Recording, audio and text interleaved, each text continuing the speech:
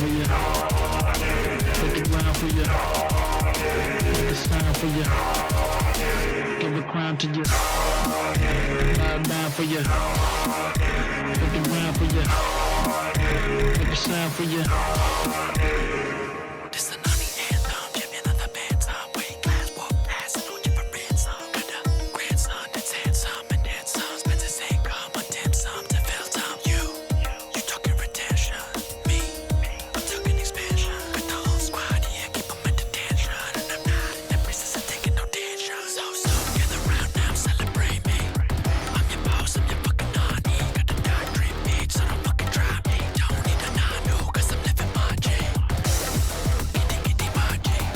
Run this whole city like a rummy on things. Stay sitting people up, I'm seeing the shiny. If you see me in the streets, don't be asking Guani. Bow down for you. Hit the ground for you.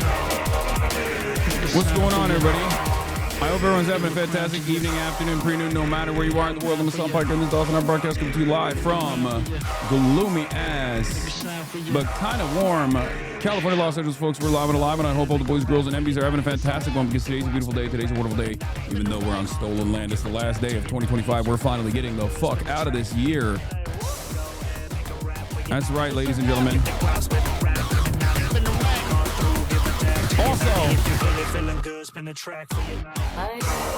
as of tomorrow, we will have a socialist Muslim 34-year-old mayor in New York City. So that's something to look forward to in 2026, and that's obviously what we're going to be doing a lot. But before we get into that, because it's the last day of the year, this is part of the broadcast where I tell you about my personal news about what's going on in the world of HasanAbi Piker in between the time period where I press the stop streaming button and press the start streaming button. So help me God, that's precisely what I'm going to do. It's my birthday. Can you give me a shout out? Can you give a shout out to my friends, Mystic, Emily, please? Okay, shout out Jay Bateman. Happy birthday. And shout out to your friends, Mystic and Emily. That's a terrible birthday, dude. I'm sorry. Being born, like, literally as the year ends, that's gotta suck. It's Hunter Schaefer's birthday too. Oh my God, friend of the show, Hunter's birthday is today. I should hit her up. Anyway, Unknown or Bubba got to bust out the clippers. What's going on with the hair, Unk? Good question, actually. That's a personal news related answer that I have for you, as a matter of fact.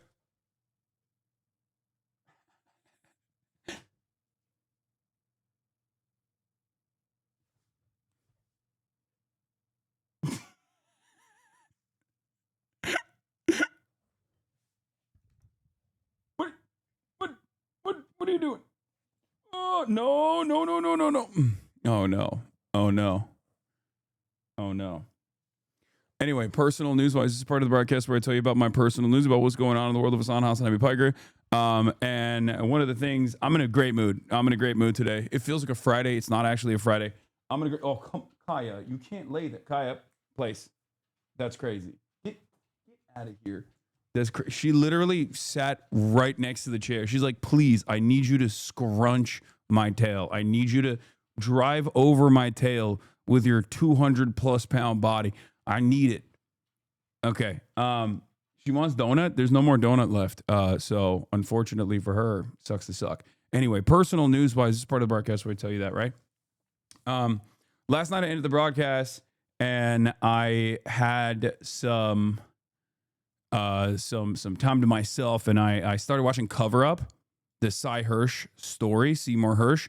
For those of you who don't know, the GOAT, the man, the myth, the legend Cy. Shouts out to Noah Cullen, of course, who often works with the GOAT. And in any case, he is. I started watching his documentary. And he's so awesome. I mean, I love him. I have so much respect for him. He is one of the legends. He's one of the greats. He's one of the GOATs. And I highly recommend you guys watch that as well. Lauren Poitras made that documentary called Cover Up. It's on Netflix. And this is a testament to how little Netflix knows me, I think. Because that shit wasn't even on my main page. Like, it blows my mind that this Seymour Hirsch documentary came out. I knew that it was supposed to come out because Noah was telling me about how he could possibly get Cy on the broadcast. This implies that Cy Hirsch knows who I am, by the way, which is pretty fucking cool. All right, anyway, showtime. But like, the fact that Netflix didn't even promote this to me is crazy. Netflix algo is garbanzo beans. Because this is like, there is nothing more in my wheelhouse than a fucking Seymour Hersh documentary made by Lauren Poitras about the My Lai massacre and his like ongoing work. Anyway, yeah, we're gonna do the year in review from this point on as well. But hold on. Anyway, personal news wise, just wanted to say, Laura Poitras, sorry, not Lauren Poitras. Oh God, I'm so bad with names. Anyway, I started watching it. I didn't finish it yet, but it's fucking awesome. It's awesome. All right. We'd love to talk about sources. And Let's put it this way. You'd love to talk. I also want to say this. My dude, my goat is still kicking. Like, it's kind of crazy because he is 88 years old, chat. This man is 88 years old and he still has the sauce. Like, think about that. 8 years old and it still has the sauce. And I would go so far as to say he has more sauce than even like Norm does. And Norm's got a lot of sauce too. And Norm is, I think Norm's a little bit younger than he is, but let me see. Norm Finkelstein, Faze Finkelstein age. Yeah, Norm is like 72. Norm is obviously Norm's in great shape as well, but like he is dynamic. I cannot believe it. He is so dynamic. The dynamism is off the charts. Dude held up to several hour interviews every day pretty well. Okay, what's really funny about it is that while they're doing the interviews, he's still getting phone calls. He's still literally getting sources reaching out to him because there's a point in the documentary where they're talking about, and I really appreciated this, because the documentary is obviously about like the importance of good journalism, something that is basically a lost art at this point, and why we still have to have like, you know, stubborn guys who will dig deep and try to find sources and will break stories when the Department of Defense, now the Department of War, is obviously like trying to do a cover up. It talks about the banality of massacres in Vietnam. Obviously, that's a huge part of this as well. It talks about the lack of care or consideration for human life in general in the hands of the American military. But one of the best things that I saw in this documentary is the not so subtle connection to the ongoing Holocaust in Gaza. Because there's a point where he's, is this Donziger? No, guys, this is Seymour Hersh. Oh my God, I have such an uneducated audience. Sometimes it blows my fucking mind. Seymour Hersh, American journalist, American investigative reporter.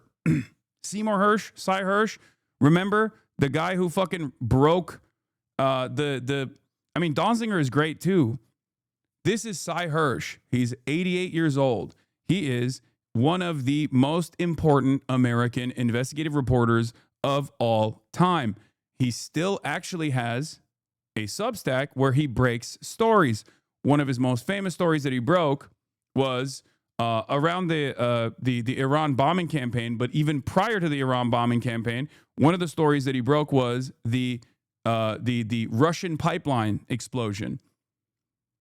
When the mainstream narrative on the Russian pipeline explosion was that Russia might have done it to itself, Cy Hirsch dug deep, got his fucking sources, and said, no, that's not the case.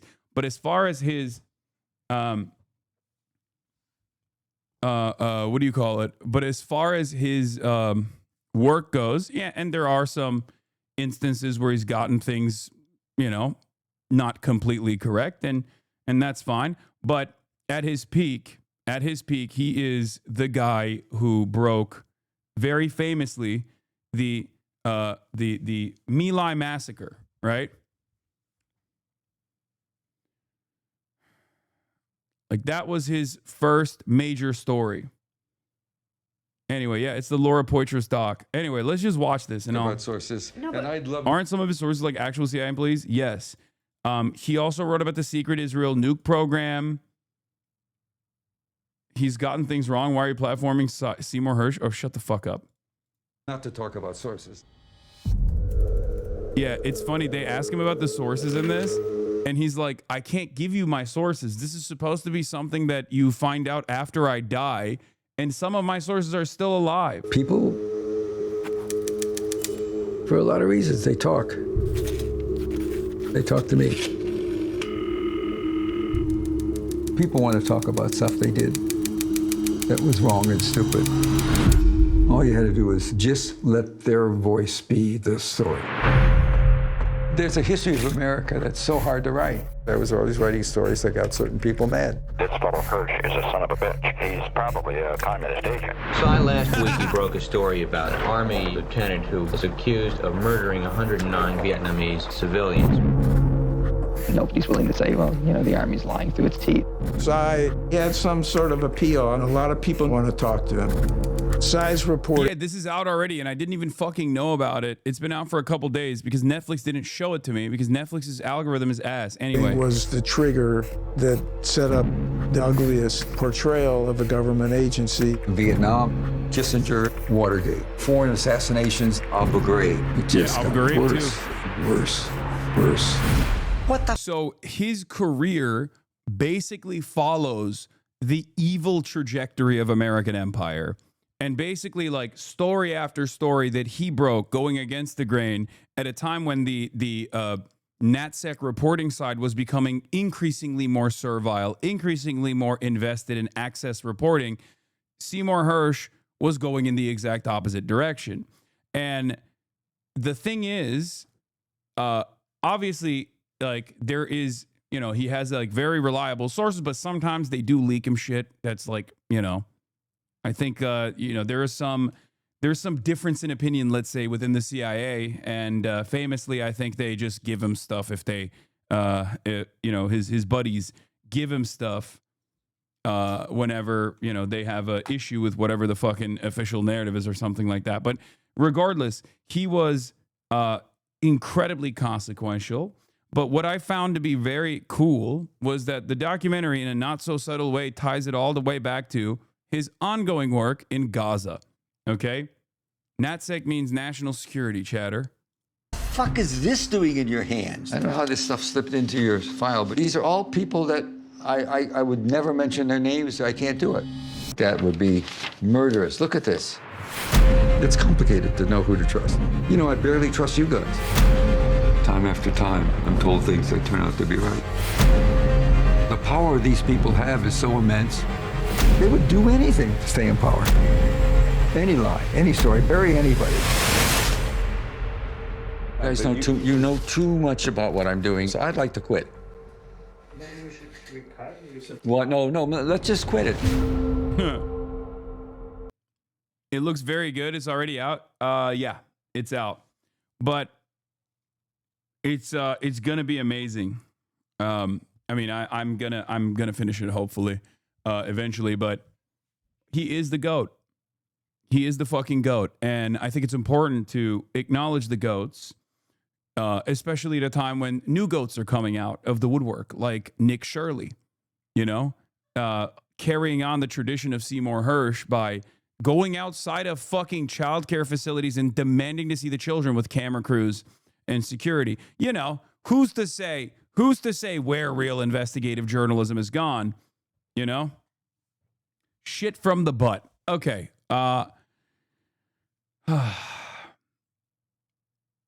As expected, the ass has fallen out of Nick's reporting. Bonus was backed by local Republicans. I know all of that. And I've been there from day one. And once again, I had to tank all the fucking aggro for no goddamn reason because, unfortunately, the stupids are very loud. The stupids are very loud. The stupids are very proud. We'll cover all of that in a little bit, though.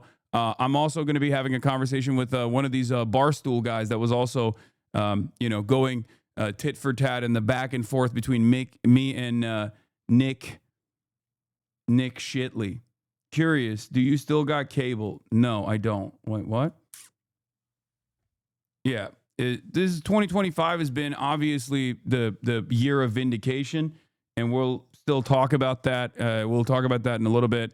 as it pertains to today's events, considering it's the last day. Yeah, Jack Mack, that's who I'm going to have on the stream. In any case, where was I? What the fuck was I talking about? Yeah, Zohran Mamdani is going to, Zohran Mamdani is building the Islamic Caliphate in New York. Obviously, we'll be talking about that. But yeah, personal news-wise, I'm in actually a really good mood. And that's partially because I did legs today. I lifted legs today. I can't do too much. I can't put too much weight. And I can't squat yet. But I did some sumo deadlifts. Obviously, not a lot of not a lot of weight, but not a lot of compound exercises. But I did do some legs today, and I feel much better. Why does your shirt say Frank? It's actually a Frank Ocean limited edition Frank Ocean Market collab, which wasn't really a Frank Ocean Market collab at all.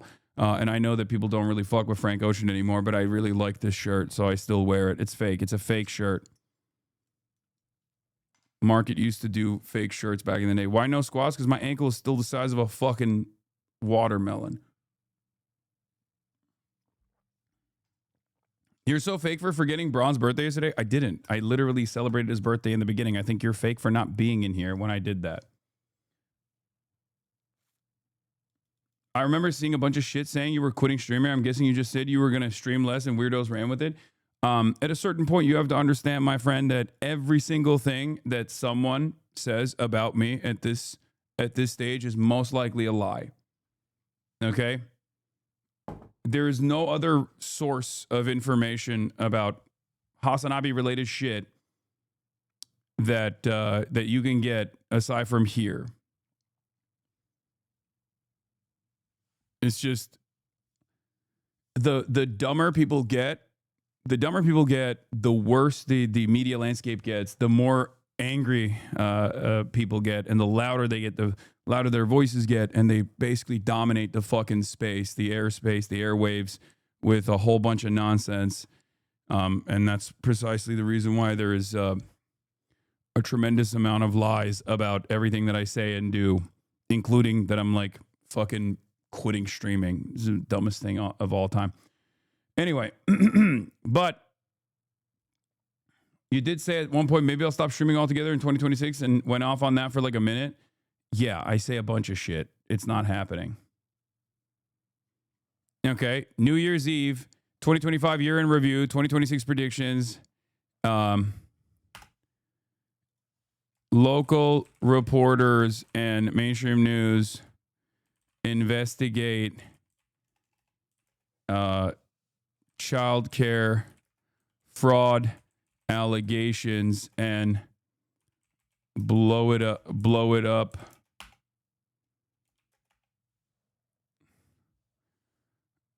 Okay. 2025 year of vindication. W's and L's of the year. Okay. Hold on. Let me get that out of here. 2025 year in review with chat votes. Your weekly quitting rants always get clipped now. Something that you have said since you started streaming. Yeah. Who gives a fuck? My point is, if you are, don't get your information from random dumb fucks on the internet. You can just come in here and ask me directly. New Year's resolution of locking the fuck in on the blast off tweet. Yeah. What happened to your ankle? I cranked it. Okay. www.twitch.tv/HasanAbi. Get in now. I rolled it pretty bad. Where are, do we have a blast off meme? May I ask you directly for artistic nudes? No, you may not.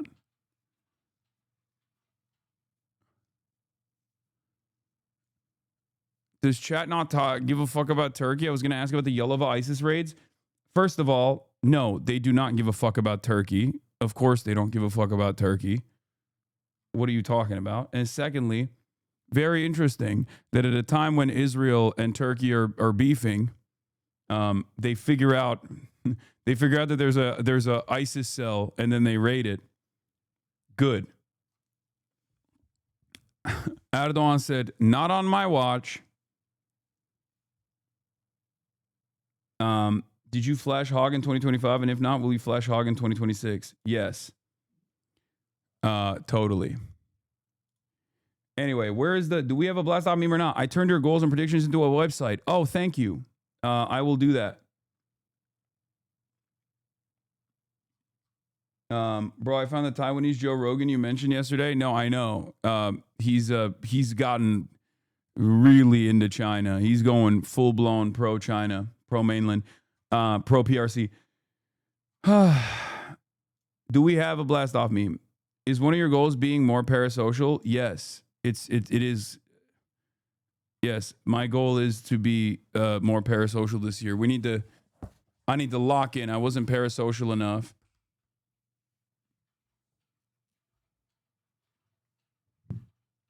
Okay. Okay, I'm not seeing no blast off memes this year. I feel like 2025, last day of 2025, no blast off memes whatsoever. Kind of feels like we're cooked. Okay, I'll use this one then. I'll use something else. Less reliant on chat in 2026. More self-reliance, Jusha style, okay? That's what we're entering. We're entering not our Chinese arc, but we're entering our Marxist-Leninist Jushaist arc. No more Chinese socialism with Chinese characteristics and more... what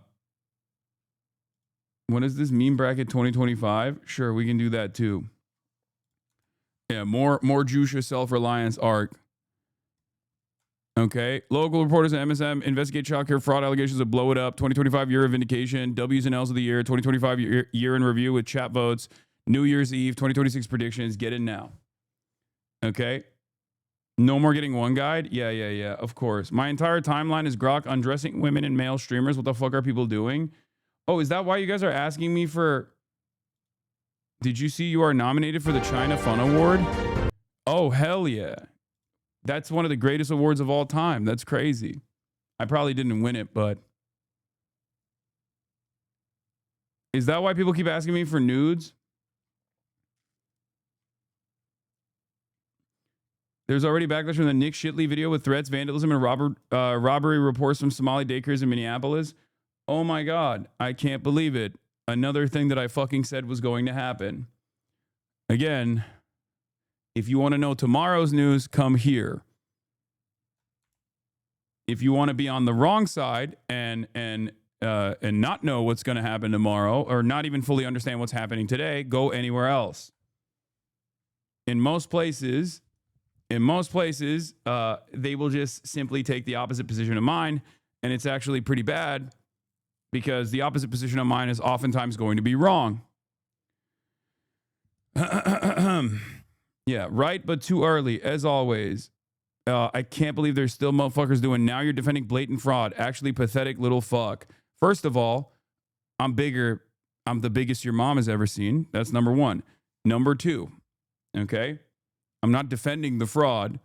If anything, the fraudulent behavior in this situation is a random YouTuber going up to a bunch of childcare facilities, demanding to see the children, and then not seeing any children because some of the facilities that he's going to is like outside of business hours and things like that, and then duping a bunch of dumb fucks like yourself into believing that every single childcare facility that is owned and operated by Somalis in Minneapolis is actually fraudulent and has no children in it whatsoever. Don't worry. By the time the real news gets to you and your side of the fucking internet, you will have moved the goalposts already, and you'll be like, oh, actually, we were talking about how the facilities are in a state of dire disrepair or something like that. Okay.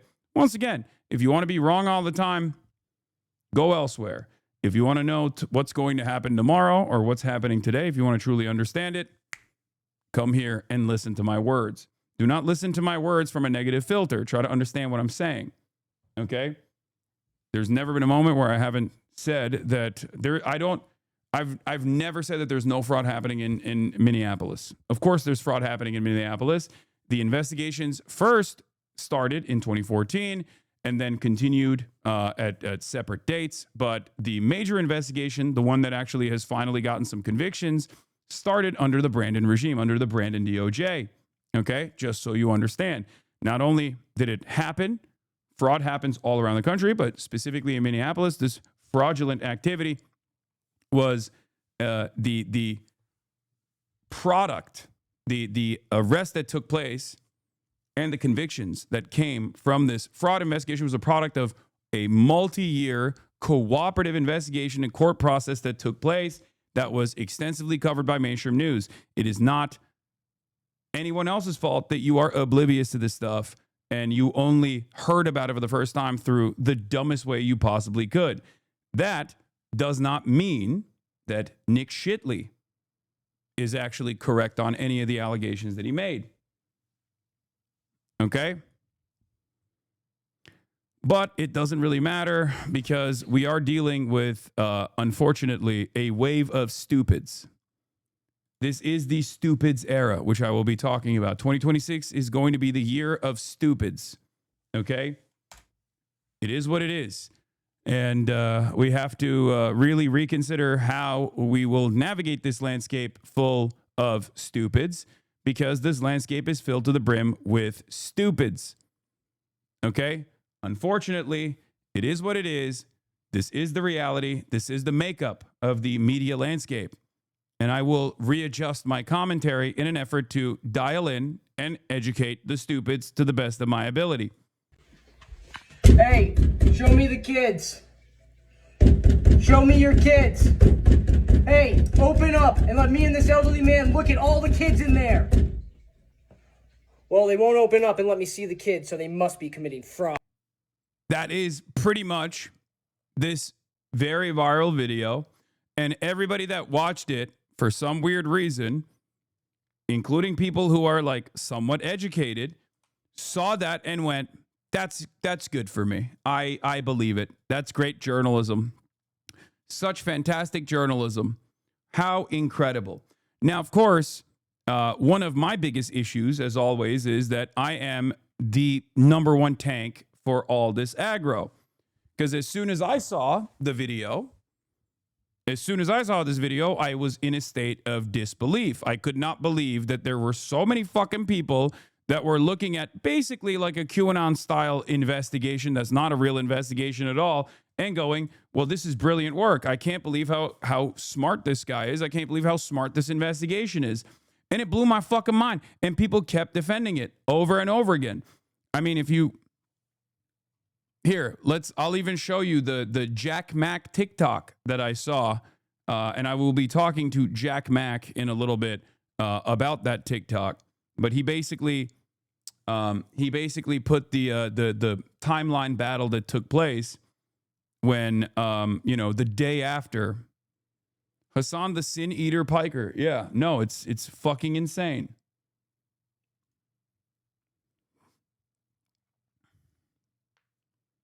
Vaguely reminds me of Pizzagate. Yeah.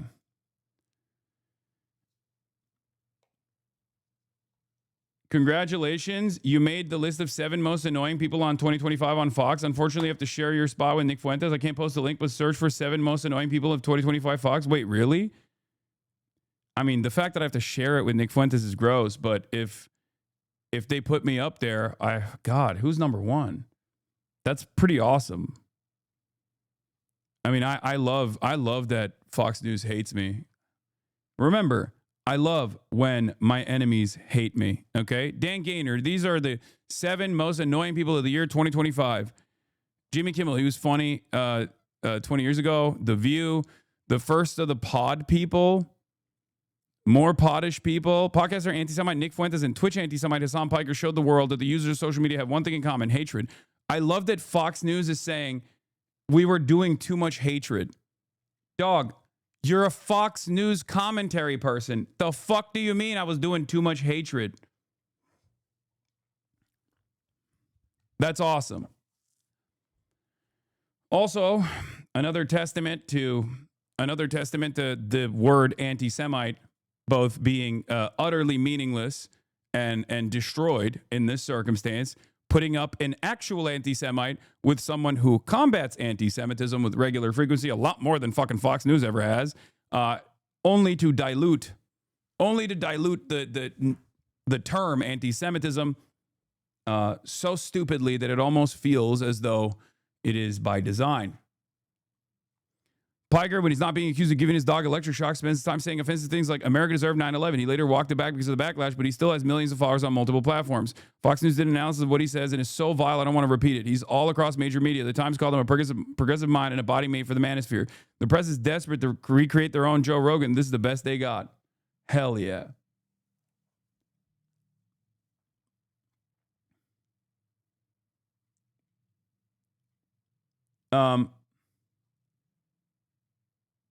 My favorite quote of yours is the 9/11 one. Yeah, I know. Convincing your enemies that you are dumb as a rock is OP because then they have to give concessions to you since you cannot be reasoned with. Works especially better if your party's in power.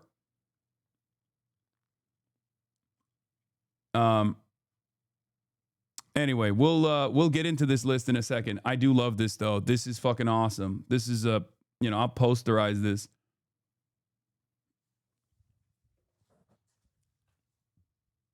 But yeah, a Fox News correspondent did talk about killing homeless people, but that's just normal Fox News stuff, you know? That's just Fox News things. Okay. Where was I? Oh, we were going to talk about the stupids. The age of stupids is upon us. Okay, the age of stupids is upon us. And I was talking about how I was like tanking the aggro for this dumb fuck video made by a very obvious grifter by the name of Nick Shirley, who is genuinely too stupid to make a convincing case. But because of how stupid everyone has become, being stupid while you're making propaganda, slopaganda specifically, is a superpower. Okay? It has gotten to a point where it is quite literally a fucking superpower to be dumber than a bag of rocks. Now, while when I first came out of the gate swinging with my commentary, criticizing this coverage, saying this is pretty insane, I cannot believe how much people are leaning into this shit, how much people are falling for this incredibly dumb propaganda, right? Where the fuck is the Jack Mack video? Someone send it to me, please, if you can find it. A lot of people were very upset. And immediately said, oh my God, it's clear that you are defending Somalis doing fraud. You love when Somalis do fraud, blah, blah, blah. Okay? That wasn't the case at all. That's never something that I said. It's never something that I not something that I believe. Doesn't really fucking matter, right? Unfortunately, it doesn't really matter. I'm going to have to be explaining that this was fake to my extended family for years. No, the worst part, the other part about it is that it's not entirely fucking fake. Takeaways from Nick Shirley uncovering the alleged fraud. No, this isn't even his video. I wasn't even talking about this. I was talking about the other video that he made where he was he posted a TikTok of like me and Nick Shirley going back and forth. I am suspicious it's entirely organic, but partially because social media companies have gotten insane at manipulating their users. I think this was a testing ground. Okay? This was a test. How fast can we whip up people into a frenzy, into a panic? How fast can we get them to pay attention to something that has elements of truth in it, right? Has elements of truth because there is real fraud that has taken place. It's just how can we extend it to an entire racialized minority, one that actually suits the purpose, like maybe geopolitical interests of a foreign country that we are in line with, in this case, Israel, with Somalia, right? With Somaliland. Israel's the first country that recognized Somaliland. Day after that comes out, all of these influencers that have gone to Israel, all of these pro-Israel, pro-MAGA influencers that were, not really talking about the Epstein cover-up at all for the last week, even though it was the biggest fucking news story of the day, turn around start investigating the fraud that all Somalis are conducting in Minneapolis. This has been an ongoing investigation for the past fucking, 3 years now? It's ridiculous. Where the fuck did this come from? Where did it come from?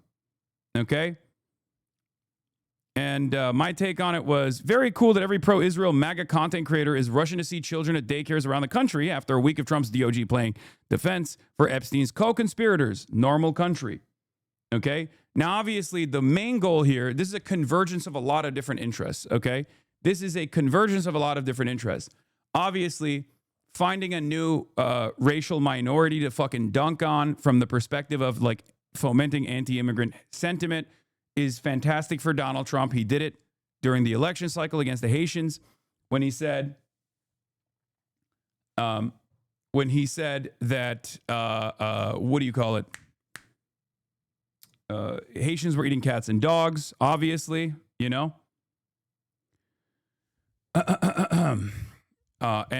So that's always going to work. Obviously, this has also been a story that the Republicans have been using pretty aggressively.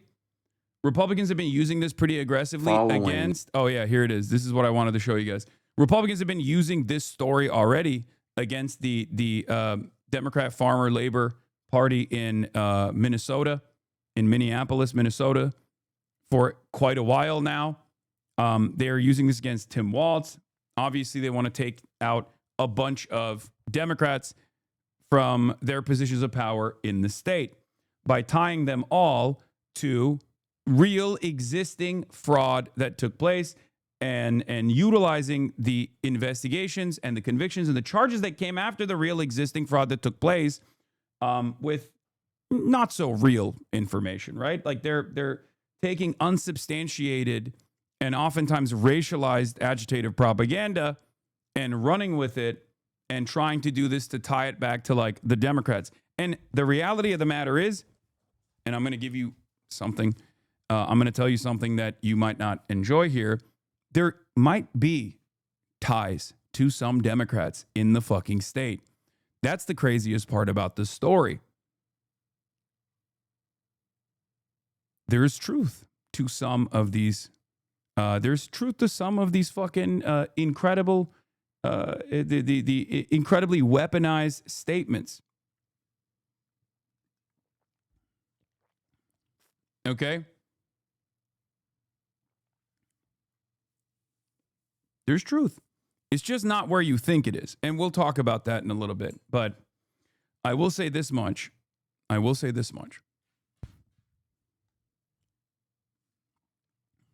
It's not a person that I particularly appreciate or enjoy.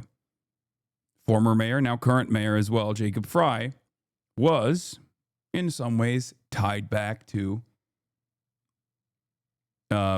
in some ways, ironically enough, tied back to the white lady who was responsible for the initial Feeding Our Children charity fraud.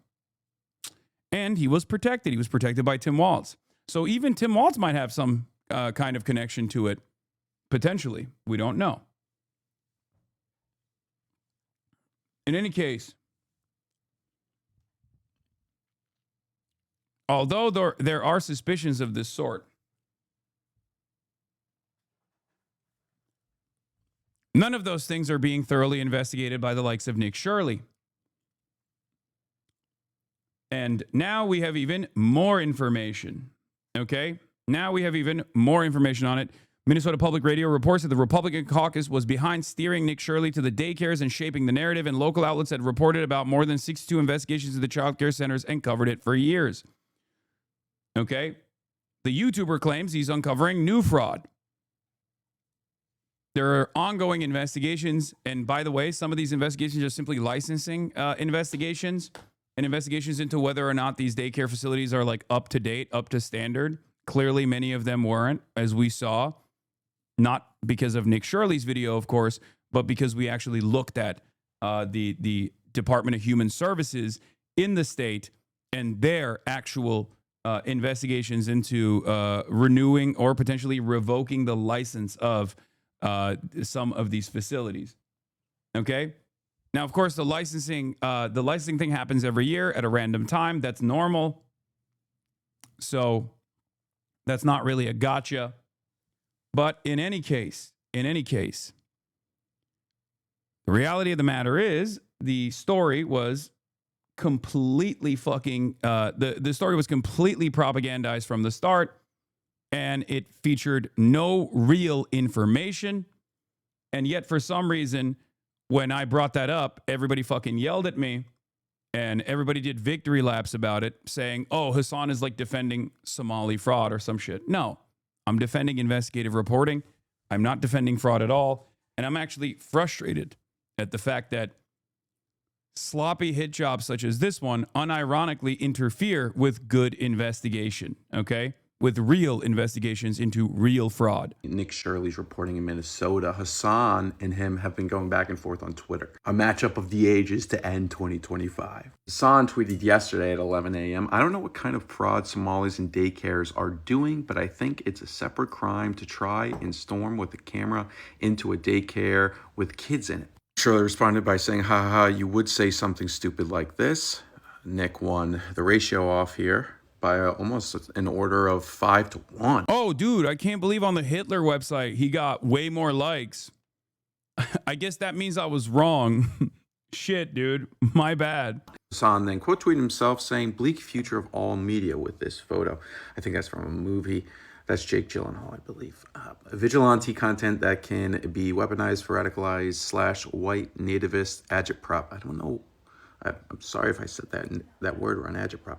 Everyone's going to behave like the fake pedo hunters. On top of responding to Hasan's original tweet, Nick quote tweeted him saying, people like this commie literally shock their dogs and complain about America 24/7. And when someone actually leaves their room to do something, wait for it, they then defend the criminals. Hasan responded by saying, I traveled around the world and went to numerous protests, but since I wasn't trying to storm childcare facilities with a camera crew screaming, show me the children now, it doesn't count. There's a proper way to conduct a thorough investigation, and you botched it for clickbait. Hasan also quote tweeted a tweet involving Nick Shirley when he met with the mayor of Gaza and said he made the most Israel. No disrespect, but this story is less exciting than watching paint dry. Day 3 of a story, everyone will forget as soon as anything else happens. Yes, you're not actually brilliant or above it all when you say dumb fucking shit like this. In this media cycle, of course, things are going to be forgotten like that. The problem here is that this is a major, major propaganda moment. And if you are too stupid to recognize that the administration will consistently weaponize this in 2026, you need to dial it the fuck back, okay? And really reconsider why I'm trying to hammer this to the best of my ability, okay? This was a moment where there was a convergence of interests and a bunch of slopaganda right-wingers came out of the gate swinging. Narratives blew the fuck up, and it led to the administration shutting off funding to all childcare facilities in the state of fucking Minnesota. Stop saying it's just an Epstein distraction, okay? It's beyond more than just an Epstein distraction. God damn it, dude. I don't want to fucking pull this card on you, but it is awfully suspicious anytime we talk about like black people being victimized en masse. Every motherfucker has different opinions on it. They're like, come on, dude. Enough. Enough. It's just a distraction, bro. Let them fucking storm daycare facilities all around the country where there are, you know, Somali people or black people running daycare centers. Come on, dude. The fuck are you talking about? I don't even like it when people complain about what I choose to cover, whether it's like phase or whatever the fuck, but this is beyond the pale. This is a huge fucking story. It is directly at the intersection of social media narratives being able to change people's real life conditions. Okay? Sean the Black raid. Hey, Sean, thank you for the raid. Hope you had a good one.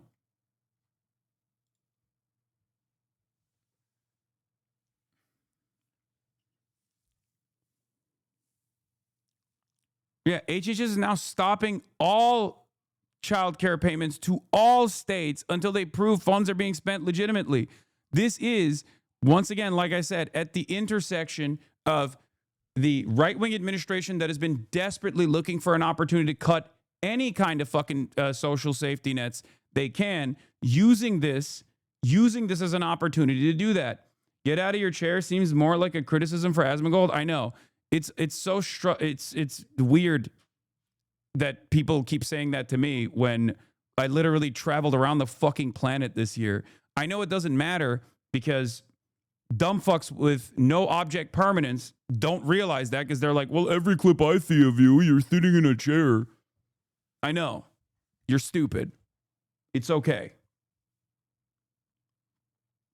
Video demanding to see children in all these facilities, and when they wouldn't let them in, that was enough evidence of fraud. There was, of course, going to be criticism of Nick Shirley's video that he posted on Friday night. The main criticism is that he was trying to storm into a daycare, which is fine, but the video is 42 minutes long. It's not just the daycare. Yeah, the other side, the second half of the video is even dumber. The second half of the video is even dumber than this because the second half of the video, he goes to a healthcare plaza, a medical plaza, which is a normal concept that exists in America. It's in basically every fucking town. A medical plaza is the plaza that I go to when, because my dentist is in a fucking medical plaza, right? If you've ever gotten tests done, you've probably gone to a medical plaza at some point. It's not a hospital. Not every healthcare facility is literally a fucking hospital. Anyway, it is crazy, though. That's the point. They manufacture stupid discourse and make you give up trying to reason and do discourse. They try to desensitize us to the issues. Part of it is just convincing the opposition, us, that the supporters of the admin are too dumb to reason with. Yes, but I am too fucking stubborn to give up on it. And I know that many of these people in my chat as well get frustrated and they go, Hasan, this is too stupid. These people cannot be reasoned with. Why the fuck are you worrying about this? Why the fuck are you trying to, consistently push back on this shit? If I don't do it, who the fuck's gonna do it? Someone has to do it. Someone has to tank the damage. Someone has to be the fucking first guy to come out and be like, nope, this is not true. Okay? If we wait for CBS News and CNN to fucking send their journalists out there, it's not gonna, you're gonna have to wait like 3-4 days.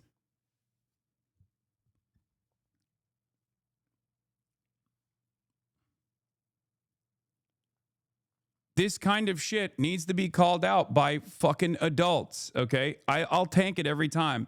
I know that for years and years, I've been a thorn on the side of many people that want to do fucked up shit, whether it be, promote gambling to a young audience and get millions and millions of dollars in sponsorships to do so.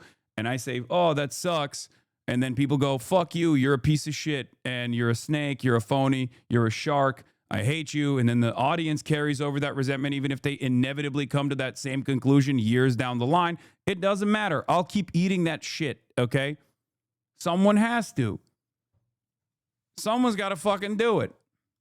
Wager that I don't think Hasan has watched it in full. Same with a lot of the people that have been criticizing it. I did watch it, as a matter of fact. Other criticism has been that it was filmed over Christmas break, which Somalians are typically Muslim, not... That's not one of my criticisms at all. And it wasn't filmed over Christmas break. It was during the holidays, and it doesn't even matter. This is not a kindergarten. It's a child care facility. Catholic or Christian, so they may not be taking Christmas break, but let's say it was a state mandated thing. We can see in the video that Nick was there during a... Oh, he asked one random guy. I guess that's it then. This is good. He asked a random guy on the street whether he's seen children there or not. Again, my criticism from the start, top to bottom, has been that this is not real journalism. This is not real reporting. And it's very frustrating that a lot of people looked at this and got fucking duped and thought, well, I'm convinced.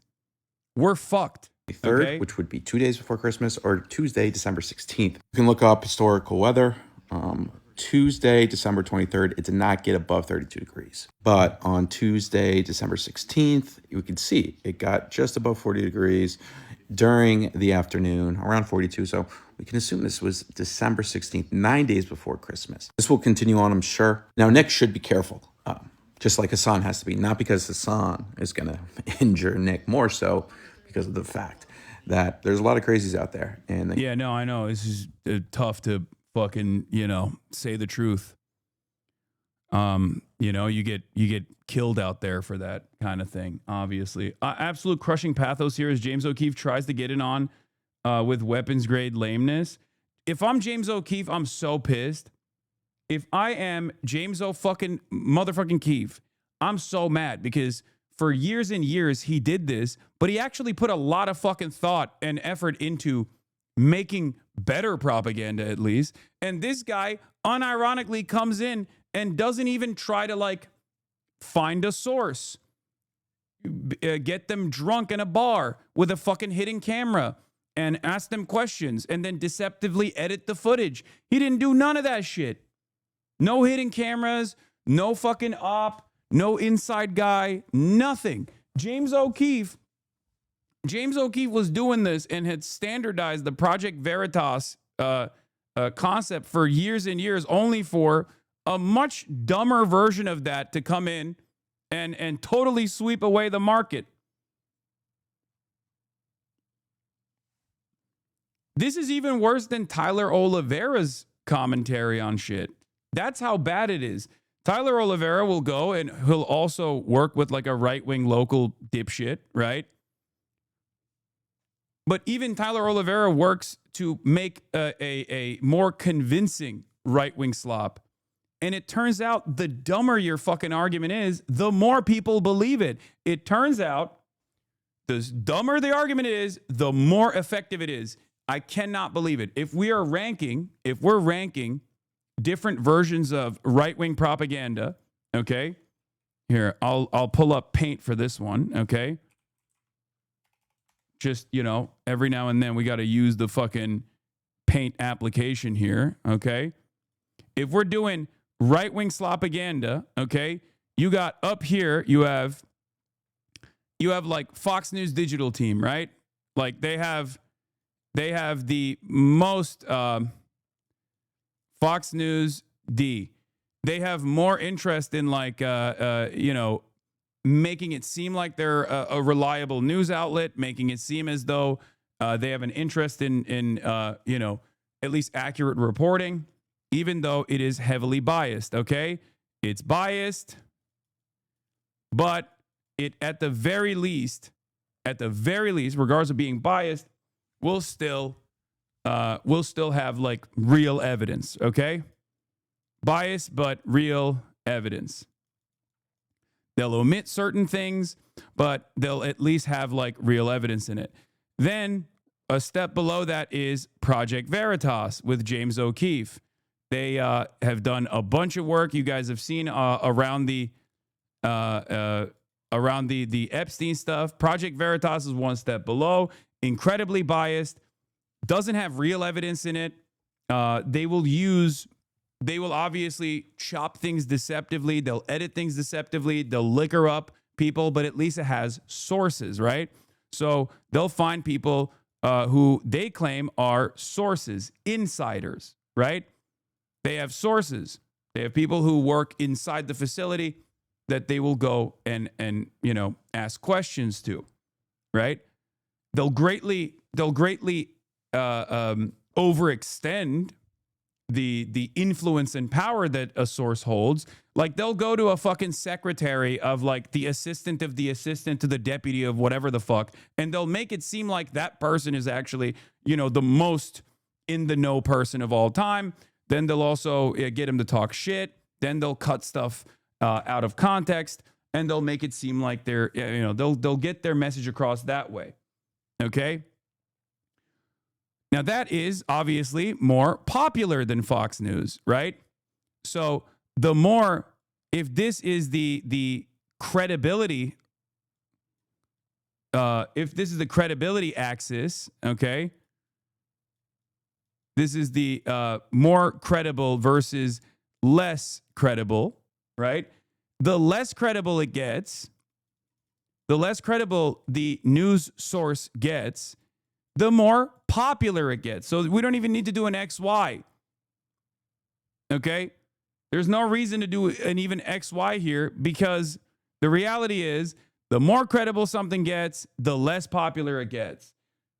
The less credible something gets, the less work and effort is put into it. Okay? The less credible something gets, the less work and effort is put into it, the more popular it gets. Okay? Effort, less effort. I can't even fucking write. I don't even know why I chose to do this with paint, but whatever. It doesn't matter. Okay? Can you just make, oh, there it is. Okay. I'll use a bigger brush here. Okay? And then last but not least, less popular, more popular. Okay? There's a textbook option. I don't care. Shut up. Now we move down from Project Veritas to Tyler Oliveira. Okay? Now we get to a part of the internet where you can at least like seem like you're apolitical, even though you're a right-wing slop merchant, right? You're a right-wing propagandist, you're a slop merchant, but you at the very least can present yourself as apolitical. And not only can you present yourself as apolitical, but you also have less interest in getting sources. You have less interest in like cutting deceptive editing. You can do deceptive editing. Now you have also more flair and more drama. More drama, getting into a fight with like a homeless person or some shit like that, and more flair. At the bottom of this barrel is Nick Shirley, okay? At the bottom of this pile is Nick Shirley. Nick Shirley literally has all of the worst elements of Tyler Oliveira. He has none of the effort that he puts in. Okay? None of the effort whatsoever. Barely any fucking sources. Just running around with a camera and demanding to see children. Something that is objectively supposed to be, an illegal act. Just harassing random daycare facilities, shit like that. Okay? Unfortunately, as we have seen time and time again, and specifically this year, I think this story in and of itself perfectly proves this. The less credible you are and the less effort that you put into your right-wing slop merchantry, the more popular your video gets and the more it drives discourse. And then what people will do, and this is another dumb guy thing that I have noticed, the more popular it is, the more legitimate it is. A lot of stupid people will mistake popularity for veracity, okay? People genuinely have this attitude where I've seen it over and over again. They're like, oh, well, this video got 1 million views. This video got 100 million views. How many views have you gotten in your videos? It's like, yeah, okay. ProPublica is one of the last remaining incredible outlets for investigative reporting. Just because they don't drive clicks doesn't mean that they're not doing valid fucking work. It is ridiculous. Okay? It is fucking ridiculous. Right-wing slop merchants. The more outrage you bake in, the more fucking, the less interest you have in finding evidence, even if that evidence was supposed to help your argument, okay? And the more eyeballs you get, the more people go, well, this guy's obviously right. And the reason why we have this dynamic, unfortunately, is because we're getting dumber and dumber every single fucking day, okay? Jack Smith, full video out. What's Jack Smith?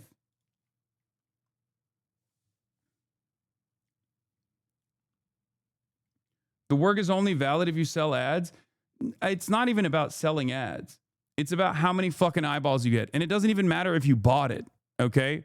You can bot the fuck out of your eyeballs, but from the outsider's perspective, the more eyeballs something has, the more real it is, the more true it is, okay? Whoever yells loudest, Whoever is first to market and whoever yells loudest is winning, is going to get the biggest amount of attention, and therefore they are going to be the most correct.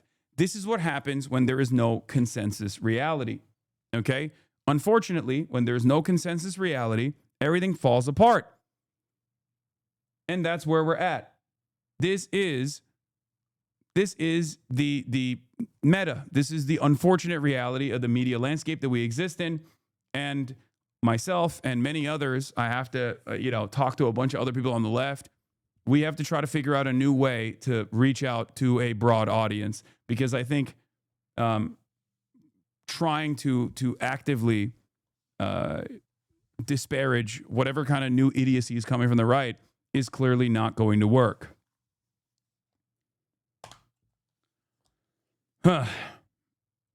We're fucking cooked.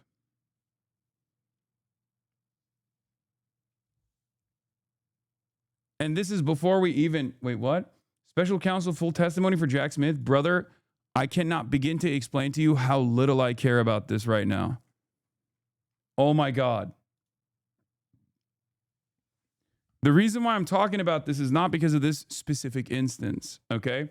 The reason why I'm talking about this story in general is because you will see this dynamic play itself out over and over again, especially leading up to the midterms. Anytime Donald Trump is underwater on a certain issue, anytime people start going, hey, what about that affordability you were promising us that didn't fucking work? He's going to throw another grenade similar to this one. And then the right-wing slop merchants will storm whichever area of interest exists, like a bunch of fucking piranhas, and the story will be whatever the fuck they want you to pay attention to. Okay? This is it.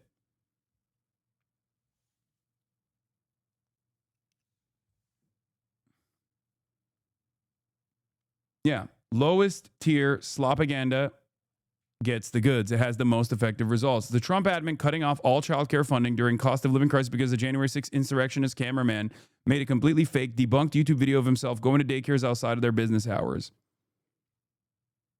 And there are still people going, when was it debunked and by whom? Got receipts. Over and over and over again. And that's what's so crazy about it, because unfortunately, this kind of dumb propaganda does work on a lot of people. Okay? That's what it is. And that's where we're at. How do you combat it? It seems practically impossible. The confirmation bias of the average American seems to be that black and brown people are evil.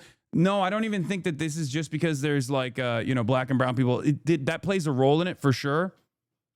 White supremacy plays a major role in it. Absolutely. Okay. It's much easier to craft a narrative such as this one against like a minority group for sure. It's a big factor. Because if this was a bunch of like white liberals in a blue city or something, that would still bang. Like that video would still do numbers, especially if it ties back to a real instance of fraud. Okay? This has many different factors at play. There were so many different convergence of factors here that made this story as explosive as it is. And it's not just like Elon Musk base boosting this shit on the platform Twitter and then making it virtually impossible not to discuss this and driving discourse for the last couple of days. Okay? That is one factor, however. But there are multiple reasons as to why this was so explosive. But if you think that those with genuine power in this administration are not taking notice of this, you are delusional. This is going to happen over and over again. I don't know what the next thing will be. Okay? I don't know what the next thing will be, but it's coming. Going forward, you'll see it a lot more frequently. Whenever there's something going on that looks bad for Donald Trump, they will foment hatred towards one group and they will storm it. Like they'll send their fucking nuisance streamers and all these other fucking freaks and losers to do bottom of the barrel slopaganda, and a lot of people are so primed to believe that shit that they will be endlessly distracted by this stuff. People who are talking about the Epstein files not only a day prior to this, have now locked in and laser focused on this and are talking about how all Somalis are running fraudulent daycares all around the country. This is a mass epidemic. They all, boom, inserted the new chip. You included.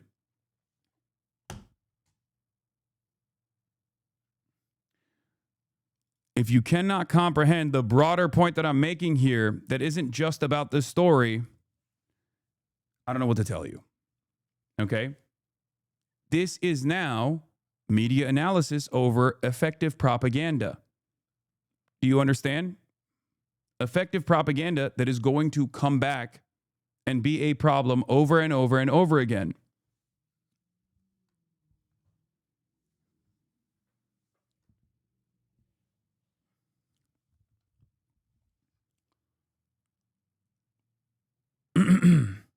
Things are getting dumber and dumber.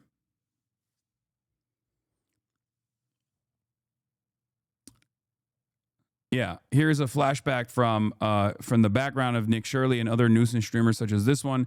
Per Reuters, Nick Shirley, the guy behind the Minnesota daycare fraud video, once paid Hispanic day laborers he recruited at Home Depot $20 to hold pro-Biden signs in front of the White House to gin up fears of an invasion, right? Half a dozen Hispanic day laborers were paid $20 each to parade in front of the White House on camera holding signs with slogans like, "I love Biden. I need a work permit for my family." The stunt was orchestrated by Nick Shirley, a pro-Trump online influencer who often asks migrants on camera if they support the Democratic President Joe Biden or think he made it easier for them to come to the U.S. "We want to take you to the White House," Shirley told men he recruited at a Home Depot parking lot where day laborers typically wait for jobs. In a video later posted to YouTube, "What Biden did for migrants is very kind, right? Letting everyone come in. So we are going to show him and say thank you." Shirley, a 22-year-old with more than 318,000 followers on social media, is among the new class of influencers supportive of the Republican presidential candidate Donald Trump, who are helping shape the immigration debate as the U.S. election campaign heats up. This guy is a Mormon whose mom drives him around still to this fucking day.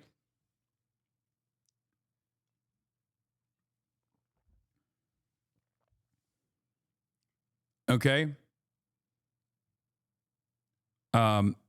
Was at January 6th, and he's been at the scene of every single right-wing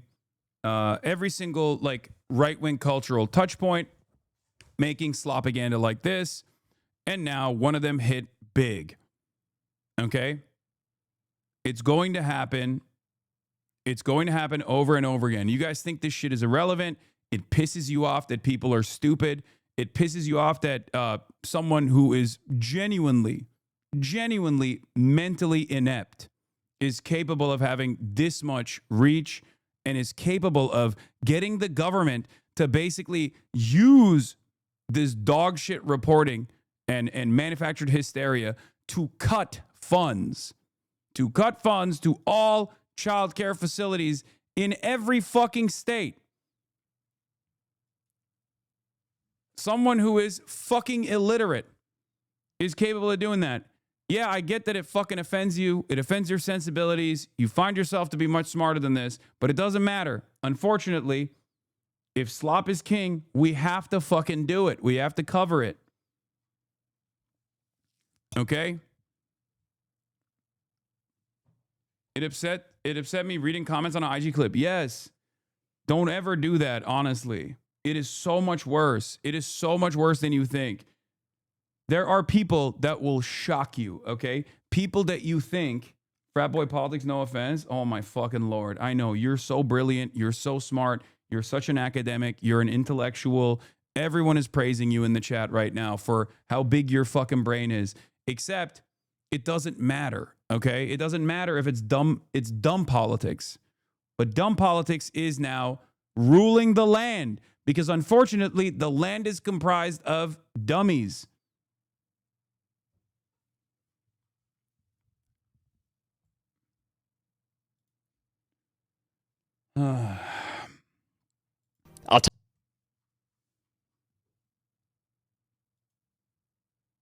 This is going to hurt MAGA folks too because they need to have their kids watch and they're poor. I know. But this is how it's always worked historically. Historically, in the United States of America, white Republicans have always gotten on board with cutting welfare initiatives and cutting social safety nets that they rely on because they think black people are stealing it. That's where the welfare queen strategy comes from. They're gutting entitlements programs. They're gutting welfare because, and you know, people who rely on this stuff, disability and the like, are championing the gutting of welfare because in their minds, they're perceiving people who are not worthy, people who are not deserving of this social safety nets, taking advantage of it, okay? Or even engaging in fraud. You cannot think you're above this. You cannot just simply say these guys are stupid and fucking move on, okay? You cannot just say, oh, I don't want to touch this. This is too dumb. You have to pull people out of this stupor, okay? You have to, or else we're fucked. It took, in this media environment where things move rapidly, things go viral instantly, mainstream reporters move far too slow, okay? And especially when there's not a lot of interest in stories like this, because they're like, who gives a fuck about this shit, man? I don't understand. Why are you even covering this? If that's your attitude, you're going to lose. If that's your attitude, you're going to let the dummies dominate discourse, dominate the narrative, okay? Donald Trump is president for a reason. We have to fight back. Anyway, here is one example of the stupidity of Nick Shirley's video. Check of your top stories this morning. We're following major developments in Minnesota's fraud crisis, specifically related to child care. Here's the latest. We believe the state of Minnesota has allowed scammers and fake daycares to siphon millions of taxpayer dollars over the past decade. The U.S. Department of Health and Human Services says it's freezing. If you want this YouTube quality, it's the second video on the playlist. Okay, sure, I'll go into it. Yeah, Check of your top stories this morning. We're following major developments in Minnesota's fraud crisis, specifically related to child care. Here's the latest. We believe the state of Minnesota has allowed scammers and fake daycares to siphon millions of taxpayer dollars over the past decade. The U.S. Department of Health and Human Services says it's freezing. The next meta in this, for the record, is going to be finding any sort of issues with any number of different daycares, as long as it's like operated by a Somali person, and then hammering that on as though that was the major point, as though that was the real argument that they were conducting. So get ready for that as well. They're too stupid to recognize that there was already one daycare facility that was operated by one of the fucking one of the defendants in the previous investigation that had taken place. They're too stupid to know that one daycare facility was actually closed. Once they figure that out, they're going to be like, well, see, there's the proof.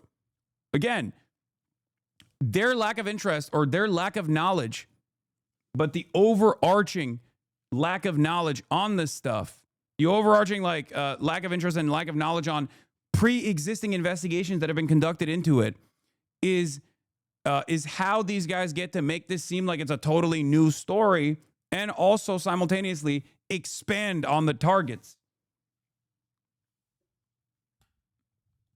Child care funds for Minnesota after a YouTuber claimed to uncover fraudulent centers in a viral video. The state gets about $185 million in federal funds each year.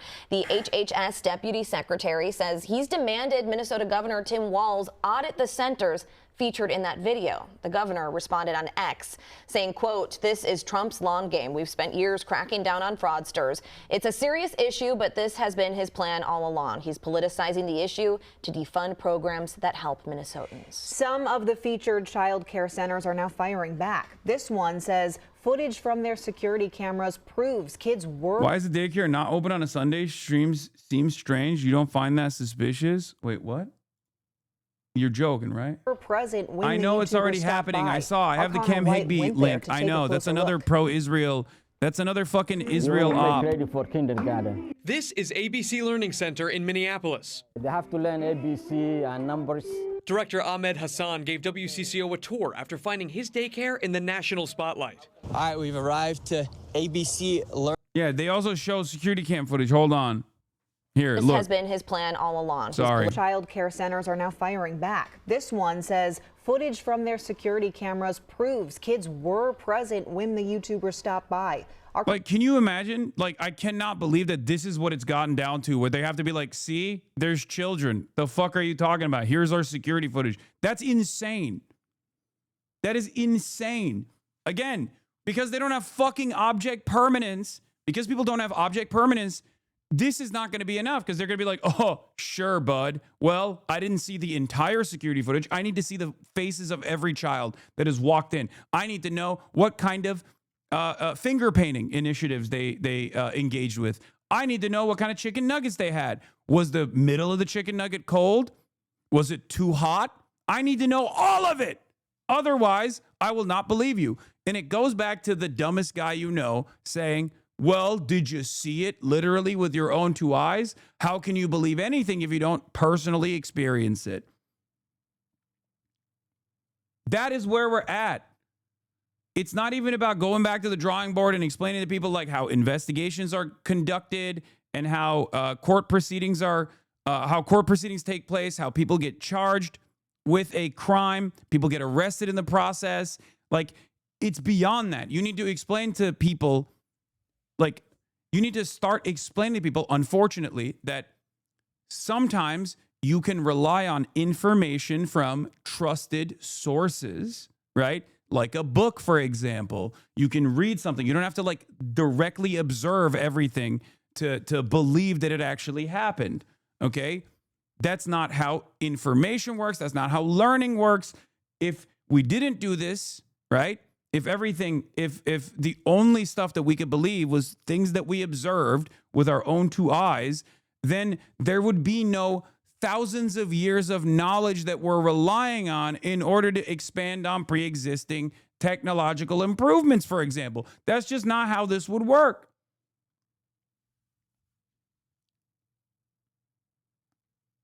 Connor White went there to take a closer look. You want to make ready for kindergarten. This is ABC Learning Center in Minneapolis. They have to learn ABC and numbers. Director Ahmed Hasan gave WCCO a tour after finding his daycare in the national spotlight. All right, we've arrived to ABC Learning Center. In a now viral video, right-wing YouTuber Nick Shirley claims nearly a dozen daycare centers in Minnesota are taking public funds but not providing a service. He says ABC Learning Center is one of them, knocking on the door in mid-December. I would like to check a child in the daycare. Hasan says his employee didn't respond because Shirley was in a group of about 8 people, and his staff were concerned about recent ICE activity. Is this daycare committing fraud? No, we're not committing fraud. Hasan showed us security footage from the same day Shirley was here. According to the timestamp. Oh, wow. Just as I fucking called. And I'm not a particularly brilliant person, okay? I'm not. I just have common fucking sense. And unfortunately, it's not so fucking common anymore. This is what I said. Why the fuck would anybody open the door to a goddamn group of people with cameras in tow, being like, oh, I want to sign up my son Joey. He's not here right now. You don't have to be genius to figure out how stupid this narrative was.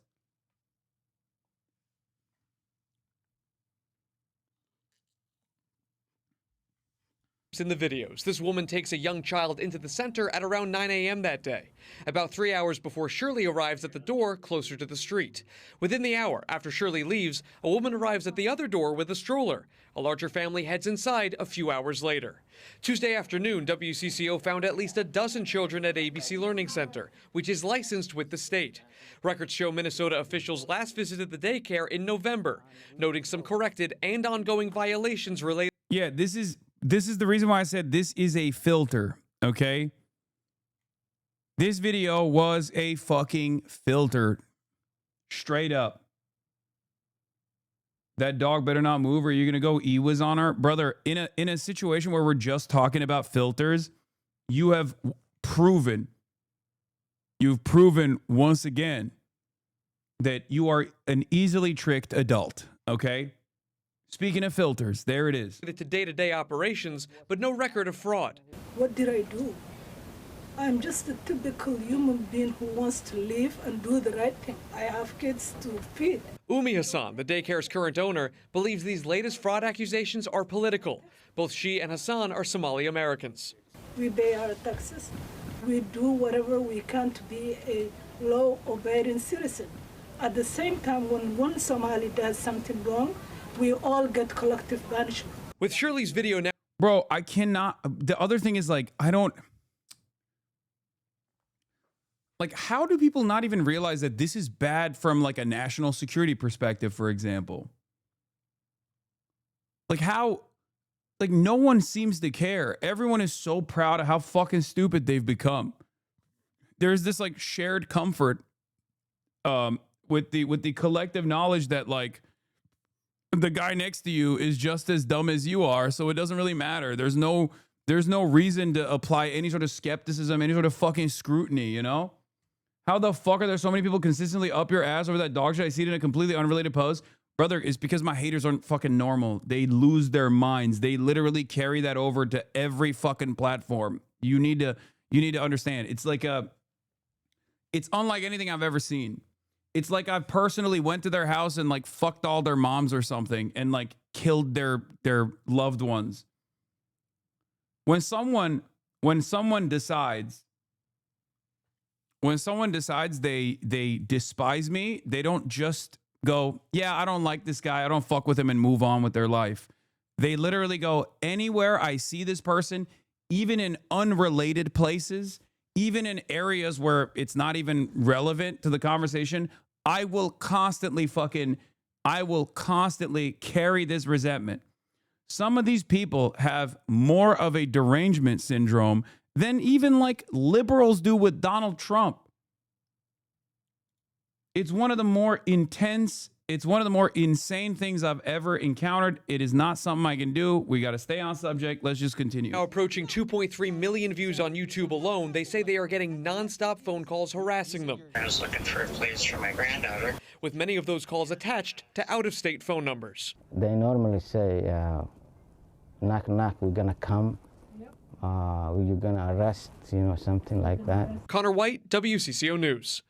Hasan there says they turned over attendance records to comply with the Department of Homeland Security request, and they're now waiting to hear back. CBS News is reviewing records related to the same daycares. All but 2 have active licenses. And while the active places have violations related to safety or staff training, there is no recorded evidence of fraud. Another facility highlighted in the YouTube video was Quality Learning Center. The people operating it would not speak with us, but we did talk to a mother dropping off her kids. I take my kids here, 2 o'clock. I'll say it like this. Out of all the facilities they went to, the only one that I'm a little bit sus on is this one, the Quality Learning Center. People say staged. I don't think it is, but there are inconsistencies with the Quality Learning Center. No disrespect if they're running a clean operation. I apologize, and it's not because of the name of the fucking signage. I don't care about that. But there is something that doesn't add up with that because of the inconsistencies with what the state has said about that place being not an operation. It's about the place not being in operation, but the place is, as a matter of fact, very clearly in operation. So that was the one. That was the thing that I didn't understand, especially because, like, it received the most citations as well. It received the most citations out of all of the other daycare facilities. I'm not validating the conspiracy theories. I'm just exercising healthy skepticism, okay?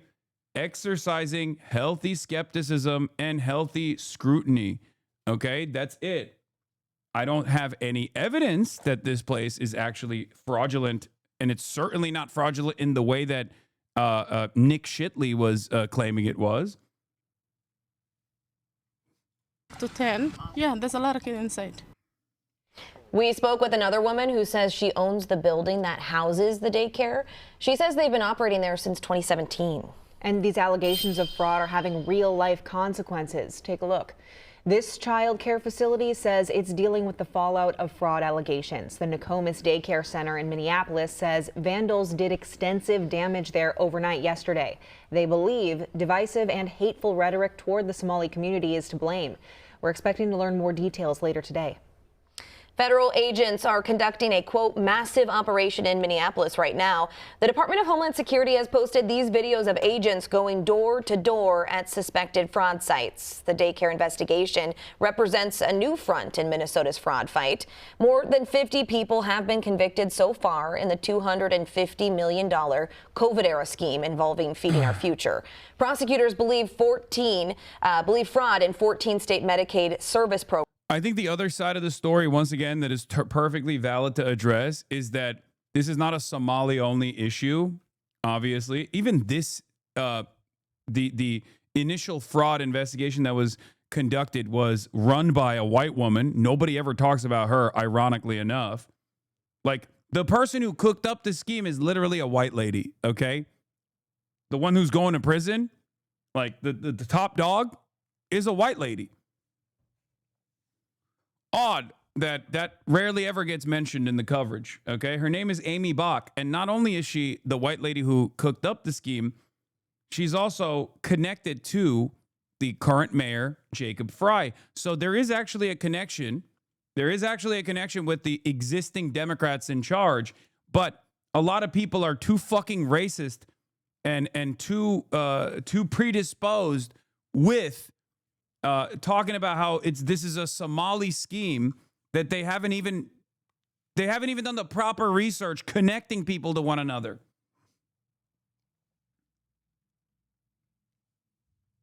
Also, none of it is recent.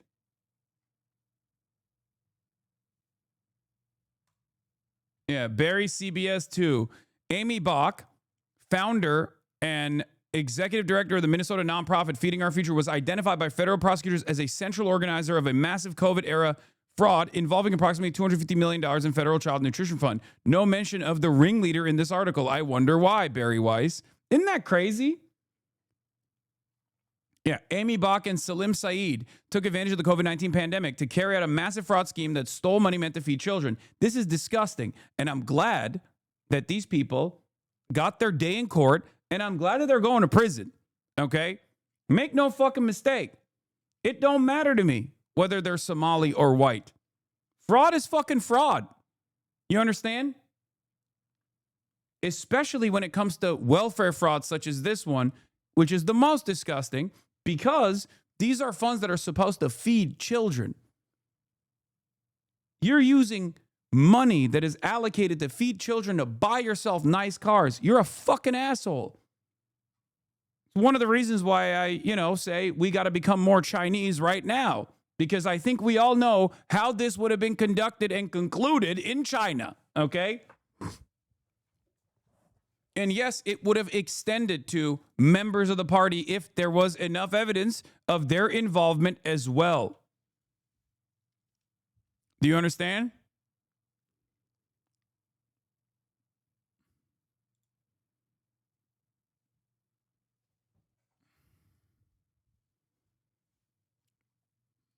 The defendants falsely claim that they have served 91 million meals, for which they fraudulently received nearly $250 million in federal funds. That money did not go to feed the kids. Instead, it was used to fund their lavish lifestyle. Today's verdict sends a message to the community that fraud against the government will not be tolerated.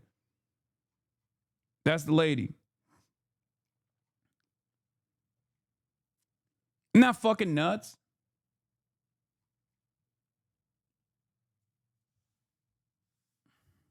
There is a bigger story here. Okay, so the right-wing hysteria that is hyper-focused on shifting the blame over to like random Somali people living in fucking Minneapolis is actually dropping the ball on investigating this shit properly. How did this fraud go on for so long?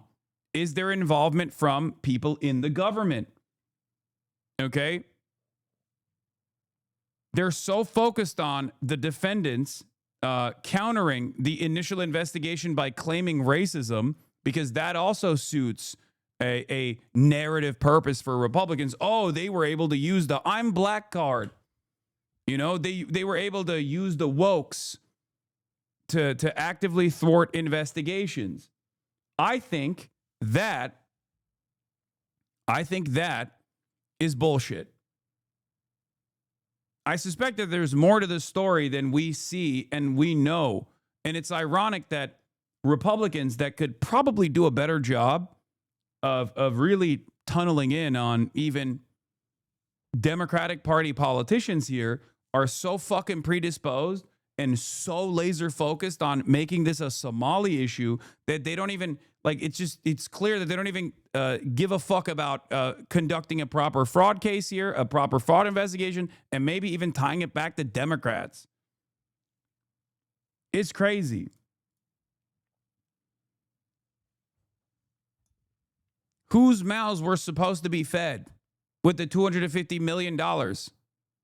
There were Somali mouths that were supposed to be fed with that as well. Not a couple. Not just a couple Somalis that were able to pocket the funds with kickbacks, okay? They were victimized in this situation as well, and now they're getting victimized again with a unfair share, an unfair burden of the responsibility in a scheme that actually hurt them, as the entire American right-wing slopaganda community is storming, trying to fucking break down the walls of every fucking childcare facility that they suspect of having some connection to Somali people. What is this? I generally like Hasan specifically for his criticism of the genocide in Gaza and American support for it. I'm always a little astonished that he says things like, we need to be more like China when they have literal concentration camps for Uyghurs. Brother, I said we need to be more like China in terms of combating fraud, okay? You can comprehend that, right? Like, you can understand that, right?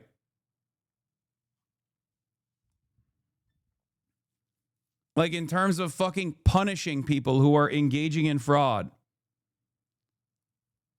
Contextualize, please.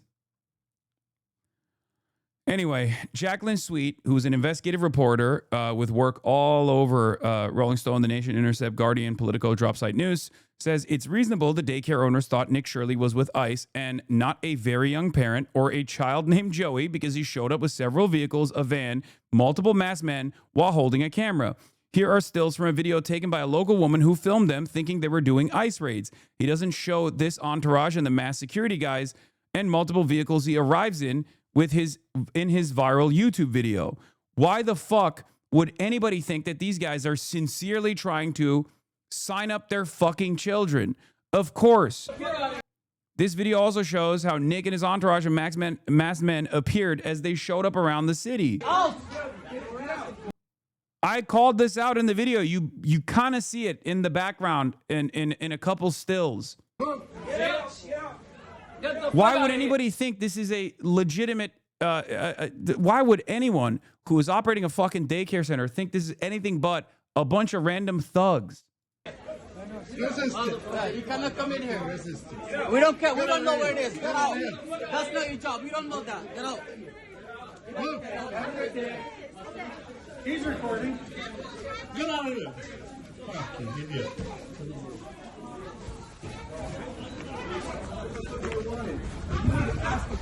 It just blew my mind, though, that like people lack the imagination or lack the capacity to comprehend what it would look like from the perspective of a parent of a child in that child care facility, or the perspective of someone who is a staff member working at a child care facility, right?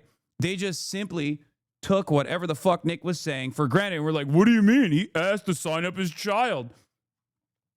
And I kept repeating, like, when is the last time you went to sign up for a child care facility for your child with a bunch of fucking masked men, cameras in tow, demanding to see the children first? Of course people are going to be skeptical, especially in an environment of heightened tension. Who amongst us hasn't done this, you know? Yeah, I mean, I joked about this as well on my Instagram story. I posted a meme. I think we got to do this more frequently and more often, because it's just like, Yeah, POV, you're a child care facility worker, opening the door to a clout-hungry racist moron who wanted to get the attention of off of Trump's Epstein affiliations, who simply wants to see all children inside. If you open the door, you're putting kids in your care. You're putting the kids in your care in danger. If you don't, 1,000 more will come. What do you mean? I just want to see the kids. I mean, I have a kid, and I want to sign up my kid for this child care facility. Everything is fucking Pizzagate, brother. What are we doing?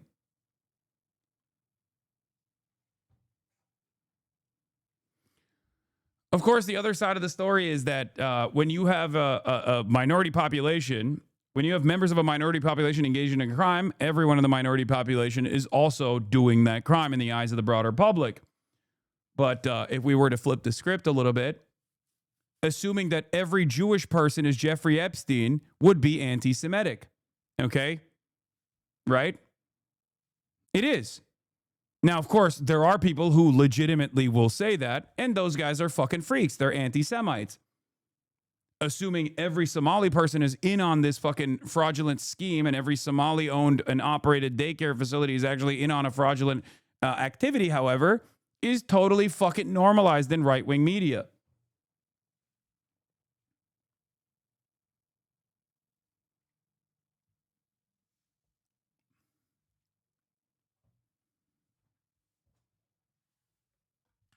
Hey, they're recording. Anyway, yeah, he just rolled around like this. Of course, people are going to be like, doesn't change the other man's reporting Dave of no kids there ever, but your point is valid. The fraud is bad. It's a shame certain group is getting labeled, but that's life. The real problem is definitely Tim Walz and other politicians, many most likely Republicans. No, dude.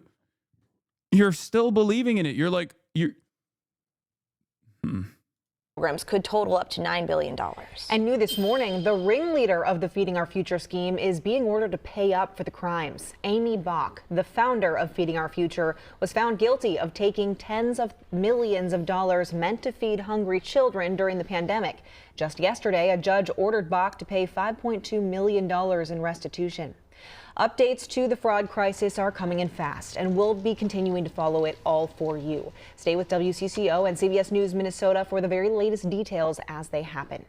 Now, this all comes in the wake of a viral video on daycare centers in Minnesota. And tonight we're learning that the Minnesota... Yeah, well, the thing is, there's also, luckily now, there are real fucking adults that are, you know, talking about this issue and covering it and actually getting additional information from these facilities. And weirdly enough, none of them actually stormed the facilities either when they were closed or when they were open, demanding to see the children. That's one of the craziest parts about this. It's very strange. It almost feels like when you're an actual journalist, you call ahead of time, you say, hey, I'm with CNN, I'm with this channel, I'm with that channel, I'm actually working on a report. Is it possible to speak to a manager, please? And then you establish a time and date where you do that. And then in that conversation ahead of time, you ask like, oh, is it possible for us to see the security footage? We'll hide the identity of the children. Obviously, we're not going to show that because that would be fucking illegal and insane. And then the facility says, of course, yes, we will show you. It kind of feels like that's how you were supposed to conduct journalism. That's real journalism. And it's very different than what Nick was doing. We're from CNN. Can we talk to you? This is MAGA YouTuber Nick Shirley. Back at a daycare in Minnesota, he alleged was a fraudulent facility in a now viral video. People are going to say this is a left or right issue, but no, fraud is fraud. And so I'm not out here trying to put a twist on things. Shirley's viral video, released over the weekend, in which he says he's uncovering tens of millions of dollars in fraud. Isn't it correct that the actual fraud case is unrelated to child care facilities? Yes, the overwhelming majority of fraud that took place in the welfare fraud scheme that was investigated and charges were brought and convictions came was not related to child care facilities. There was one co-conspirator, one of the defendants actually operated a child care facility. That one actually shut down.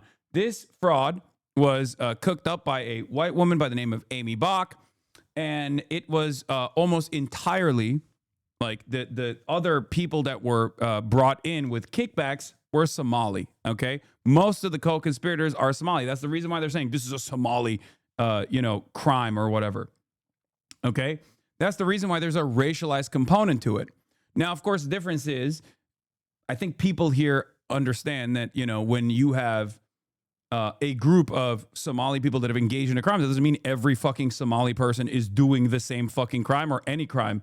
As a matter of fact, many of the victims in this circumstance are also Somali Americans themselves. Having said that, however, okay, as far as the ongoing investigations, there are ongoing investigations in child care facilities as well. Okay, as far as I understand, to my knowledge, there are currently additional investigations that are being conducted. Okay, this does not mean that while those investigations are being conducted, you can just like go to every fucking Somali owned and operated daycare or childcare facility and demand to see the children and then act like there's no children inside of those fucking facilities because they understandably did not bring you in. At Minneapolis daycares run by the Somali community was retweeted by Elon Musk and Vice President J.D. Vance. In the video, Shirley tries to open locked doors and talk to people at various daycares he claims are frauds. Did you come during their normal operating hours when you came to visit? I came at 11 a.m., I believe, and I also came the following day later in the day. The point of it... Yeah, you came at 1 p.m. the following day later in the day. In both of those circumstances, the daycare was not an operation because it was open from 2 p.m., as we now know, until 10 p.m., okay? Also, I do need to repeat this over and over again, but it is pretty funny how fucking bad he is at communicating. Like, it is... it's pretty wild. Like, he is not a particularly clever, particularly intelligent person, okay? Haters are not ready for this. Yeah. Trump and Wasp billionaire back slop tubers. Wait, what? Average municipal fraud. Trump friends and Wasp billionaire fraudsters. It's not the average municipal fraud that is the line of defense here.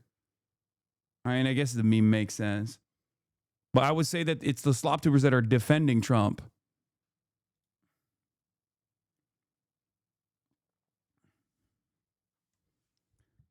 $11 a.m. is not the time to go to a daycare. You're wrong. There are some daycares that will be open early in the morning, okay?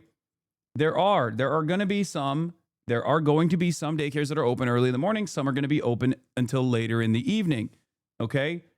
It doesn't matter. It's just... different childcare facilities are open at different times. This is not evidence of fraud. This is not evidence that there's no children at those facilities. Because remember, that's the main point that they were fucking putting out there. The main argument was there's no children at these facilities. Now we know there are children at these fucking facilities. And now we even know that there were children at these facilities the days that Nick actually went to these facilities.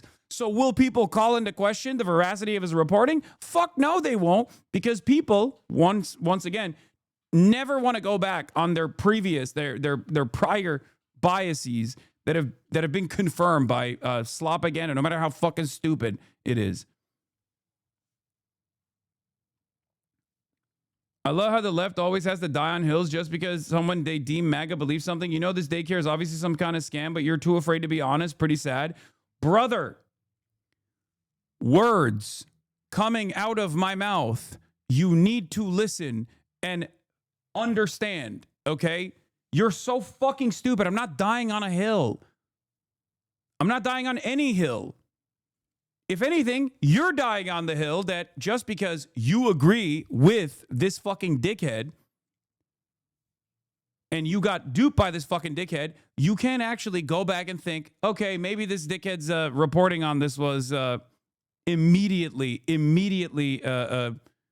destroyed by actual subsequent reporting that has now come out. Nope, still a scam. And by the way, I'm not even saying that there is no scam happening in fucking... I've never said that there's no scam happening in Minneapolis. I have openly talked about the widespread scheme that took place and the subsequent investigations that have come out of that initial investigation into the Feeding Our Children charity fraud, which was $250 million. Ironically enough, it was Biden's fucking Department of Justice that started that investigation, by the way. It was Biden's fucking DOJ. These guys are you're so stupid. You think these things happen like overnight.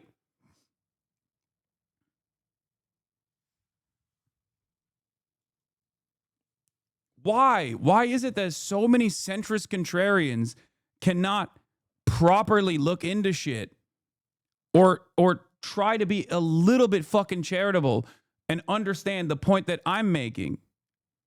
That was bait. I mean, everything. People just say everything is fucking bait. So why did they suddenly change the name from Learning Center to Learning Center overnight? Brother, I cannot begin to explain how stupid you are.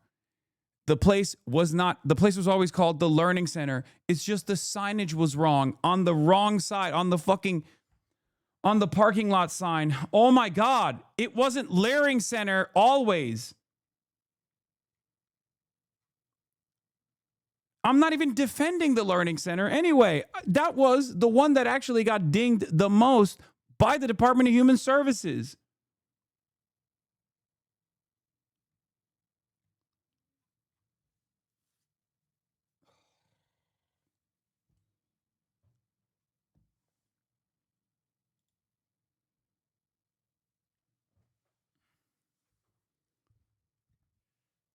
It was spelled correctly in the front door.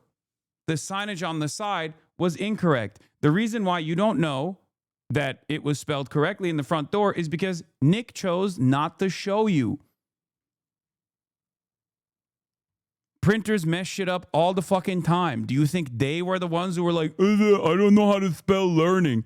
Do you think that's what happened?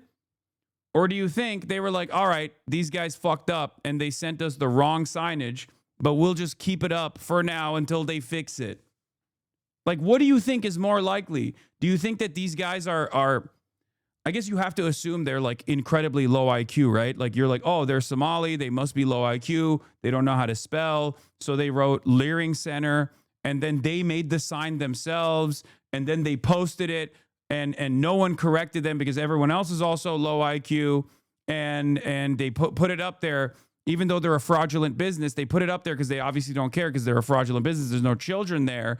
And at no point do you ever consider maybe if they were a fraudulent business, why the fuck would they invite additional scrutiny by having the wrong signage on the one side? Is there another signage that was correct? Is the name of the business actually correct in the government records? Perhaps they didn't write the sign themselves. Perhaps they paid for the sign and the sign poster wrote it wrong and they just put it up regardless. You know, because it gets the job done from afar.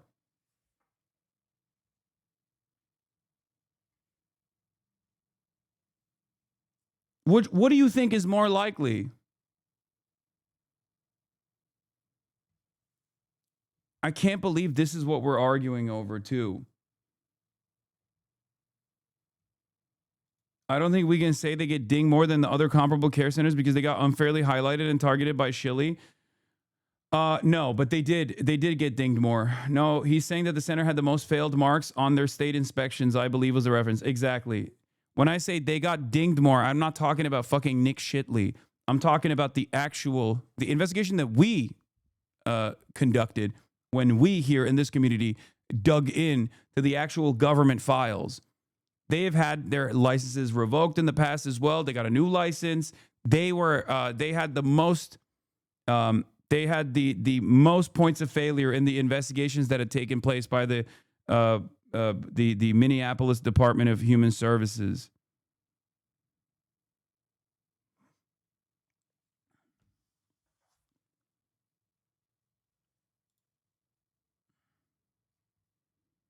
A tour after the mid footage from the SAFs. We saw this already. We covered this already. Yeah. New video evidence definitively proves Nick Shirley is a lying fraud. WCCO confirmed. kids go to ABC Learning Center, spoke with director Ahmed Hasan, and reviewed the surveillance video. WCCO also confirmed the kids are attending the now infamous Quality Learning Center, speaking with a mother dropping off her kids with a fixed sign out front. Another daycare has faced extensive damage overnight thanks to the vandals. Here's Nick Shirley and his random friend accusing ABC Learning Center of having 0 children inside. Shocker. Surveillance video of the day they filmed proves that they were lying and people were dropping off kids throughout the day.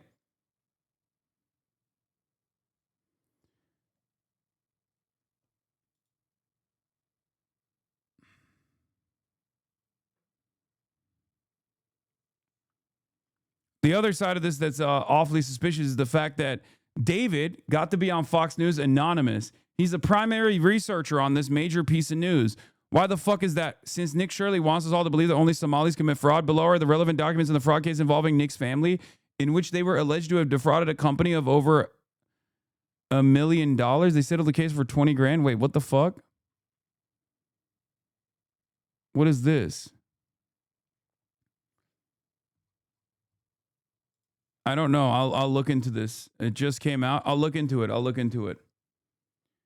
At least getting exposed to the liar will cause Shirley to improve his standards and be better. Fuck no, it's not. It's not going to do that. Especially because, as Andrew Mercado reports, NPR News, the Minnesota Public Radio News, reports that Minnesota House GOP leader Lisa DeMuth acknowledged the Republican Party's involvement in Nick Shirley's viral daycare video, saying, "We work with Nick Shirley on this issue. That matters because the video has been widely framed as independent citizen journalism." Minnesota officials have said fraud investigations were already underway long before the video, and inspections have not backed up many of the claims being made about the specific daycare centers shown. Still, the video fueled widespread outrage and targeted scrutiny of Somali-owned childcare providers, with the top Republican now on record confirming coordination. This reframes the entire narrative. This wasn't just a lone YouTuber uncovering something new. A political party acknowledges involvement in producing or shaping media that went viral not organically and helped drive public backlash. It's fucking insane.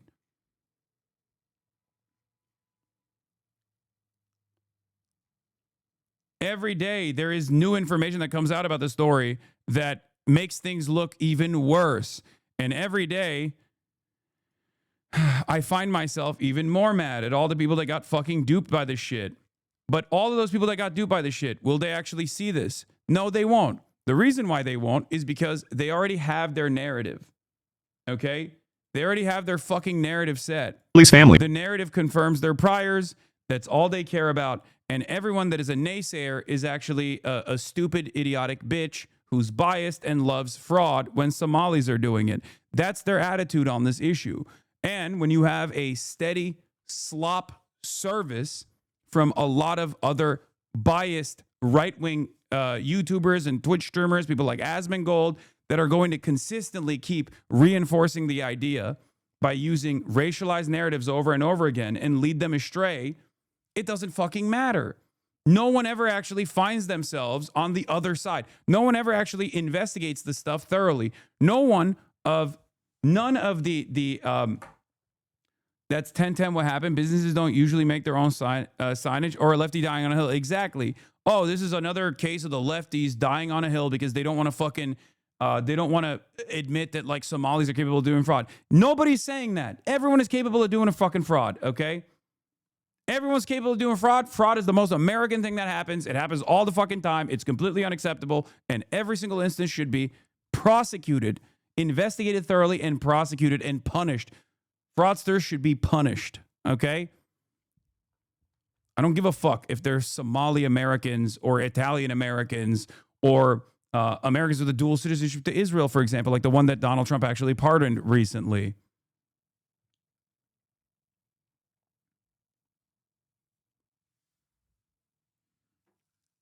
Annoying that you have to keep repeating that. Of course I have to keep repeating that because in the off chance that there are some people that are coming in here thinking that I am, pro-Somali fraud or some shit, it's good for them to hear it. So it makes them reconsider what they previously thought was the case.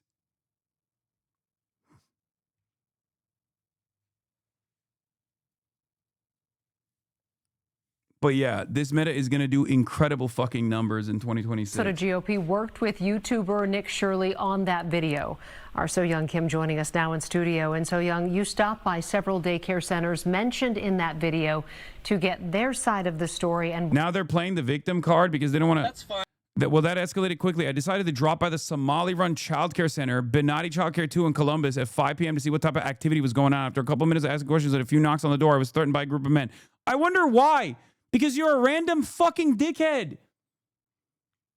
You're in Columbus, Ohio. What the fuck does that have to do with even the fraud in fucking Minneapolis? Do you guys understand why this is frustrating?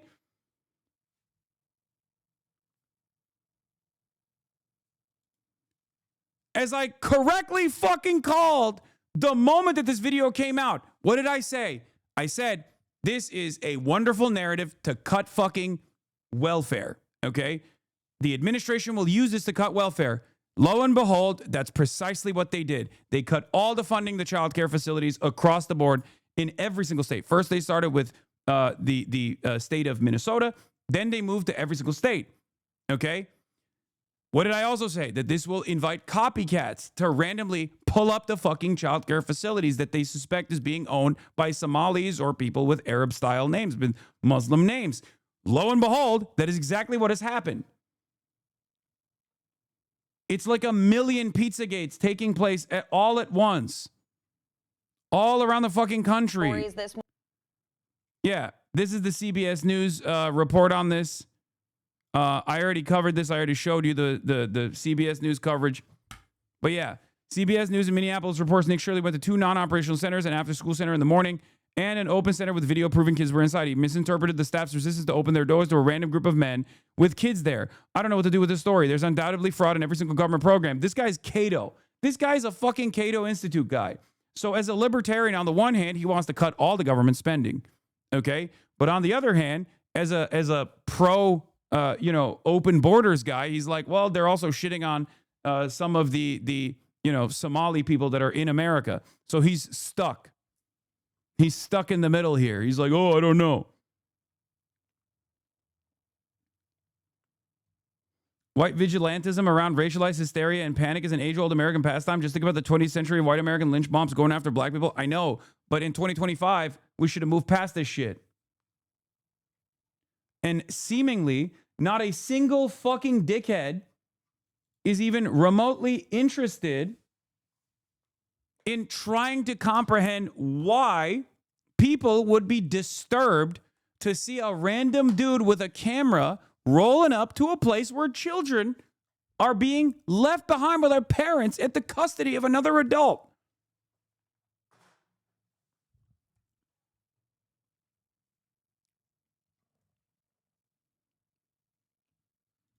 What were you told? I gotta pee. Yeah, we were at 2 of the childcare businesses in Minneapolis that were featured in the video. We were invited into one of them, and the owners say they feel targeted and maintain they did nothing wrong. This is suite A, and that is suite B. So that's the difference. They open 2 p.m. So when Nick Shirley was here, it was before that. He came like around before the operation starts. On Nicollet Avenue in Minneapolis, we spoke with the owner of Albee Kitchen and the building Quality Learning Center is in. She says she's been receiving a lot of calls and visitors asking about the child care provider next door to her kitchen. It's one of the daycare businesses featured in a viral video accusing them of fraud. The center sign on the building has been getting a lot of attention for a misspelling, and as you can see, that has since been updated. The commissioner of the Minnesota Department of Children, Youth and Families responded to the video Monday, saying there were children present at the sites when they were visited. State officials say the center had reported they would be closing last week, but officials learned Monday they have decided to remain open. We looked up their licensing status with the state, and it's listed as being active. Our crews did see children going in and out of the building Tuesday. A parent says she's been a customer for several months. There's a lot of daycare, but this is the closest one that we know. It's good as the way they take care of the kids. I like it. Over on 24th Avenue South, ABC Learning was another provider featured in the video. It was filled with children Tuesday. The owner got emotional while defending her business. If I do something wrong, hold me accountable. I'm a human being, I can take my problem. But don't blame me something I have nothing to do with. This center was open 5.5 years. This center never had problem. I mean, And people at Quality Learning Center didn't want to provide a comment on camera, and the state says they currently have 55 open investigations related to the Child Care Assistance Program. In the studio, So Young Kim, Fox 9. The Trump administration says it is now withholding all federal child care funding to the entire state. The agency says the state receives $185 million for 19,000 children, and now that money will be gone. And the agency did not specify any alternate plans for families who will be affected. DHS and the FBI said they were surging resources to Minnesota to investigate what they called suspected fraud sites. This all comes in response to a viral video posted by a MAGA content creator. He claims that he uncovered widespread fraud by Somali-run child care centers in the state. CNN is looking into those claims and has not independently verified the accusations, but the Deputy Secretary of Health and Human Services is taking the allegations at face value. Take a listen. Intrepid journalists have made shocking and credible allegations of extensive fraud in Minnesota's child care programs. We believe the state of Minnesota has allowed scammers and fake daycares to siphon millions of taxpayer dollars over the past decade. Starting today, we require a justification, receipt, or photo evidence before we make a payment. However, the so-called evidence comes from a man who has posted anti-Muslim and anti-immigrant content in the past. CNN's Whitney Wild speaks to the man behind that video and takes a look at his claims. We're from CNN. Can we talk to you? This is MAGA YouTuber Nick Shirley back at Is what Nick did not consider what Nick did not considered harassment? No, it is harassment. Of course it's harassment. The reason why people are saying it's not harassment is because they agree with him and they want to do what he's doing. Okay? If a liberal with a camera was going outside of, I don't know, like daycare facilities operated by like some Christian group or something and demanding to see the white babies inside, people would understand that it's fucking harassment, right? Especially if it was like a black or brown liberal who was doing that, you know? Let me in. I need to see your kids.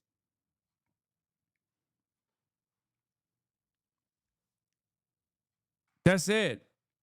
Of course it's fucking harassment. daycare in Minnesota he alleged was a fraudulent facility in a now viral video. People are going to say this is a left or right issue, but no, fraud is fraud. And so I'm not out here trying to put a twist on things. Shirley's viral video, released over the weekend, in which he says he's uncovering tens of millions of dollars in fraud at Minneapolis daycares run by the Somali community, was retweeted by Elon Musk and Vice President J.D. Vance.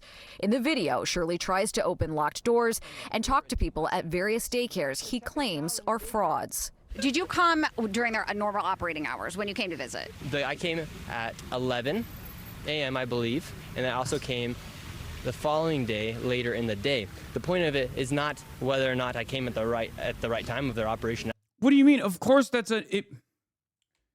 brother, you're right in a sense where you say the point of it is not whether or not I came at the right time or not. You're right in a sense because it doesn't matter. Even if you came during business hours, they're still not going to open their fucking doors to you because you're a random dickhead with a camera crew. Okay? God, he is so fucking stupid. He literally has brain damage. That's what's so frustrating. That's another thing that's so frustrating about it is that this is an objectively stupid person, like an objectively low IQ person. So much so that the first time I encountered his commentary, I felt bad. I felt like I was being ableist when I was making fun of him. Like, this person will not be criminally charged, okay? If they were to kill someone, you could make a convincing argument not to send him to prison, but instead to a facility because he is that fucking stupid, okay? He is medically stupid.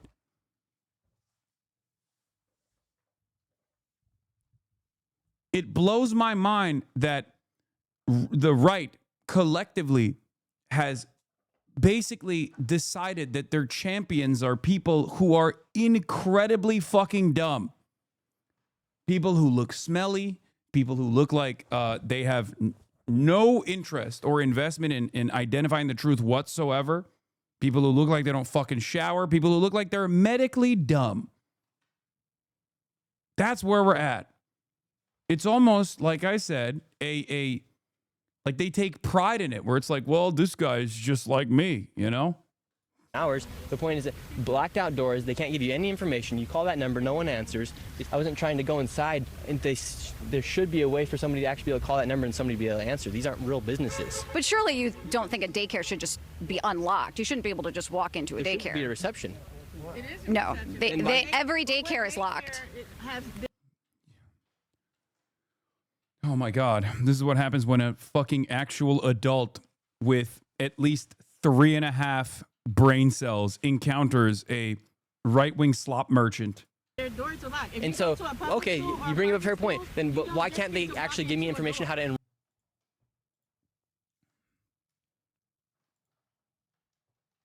This guy is dumber than fucking dirt.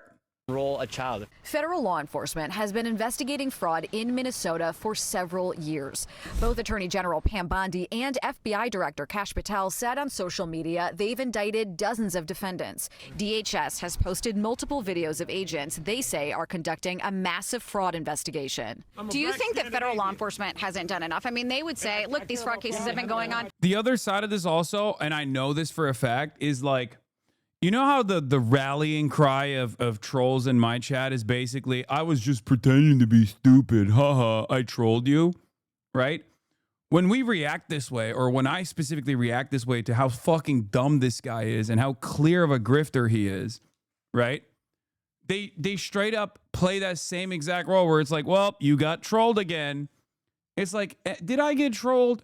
Or am I frustrated because I thought you would be a little bit more intelligent?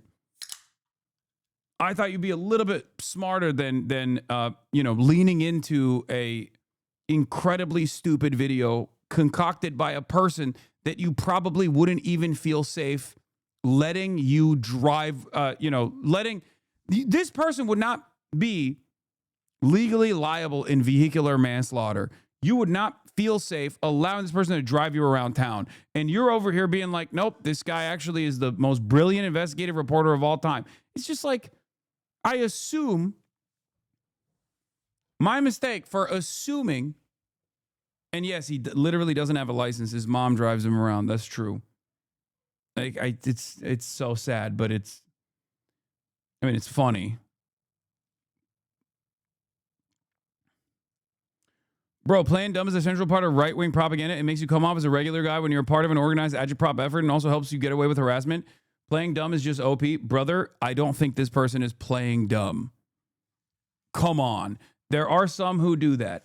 There are certainly people who actually genuinely dial back and play dumb.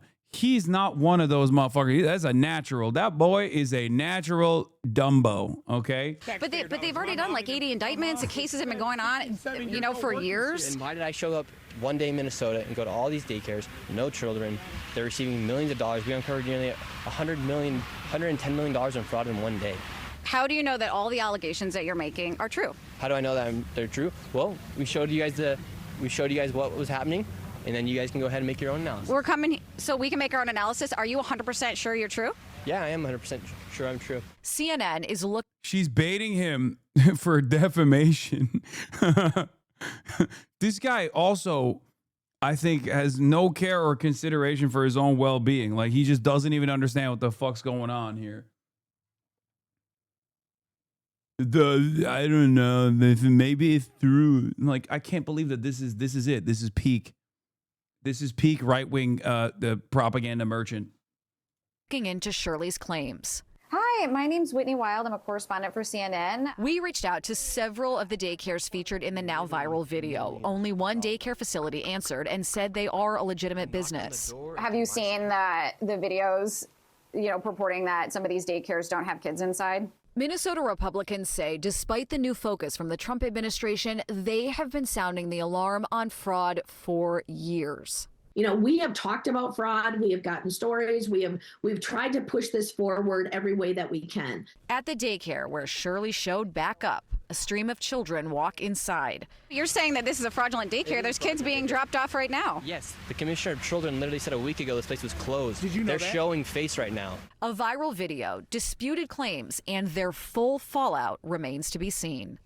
Dozens of fraud cases that DOJ is touting began during the Biden administration. Back in 2022, the U.S. Attorney's Office for Minnesota announced 47 indictments for this massive fraud scheme. Since then, they've indicted more than 30 more people, and in total, they have secured at least 56 convictions. Whitney Wild, CNN, Minneapolis. Smith's video is The group up, just so you chat know. is I know, back I to don't talk care. about all of this right now. And Sarah, I want to go to you first. What do we know based on evidence about the alleged fraud in Minnesota and how legitimate and widespread it may be? Well, I think a lot of people were very apt to believe Shirley's videos because we had indictments in 2022 when reporting first came out about this issue. It was David Fahrenthold, then at the Washington Post. Yes, his mom went with him to prom. Farmington Sr. asked mom to home throne prom. Yes, it's true. Yes, he took his mom to prom. Look at this. He hit 1 million subscribers, my boy. He was a Mormon average white boy. He went on a mission to Chile and wanted to be a YouTube star posting stupid ass pranks. He went to Minneapolis and did nothing. They already knew about the fraud. Mediocre white Mormon boys are so damn pathetic and whiny. Here, yes, he did. Nick Shirley, senior at Farmington High School, said he and his classmates were sad and they learned prom would be canceled, but decided he'd do his best to make the most out of the unique situation. His mom is also a wannabe MAGA influencer. It's not even a joke.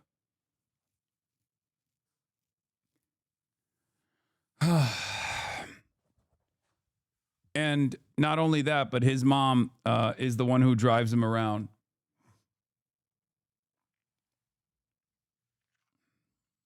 Yeah, she's on Newsmax. Also, here is a blast from the past.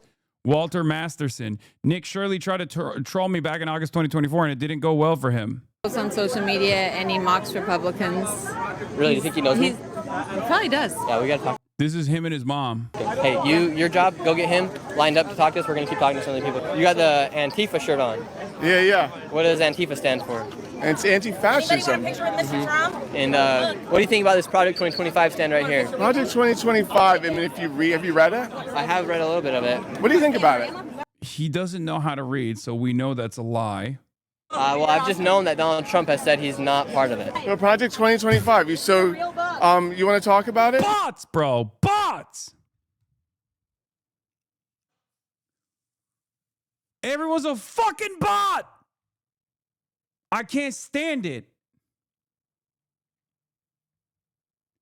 Previous things that would read as gross or dumb or you know, not people to look up to are now seen as like there's no control. There's no mechanism that looks at a guy like this. There's no like consensus that looks at a guy like this and goes, maybe this guy's not the best person for this subject, you know? There, like the enshittification has hit every fucking aspect, even the right-wing slopaganda. Everything's a fucking race to the bottom now, dude. Jesus fucking Christ. He's like, oh, what do you know about Project 2025? I just know that Trump said he's not involved in it. Yeah, let's talk about Absolutely. So Trump said he never heard of it. He also doesn't like it. Project 2025, all the co-authors are former members of the Trump administration. They've all worked for him. They stayed loyal to him. One of the most loyal people ever. Stayed loyal to him through everything. The election fraud, January 6th. Probably the most loyal people ever. And Project 2025 wants to use Schedule F to fire federal workers and replace them with Trump loyalists. And he did this in his first term. He was great at it. John McKinty was a great if Donald Trump had if he publicly came out multiple times saying he does not endorse or he's not a part of Well, he'd be lying. Yeah, he is lying, and he was lying. We're now in the end of 2025, and we know he was lying. He's been flexing about how he's doing Project 2025. An extension of that was also cutting off the water project for the state of Colorado, for example. He's just doing that. He's just punishing blue states. That was another Project 2025 moment. 25. He'd be lying. Why do they keep endorsing it? He'd be always lying. Remarkable. I mean, Why would he lie about that? Why would Trump lie? You know what, you dude, the left owns. You got me, bro. I don't know why Trump would have any reason to lie whatsoever, other than that there's been massive public pushback. What's the thing that scares you most about Project 2025? The thing that scares me most about Project 2025. Okay, Schedule F. It's going to replace all the government workers with Trump loyalists. One in there, it's amazing. It's about Mexico's sovereignty. And it's saying it's going to use America's military to go in and invade Mexico to get rid of the cartels. The cartels are a problem, but should we invade But the cartels are already here in America. Well, should we invade Mexico and invade their sovereignty with the United States military? That is in Project 2025. I've read Project 2025, so I'm very versed in it. So you can have 300 new aircraft carriers is in there. Let me see. It wants to build more nukes, and anything that we've done to get rid of nukes. That could be good. That could be good protection for the more US. Nukes. For the More US? nukes. We need more nukes. For the U.S.? We got to protect ourselves. We don't have enough nuclear bombs. Is that a joke? That's a joke. What? And a lot of the money, what do you... Brooke. His mom gets involved because it's not going Brooke, well. you can help. What's your question? My mom's got a question. Okay. What's your question for him? Save me, mommy. Mommy, save me. This adult, he's I don't know the words he's using. Okay, I'm part of this. So Kamala Harris now is all of a sudden running on the border. Do you believe that she's going to secure the border? Okay, one of her problems. Okay, that's a good one. That's a fair question. So, when she was VP, one of the things she was tasked with, it was the 3 countries where they had the bulk of the immigrants coming from, and she was tasked with going and dealing with the internal problems that was causing just this mass migration. And migration from those 3 countries went down after from those 3 countries. After 3.5 years, and finally Joe Biden decided to step up and will come in. Have I watched? Waved at the cartel? Have I waved at the Yeah, cartel? So most of the drugs coming in, they give it to white people, all right? And they come through port of entry. Cartels are a major business. They're a functional business. They're making It's just so crazy because, 99% of right-wing grievances are just fucking made up. Every single talking point, there should be what about the drugs coming in? It's okay, great. Do you think drugs are actually being shipped over the border by random Guatemalans stuffing bags of fentanyl in their panties? Is that what you fucking think is going on? Are you stupid? The Department of Homeland Security, Customs and Border Patrol, ICE itself has conducted, DEA has conducted numerous investigations into this. Obviously, they have apprehension numbers. And the overwhelming majority, if not damn near the entirety of the cross-border apprehensions of drugs in searches and seizures happen at regular points of entry. They come in through our ports and they come in through the regular borders because obviously it would be a logistical fucking nightmare to rely on random people that are unaccountable to traffic a metric ton of fucking drugs that will make their way into the American marketplace. You have to traffic them with cars. And who is less likely to be stopped by Border Patrol? White Americans. And that is, lo and behold, precisely the reason why 90% of the people that are stopped and have drugs on them are actually American citizens. The market is American citizens, and the traffickers are American citizens, yet the conversation, 90% of the time, revolves around random undocumented migrants crossing the fucking border. Even though most people don't even cross the border like that anymore. They're visa overstayers. But that's a whole different story. Oh.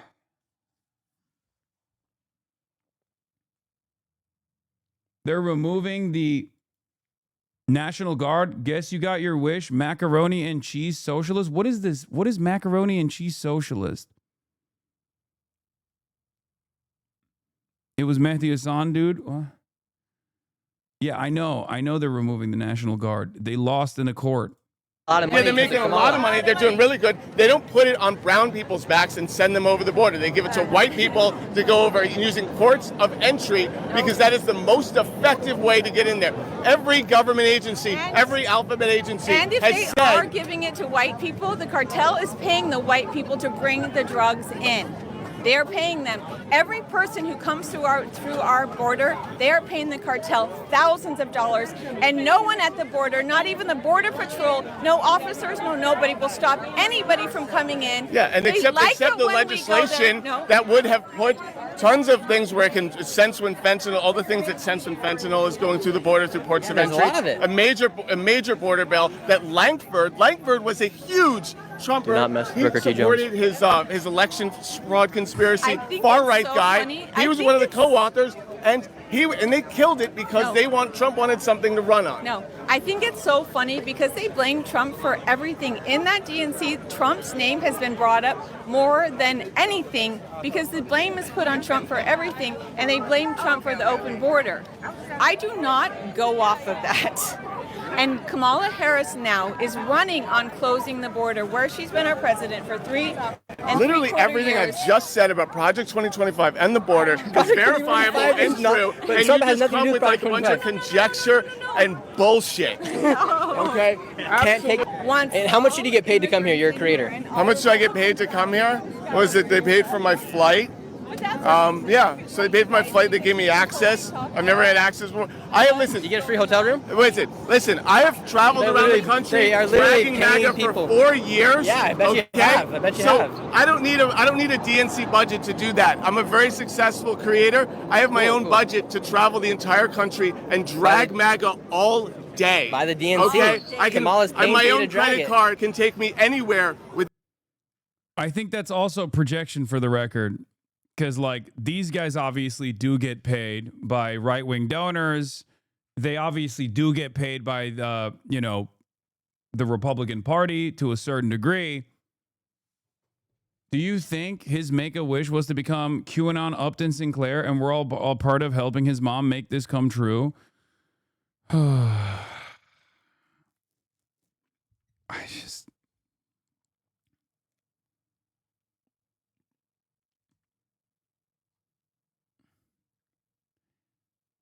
This has to be true, Adam, right? Because this feels like mogging in broad daylight. Unc, please, I can't take any more thing one and thing two, mommy son duo. It's pretty funny, I In a think. day to come and drag fascists. Really? I don't need the DNC money. I don't need MAGA money. I don't need the But there's- special but there's- Soros money. I don't okay? think it's right when You're you gonna call flip people out like when you us find that fascists. F-word. Yes. Yeah, we are not Fascist? fascist by any means. No. Okay. But you're literally getting paid to come here. What? I'm getting paid to. Do you think Republicans? Do you think Donald Trump flew in anybody coming to the RNC? Do you think He's he flown paid? people to do you think Mar-a-Lago. He has tons of conservative to influencers. Mar-a-Lago. Is it a little weird that Kamala and the DNC has literally started paying people upwards of $1,500 to post a 60-second clip just bashing Trump? What? They're literally paying for influence here in the United States. I've been doing this for free for 4 years, okay? No one has had to pay me to go and take a dump on Trump. they And pay it's you- not difficult, all right? It's not hard to find people that dislike Trump. guy probably all poops right? green 'cause he's You don't have probably to a vegan. pay anyone here to make a video about how much Trump is a piece of garbage, all right? You don't have to pay them to have him talk about election fraud, and like the host of other problems, all right? All right, who won the election? Quick question. Speed round. Who won the election?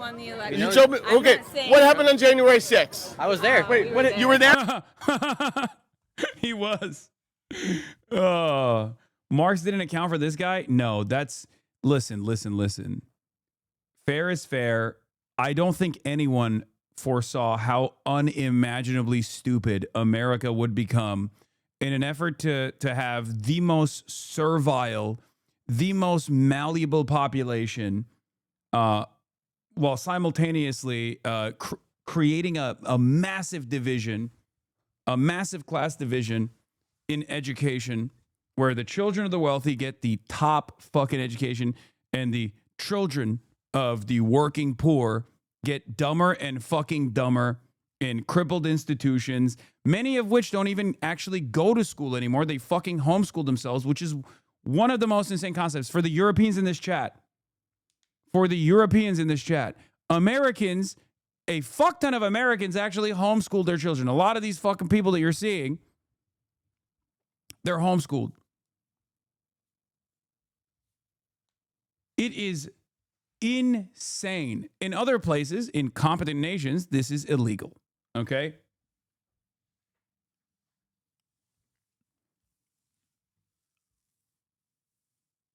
Bro's got a point. We don't know how to deal with it. Bro could have thrown us an alley-oop, at least like a hint.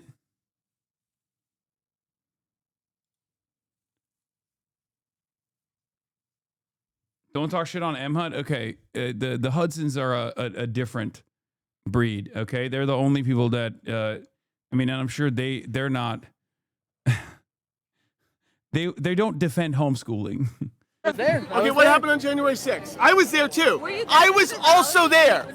I was on the steps of Capitol Hill. So what was I. happened on January 6th? January 6th. What Donald happened? Trump gave a very good Be speech. careful because Gave a I very was good there. speech. I was there too. Okay, I was You on can the watch my steps. YouTube Be video. careful. What happened on January 6th? So what happened? was What happened? Donald Trump gave his speech. What happened? I'm talking to you. Okay, yes. There was an insurrection there. There was an insurrection. By who? By who? By the same people that were at the No. riot yesterday. That also got No. Oh, it was Antifa. Shit, dude. It was Antifa. Okay. What is this? Look at this comment. I'm sat down this Sunday with Nick Shirley. Nick is doing the work for freedom and for taking our countries back. Thank you, Nick, and thank you, Tommy. I am Nick Mum. Oh, you found Nick Shirley's mom, Brooke Shirley, Brooker T. Jones. And then motherfuckers say that this isn't like an op. Tommy Robinson straight up is an agent for Mossad. Okay? Straight up. Straight the fuck up. His entire purpose is to constantly, whenever people are like, yo, this Israel stuff sucks, his entire goal is to be like, remember the Muslims. Remember the Muslims. Yo, don't talk about Israel. Israel's good, actually. Israel's an important ally. Remember the Muslims. Remember how scary the Muslims are.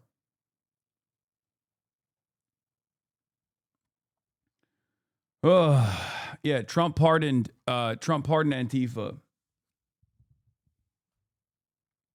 I'm not going to look at the House committee releasing Jack Smith's deposition transcript. If you think that I give a fuck about the Jack Smith deposition transcript, you are the most insane person of all time. Why the fuck do I care about the House? No, I don't care about the Jacks. Why are there so many people in this community that keep saying you have to look at this Jack Smith deposition? How many fucking Jack Smith fans are out there? There are literally dozens of them in here. People are like, bro, you have to check out the Comey investigation. What the fuck? Every single Jack Smith stand, it must be in here. Yeah, now random MAGA grifters are showing up to daycares across the country, banging on the door saying, where are the children? Coalition is a nonprofit that got $23 million from the government to run daycares like this. So by the way, the goalpost will inevitably shift to, well, we're giving too much money to these daycare facilities anyway, for the record. Like, just wait for that too. They'll just go, oh, I guess we're just giving too much money to these daycare facilities anyway. Why are we doing that? It's 2 p.m. This place is supposed to be open. It closes at around 4:30. We're going to try and buzz one more time to see if anybody opens up.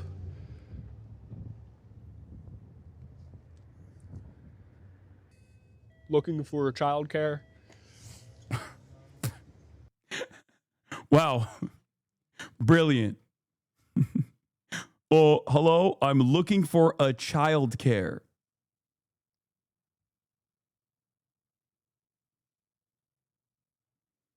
Much of the Minnesota fraud, up to 90%, is caused by people that came into our country illegally from Somalia. No, they didn't. Okay, they did not. And that's precisely the reason why you didn't deport any of the people that were charged and convicted. You want to know why? Because they're not fucking illegal immigrants. They're American citizens of Somali descent. But of course, the reason why he's saying that is because he wants to denaturalize people, and I think he's going to try to start this process with like the Somali American fraudsters.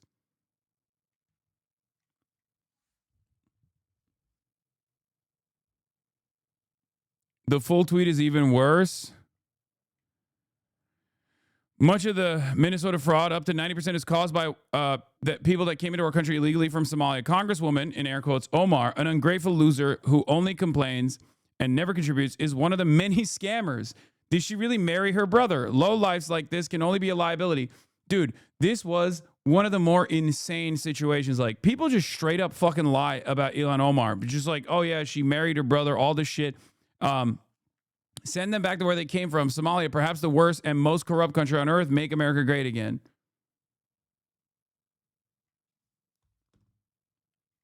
%90 of the Somali Americans that live on U.S. soil are American citizens, okay? And have been American citizens. The additional 10% are not undocumented, for the record. They're still, you know, they have the proper paperwork. It's just not a thing. It's also kind of difficult to, you know, be an illegal immigrant from Somalia to begin with. Yeah, almost 60% are born here. They're not even like, they're not even naturalized U.S. citizens. They're natural born U.S. citizens. Oh.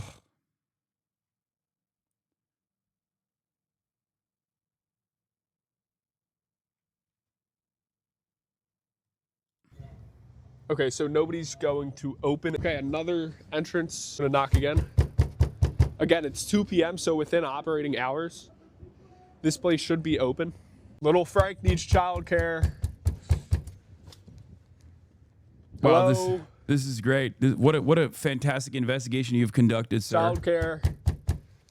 Okay, so they didn't answer, so we're gonna call the number on their website, and let's see if they answer.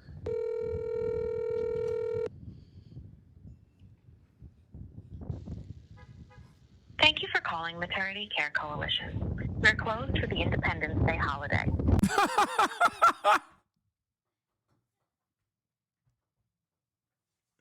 Case closed.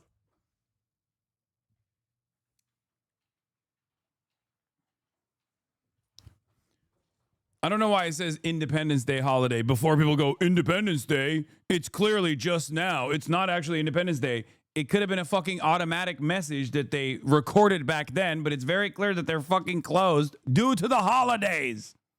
Okay? Before you go, oh, wait a minute. Clearly this wasn't on Independence Day. Just remember that. Okay?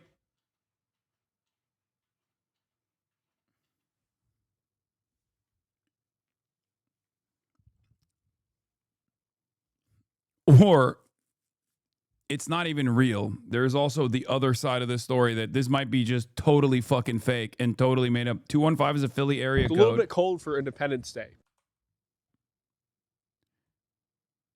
Okay, this isn't real. This is completely fake. There's no shot.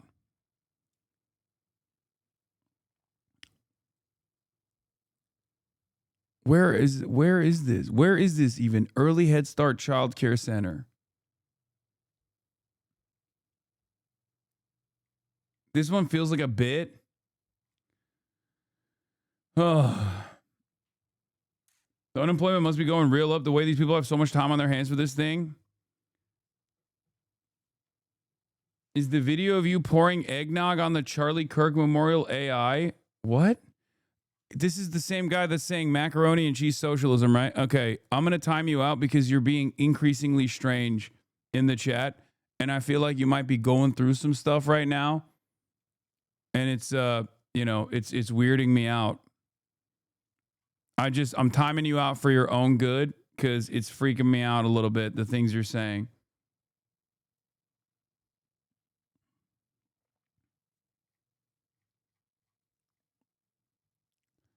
Anyway, here's another guy. Here's another freak that fucking rolled up to a random childcare facility. I decided to drop by the Somali-run childcare center, Benati Childcare 2 in Columbus at 5 p.m. to see what activity was going on, and they wouldn't let me see the children. And then they yelled at me. Post, who started to unravel all of these claims. The reason why I think Shirley's post has gone viral amongst some of the conservative community is because Minnesota is a politically convenient target, not just for the president, but for the party. Obviously, the governor there, Tim Walz, was the running mate to Kamala Harris in the 2024 election. Ilhan Omar has long been a foe of the president's. And you noted up top that the ICE immigration raids on Somalis has been a priority for the president. So all of this collectively has made this story something that people want to gravitate to. And in addition to that, previous reporting that uncovered widespread fraud in Minnesota from years ago also makes people more apt to believe this, where I think a lot of folks in the media, including you mentioned CNN, which is looking to verify this video, are showing pause and trepidation around Shirley's reporting is just that making sure that it's actually verified, that it's showing fraud in a similar way that we all evaluated the initial reporting that came out in 2022. And Antoine, what does it say about the media landscape at this point when a YouTuber with an anti-immigrant past can post a video with scant evidence, we can say, that launches a federal surge into a state? I think there are different types of media, and I think Sarah's right. Truth be told, there's been local reporting on this matter for years. In fact, there were 59 convictions under the Biden-Harris administration, as I understand it. And quite frankly, while there's a lot of attention on the Somalian community, there's a white woman by the name of Amy Locke who was convicted, I think, on several different charges, who was considered the ringleader of this. And many of these daycares have been shut down for other reasons, like their ability not to be able to operate properly in the state. And I think the YouTuber video points to one of those who had already been shut down in the past. And quite frankly, I think that the governor has been hamstringed by the legislature for political reasons in order to do more. He was able to shut down the Housing Stabilization Fund, another accusation. So this has become politically convenient, and there's currency in this by this administration to make this a right-wing, red meat, racial talking point about the Somalians, and of course picking on Tim Walz. At the end of the day, I don't think anyone wants to run away from accountability, particularly Tim Walz, who's up for re-election in the state next year. And also, we know, as we mentioned earlier, VP Vance, he retweeted Nick Shirley's video, and President Trump has also been stoking anti-Somali sentiment for a while. Let's listen to some of that. Look at Minnesota, where Somalians have taken over the economics of the state and have stolen billions and billions of dollars. And what's happening in Minnesota with Somalia, where Maya Star FH, thank you for the 100 bones. Sorry. billions of dollars is being stolen, right? Like candy from a baby. So, Terry, I'll ask you, where is all this headed, do you think, now that we have this kind of like resurgence in reporting of the situation, and as well as the attention from the highest office in the land? Well, I think it's a refreshing change from the Biden administration that was infiltrating Catholic organizations like the Knights of Columbus and classifying parents who spoke up at school board meetings as CNN, by the way. Yo, it's Stiff Son. Yo, it's If Son? I don't know how to say it. Yo, it's Stiff Son. Thank you for the 25 bones. This whole panel is goddamn insane. Potential domestic terrorists. CNN, baby. Look, this is old. This is, as I think I saw news stories and videos as far back as 2014, definitely 2018. These claims of fraud are verified. They are credible. They've been trying to do things here. And listen, I think that our justice system needs to be colorblind because we know that fraud is not, or I'm sorry, that fraud is colorblind. Yeah, unless you're looking into Catholic churches, in which case you should stop doing that. Okay, you should stop doing that immediately. We don't like that, but it's cool. We should be colorblind and look at all the Somalis, really. Just try to figure out what they're up to. I don't really like it. What are they doing over there? This is not about the Somalians. I think the reason that it's being focused on the Somalians is because they're the ones committing it. We took these people in as refugees, and it looks like there's billions and billions of dollars of scams. So hopefully we can get some convictions here and get some justice, because people need this money. People need help with daycare, and no one should be scammed of it, especially taxpayers. Well, if I can just quickly add, keep in mind Trump University was convicted for fraud, and I would also add that this president. Yes. Now, Yeah, there's also a daycare in Minneapolis that was vandalized after the viral video purposely exposed fraud. And Nick Shirley went on Valuetainment. Patrick Bet David. 777 Planets. Thank you for the 10 gifted. Neurodivergent. Thank you for the 5 gifted. Yeah, it's Somalis, not Somalians, but that's, I feel like, a lost cause. Now, before we look at the vandalism that's taking place in like different Somali childcare facilities, let's take a look at what Asmongold's commentary looks like, given that he's one of the largest content creators on this platform and also happens to be, covering this issue extensively. Tell you something. This low income, ignorant, delusional, brain dead, third world importation of all of these illiterate people that can't speak English, that have no fucking. I'm going to say it. Every single Somali person that Nick Shirley encountered is infinitely more intelligent than Nick Shirley. And not just Nick Shirley, but anyone who was duped by Nick Shirley's video. Straight up. Asmongold included.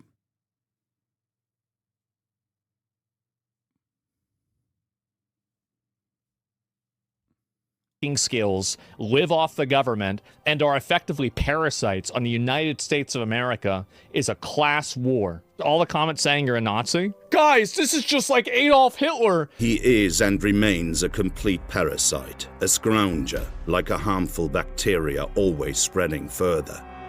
His presence produces the effect of... Yeah, these guys also they love doing this thing where it's like, you're calling me a Nazi because I'm basically saying the exact same things that Adolf Hitler said about marginalized groups.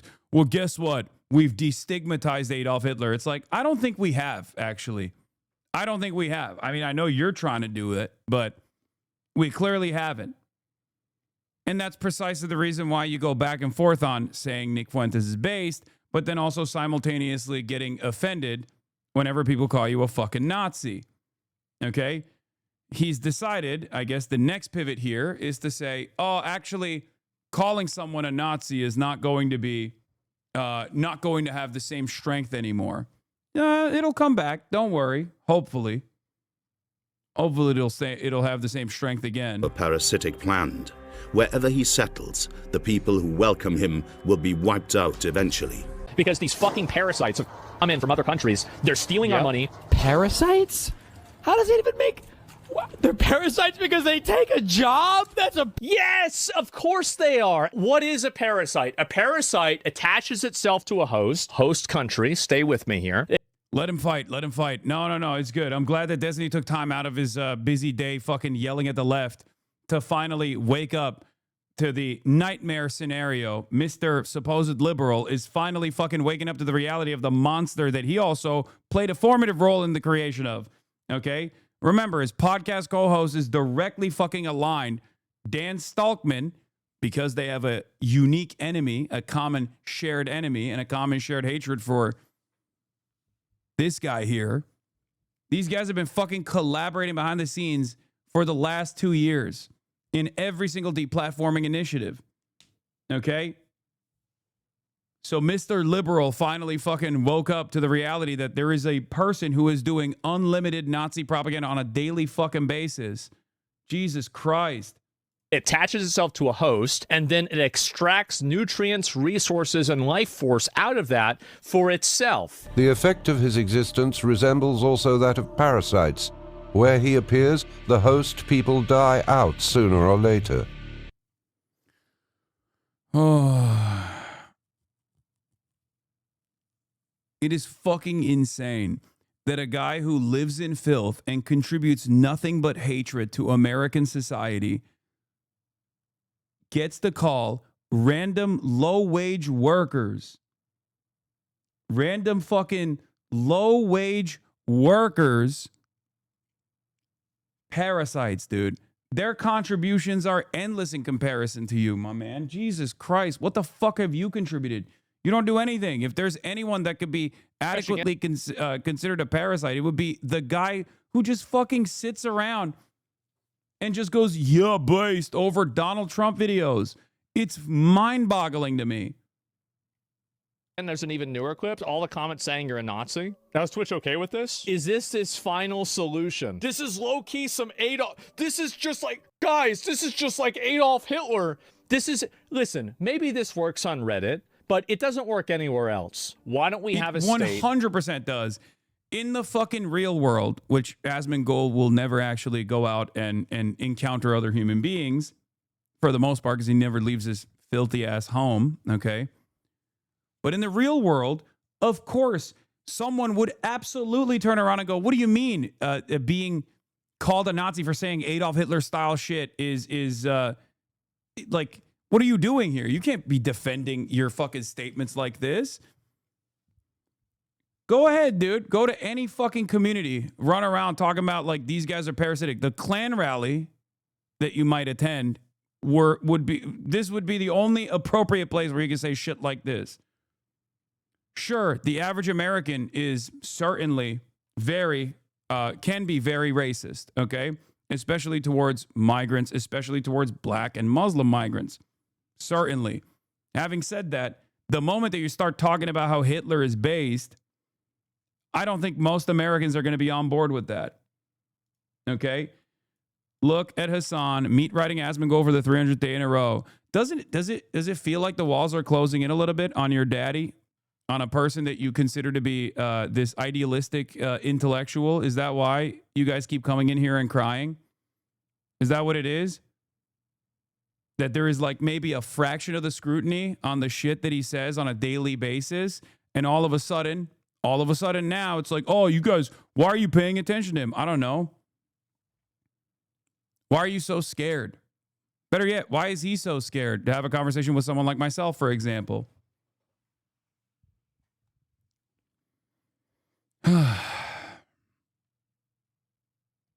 That post also got like 800 upvotes in 3 minutes. Reddit is for bots. Oh, it's super, super botted.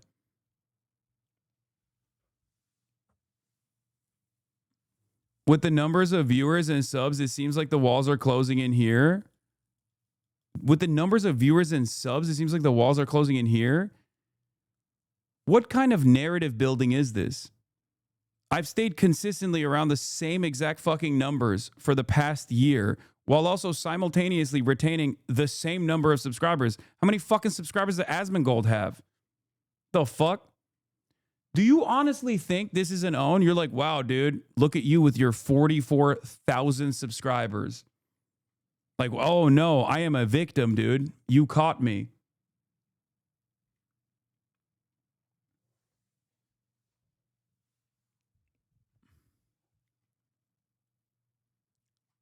I know he'll turn around and say, yeah, it's because I don't actually farm for subs. Yeah, neither do I any longer, which is part of the reason why I went from 50K to 44K. But once again, why the fuck does it matter to you? You're just a random dude. Why are you fucking riding? Why are you dick riding for another dude?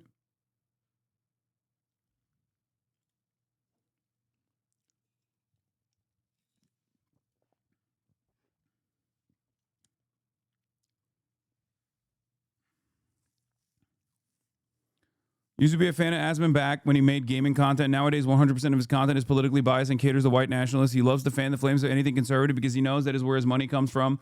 At the end of the day, I doubt most of the things he says he even really stands behind. It's all about how much of that specific audience he can make like-minded content for. No, 100%. I've been saying that. It's not like he's shy about admitting it either. He just openly will say he's only self-interested and he will say whatever is actually beneficial for him. That's precisely the reason why he's changed his mind about a lot of the stuff that, you know, public consciousness is shifted on. The only reason why he keeps leaning into the fucking racism stuff is because he sees that the most commonly in his own subreddit and on Twitter. And he actually has a false assessment here. He genuinely thinks that because this kind of narrative is actually a lot more popular and overemphasized on the internet, that it's actually a narrative that is gaining momentum or popularity still, the anti-immigrant stuff that he's doing. It's not. Yeah, flexing another man's accomplishments remains the lamest shit. These guys have no shame. Dude, they are fucking K-pop stans. That's what's so crazy. Imagine being a K-pop stan for a fucking Asmongold. At least K-pop stans, at least K-pop artists are hot. You know, at least like you can listen to their music. You're over here standing for this fucking creature, brother. Holy fuck. Jesus. Yeah, you're also like a grown-ass man too. God damn. Where we bring in 50 million illegal immigrants. We will send every illegal immigrant to one state, and we'll see what it's like after 10 years. That's right. Buddy, that state is called California, and it's got the 5th highest GDP in the fucking world. That's a great point. The reason why California's GDP is so high is because of illegal aliens. It's not because of all the businesses that are trillion-dollar businesses. Okay. I don't understand. The California argument is actually not wrong. And who the fuck do you think works in the businesses? Like, do you think the entire businesses that exist in this country are comprised? Like, every single business in California is just, there's no migrants working there, undocumented or documented alike. It's not because of Silicon Valley. Oh, no, of course not. It's actually because of the illegal aliens. So fucking stupid. You don't know a single fact about literally anything. That's right. Of course. As opposed to what? I think we need to shut off agriculture in its entirety. California doesn't just have Silicon Valley, even though Silicon Valley heavily relies on H-1B visas, but that's not even what we're going to be talking about here. We're talking about agriculture. California has a robust agricultural output, and the agricultural output is entirely with migrant workers, okay? It's kept up with migrant workers, both seasonal workers and migrant workers that have the proper documentation, and also undocumented migrant workers as well. Okay? No more food. Now, of course, yeah, the agriculture is a $60 billion business a year in California. Now, regardless, the proper solution here is not to deport migrants, or the argument here isn't, oh, well, migrants are actually working these low-wage jobs that American citizens would never take on. So obviously we need to keep having a steady flow of basically slave labor that's coming into the fucking country. That's not the argument, or at least that's not my solution, okay? I understand that the two-tiered labor system actually depresses wages for the domestic labor force as well. And the adequate solution here is to create wage parity and the proper documentation given to every single migrant worker. That's how you're supposed to do it. That's the only effective solution. But of course, all these guys want to do is the final solution. Why? Because they're fucking coping, okay? Asmongold has experienced tremendous success for a incompetent shithead who doesn't really know too much, okay? He is the success story. There's a reason why a lot of people love him and praise him like he is their god, because they're also the sweaty, unwashed losers who still sit at home in their parents' house and just spend most of their time after sucking the man's dick on a daily basis. They come home, they crack open a can of fucking Budweiser beer, and they watch Asmongold talk shit about migrants. It is coming from a place of unimaginable insecurity. The notion that your life is fucking dog shit and you have nothing to look forward to, but at least there's a guy out there who resembles your most awful qualities who's actually succeeding, right? And that's the reason why they fucking celebrate this man like he's the second coming of Jesus Christ. That's it. And one of the main points of propaganda here is,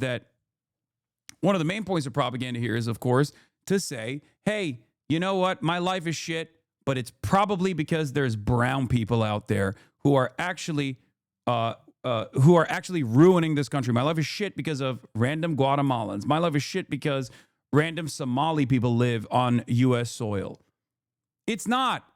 It's not. Your life is shit because of capitalism. You won't recognize it. You will never recognize it. And you've been duped.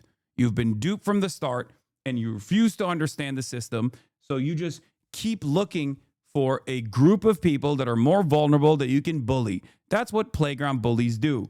And that's what a big driver for right-wing sentiment is. It's the same exact childlike attitude. Kid gets bullied at home, has a fucking shitty home life. Father is beating the fuck out of him. He goes to the playground and he tries to beat on all the little kids that are smaller than he is. Why is that kid doing that at the playground? He's doing it because his life fucking sucks and he wants to universalize the pain for others. He's doing it because that makes the playground bully feel strong. Okay? Constantly punching down. And that's what it is. It's most like when it's reduced to its bare bones, the major driver for this kind of like white nationalist sentiment is the fucking insecurity that comes from having a pathetic life that does not match the dreams that you set out for yourself when you were 12 years old. That's it. None of these guys actually have achieved a level of success that they're comfortable with in their own lives. So they're constantly looking for other people that they can basically cyberbully on the internet. And that somehow makes them feel better about themselves. And he is a perfect vessel for this kind of anxiety. He's a perfect vessel for this kind of animosity, this kind of anger, because he's the fucking random loser who made it, right? In their eyes, he is a god. Because they live under similar circumstances, because they can't, improve their living circumstances, because they're stuck working shit jobs and they hate their fucking lives and have very little free time to themselves. And the free times that the modicum of free time that they have to themselves, they spend watching Asmongold, consistently telling them like, yeah, everything sucks because of brown people, black people. You're fighting a non-existent enemy. You're not doing anything by pointing out one if thousands and preaching. You're fighting a non-existent enemy. Then why does it hurt your feelings so much?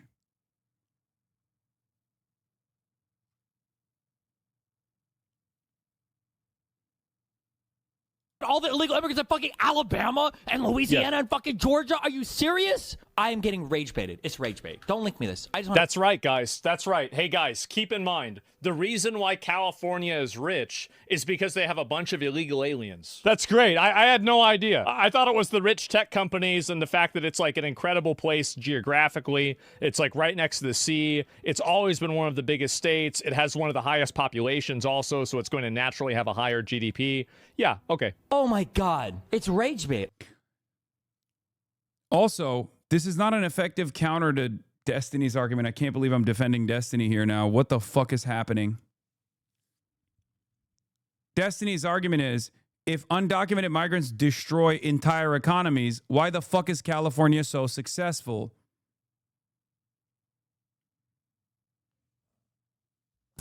That's it.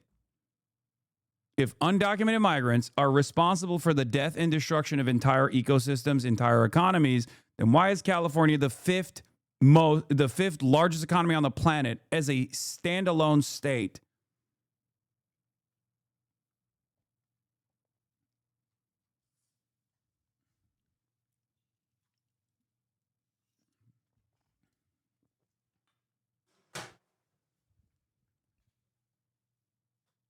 I'm getting rage bait. I know he's rage baiting me. Yes. I know it. I know he's rage baiting me. This is what happens when you have to see the truth. And if I was rage baiting, it is working. The only way that... Oh my God, yes, that's right. I'm simply rage baiting you. You have raged. they are a net benefit to society is whenever you are using these fake indicators like GDP, you're going to get mad. Oh, GDP is fake now. It absolutely is fake, and it's completely fake. It's all fake money. So I'll go ahead and I'll show you. Was your life better in the purple block or the red block? Did you have more purchasing power in the purple block or the red block? Overwhelmingly. Oh, this is where the limitations of liberalism come into play.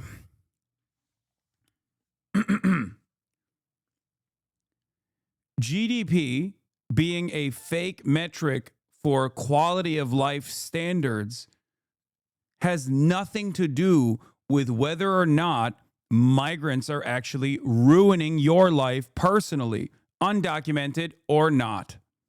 Okay?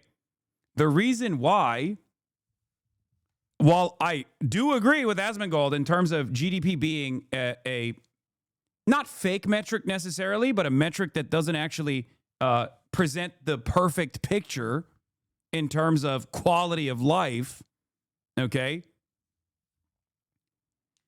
This is utterly irrelevant to the conversation that you started, Asmongold, where you claimed that undocumented migrants are ruining people's lives, okay? It's irrelevant. It's completely irrelevant.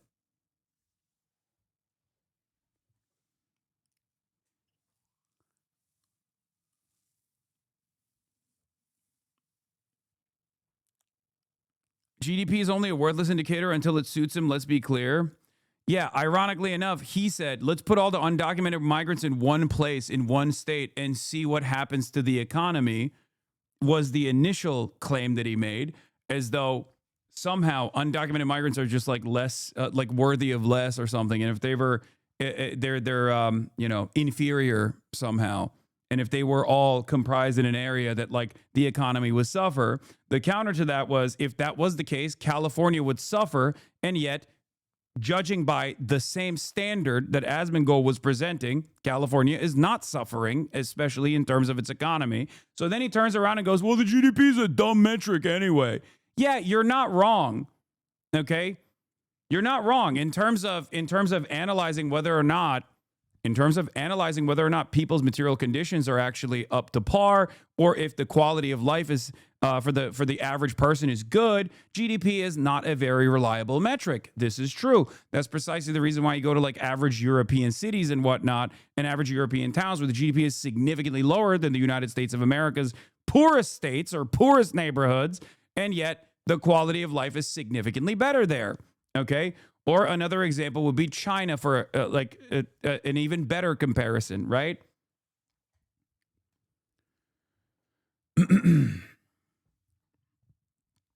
Not the best metric. But the reason why it's even being discussed here is because you brought it up in your initial argument, only to turn around and now say, well, does your quality of life look better here than it did here? Did you have more purchasing power here than it did here? Yeah, it's irrelevant. You're not wrong.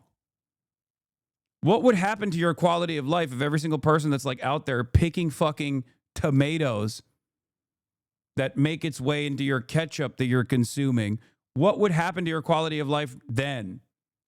I don't think you'd be giving a fuck about the GDP in that situation. You'd just be pissed off that you don't have, ketchup to purchase. Except Asmongold is rich. He will still be able to purchase all of the goods that he wants to purchase at a much, much higher price point. His fan base, on the other hand, will not be able to, and they'll get increasingly more mad as their access to treats have diminished, and they won't know why it happened, and they'll think, maybe we just didn't deport enough migrants. Everybody's saying purple. That's because basing the GDP off of the human centipede of the 5 most valuable and most profitable tech companies in the country is not a very good indicator for where wealth and consolidation of resources actually is.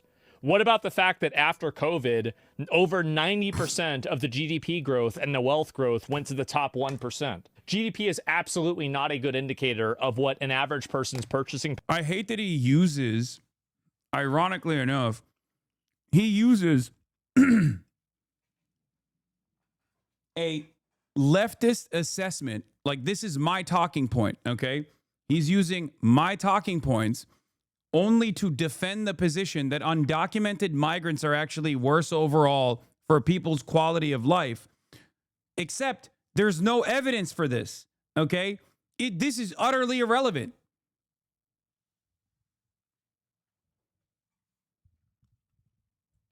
I mean, he is a National Socialist. I don't even think that he is actually a socialist, okay? Just like the National Socialists weren't actually socialists.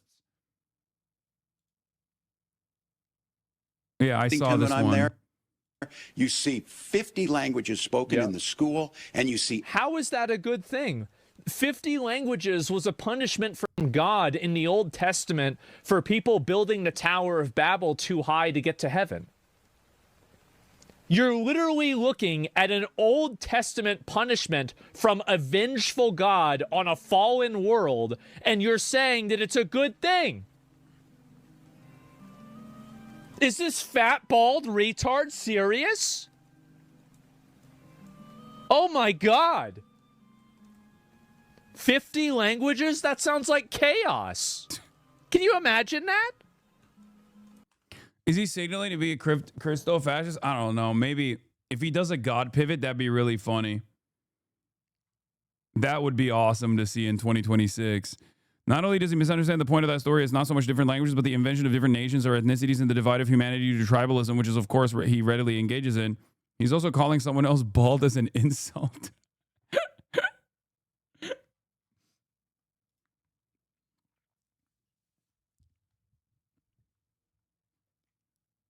It is wild. Oh, yeah, this was the other thing I wanted to show you guys, by the way. Mr. Based over here did the classic, like, the most classic pro-Israel defense meme.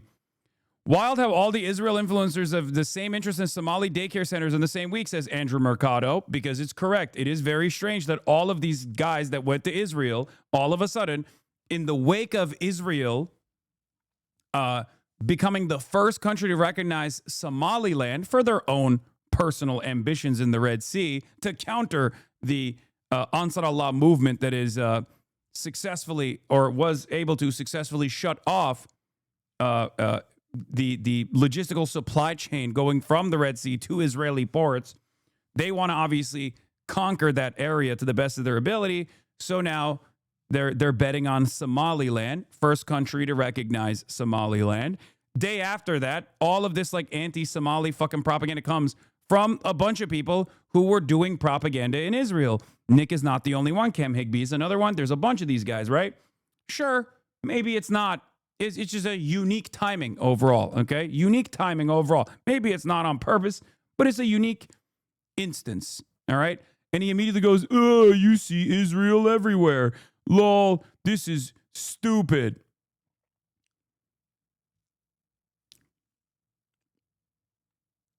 But he's based, and don't forget, he's based, he's anti-Semitic.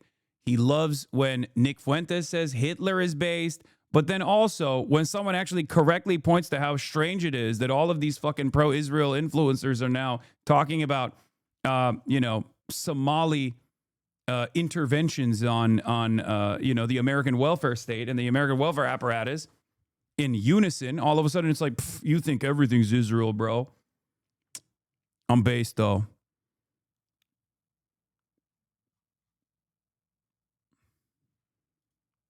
Yeah. No, it's normal. Last mayor of Gaza, Cam Higbee, all these fucking guys.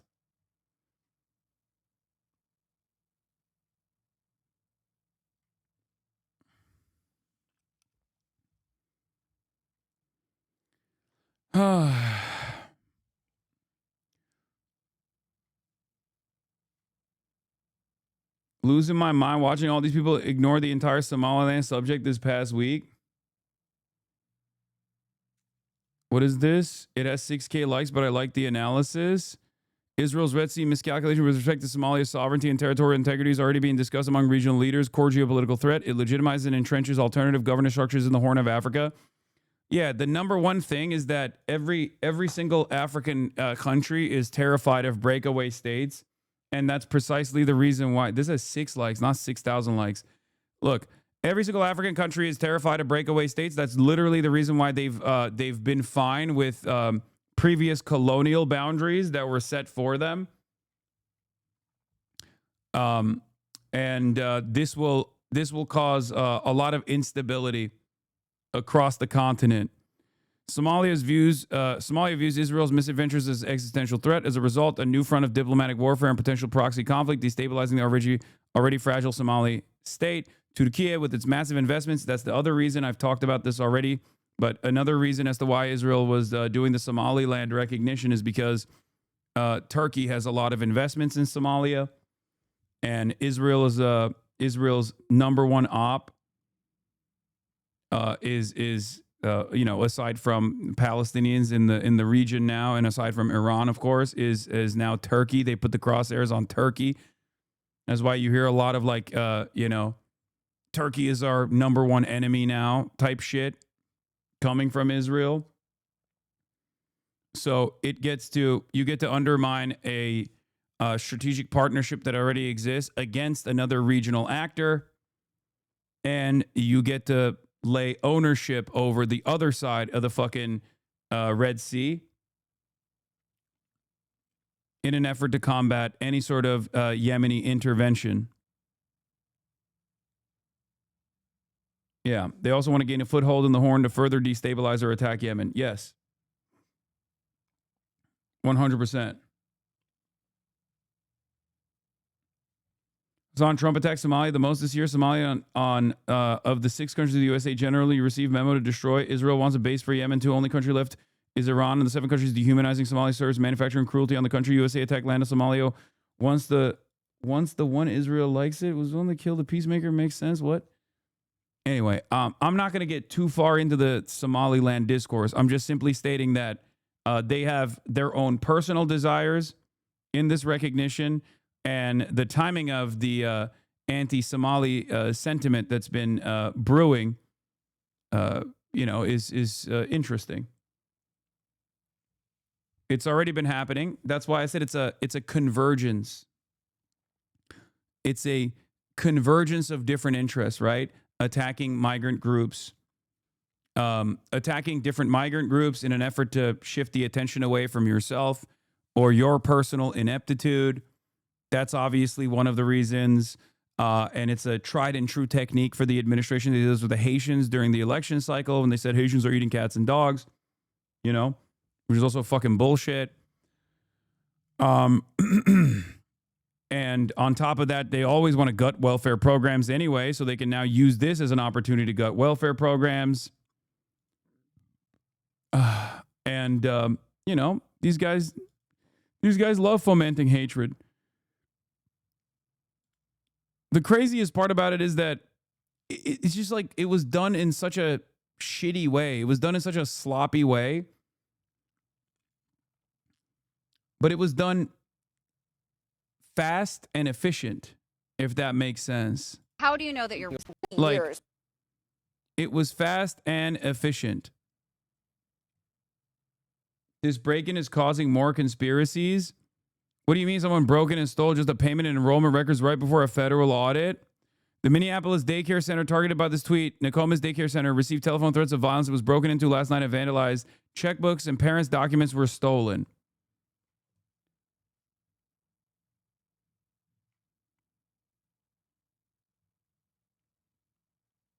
Incredible. The DOJ is posting similarly. The dog ate my homework law. Somali daycare manager speaks to the media after his business was allegedly broken into. Claims student enrollment employee documentation was stolen. The dog ate my homework too. By the way, Harmeet Dillon is literally the assistant attorney general in the civil rights division of the Department of Justice, for the record. I need you to understand something. Harmeet Dillon is a civil rights attorney. Okay?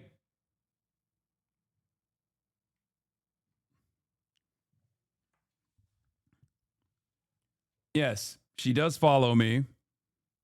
She also, which I don't know why, maybe she's looking closely to see if I'm violating any of the fucking civil rights of whites or something.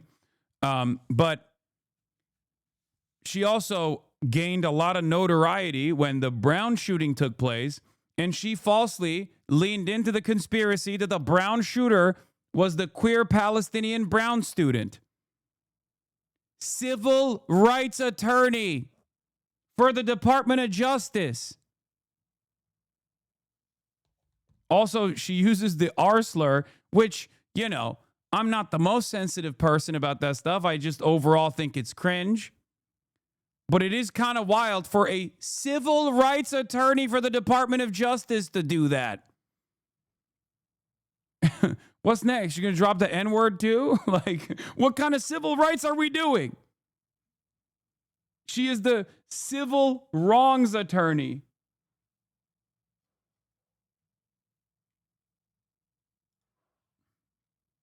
She joined the war on civil rights against the rights. But yeah, all of this fucking hubbub has obviously created copycats, and this is Top what's story in going Minnesota. on. But even then, the vandalism that these places are receiving is not even enough. That's inviting additional conspiracy theories now. Under a national spotlight, the federal investigation into alleged child care fraud. Here's the latest. We believe the state of Minnesota has allowed scammers and fake daycares to siphon millions of taxpayer dollars over the past decade. The U.S. Department of Health and Human Services says it's freezing child care funds for Minnesota after a YouTuber claims to have uncovered fraudulent centers in a viral video. The state gets about $185 million in federal funds each year. The HHS deputy secretary says he's demanded Minnesota Governor Tim Walz audit the centers featured in that video. The governor responded on X saying, quote, "This is Trump's long game. We've spent years cracking down on fraudsters. It's a serious issue, but this has been his plan all along. He's politicizing the issue to defund programs that help Minnesotans." And new today, we're hearing from a Minneapolis daycare center after it says vandals damaged facilities early Monday morning. Frankie McLister joins us now. And Frankie, what can you tell us? Yeah, Barrett, the break-in happened early Monday morning between 3 and 6 a.m. The daycare behind me says they haven't committed fraud, and they've been in operation since 2016. We're going to show you some video right now of what they say vandals did. Now, this is where they say the vandals got into the daycare through cinder block and appeared to be unsuccessful when trying many other ways. The daycare says it appears the vandals first tried to saw into the door of the Family Dollar next door in the shopping center, but that didn't work. The manager claims those who broke in went straight to the office, stealing information of the many children who were taken care of here. We are not a part of any harmful things that are being said. We have no problem with CCAP, and our licensing has been good, even the inspections. I want to say no intimidation is going to stop us. We checked out their profile on the Minnesota Department of Human Services website. It does show that they haven't committed any fraud. There are minor violations, and that is public information that shows they remain in good standing. Barrett? Okay, a story will continue to follow. Thank you, Frankie. Also new today. Like, what are they? A Somali scammers liar, Somali scammers liar, a Somali broke in.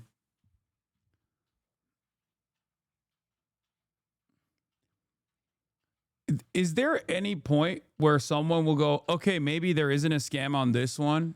Or is every new instance going to be another addition to the conspiracy? Because I feel like once you've decided that it's like all a grand conspiracy, no amount of information that counters your point of view is ever going to be enough. You're just going to automatically assume like, no. Like, even if they're children, they brought those children in. Even if there are children there that you can literally see in like the security footage, oh, well, they just real sweet that they brought those children in now. Yesterday there was no children. Well, you didn't actually see the children. They were there. They just wouldn't let you in because it's a fucking daycare. Then you go, oh, well, they just brought the children in for the day. I guess it was lucky.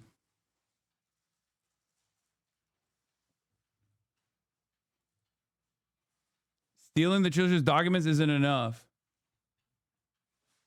Also, like, what you think there is no other way of investigating this place now that the paperwork is gone? There's no other way of figuring out if there's children there. There is one way. That's when they do a random fucking a random unscheduled licensing review check, which, if you were paying attention to the news broadcaster, they said this place passed with some minor infractions.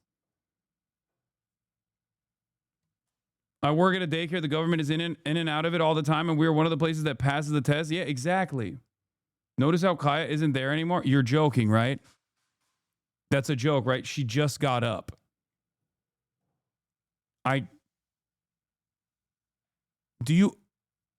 You have no object permanence, right? Like, is that what's going on? You were just incapable of object permanence? Like, what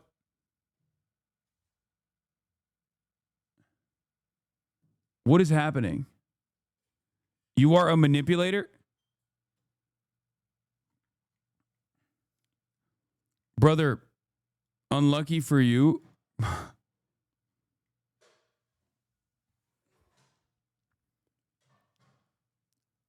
I think a lot of things confuse you, I suspect.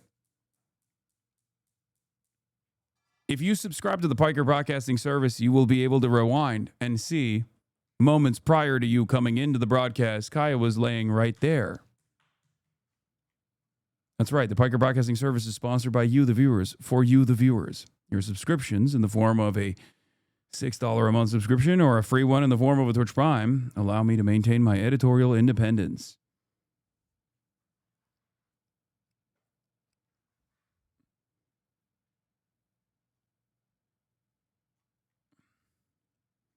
It's kind of funny though, because it's like he did do this kind of like whenever I stop covering a subject and then people will come in and be like, oh, did you talk about this thing? Like right as I'm done covering it.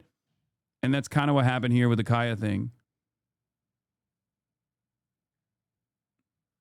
All this time and I still don't understand. Is it bad if Kaya's on screen or off screen? Like what does it all signify? Can they keep track of it? I don't know. Especially considering the thousands of hours of Kaya being on and off screen for like the last 2 years. They just didn't, they didn't seem to care about it because they have no object permanence. Remember, there is no object permanence. If Kaya's off screen, it's abuse. If Kaya's on screen, it's abuse.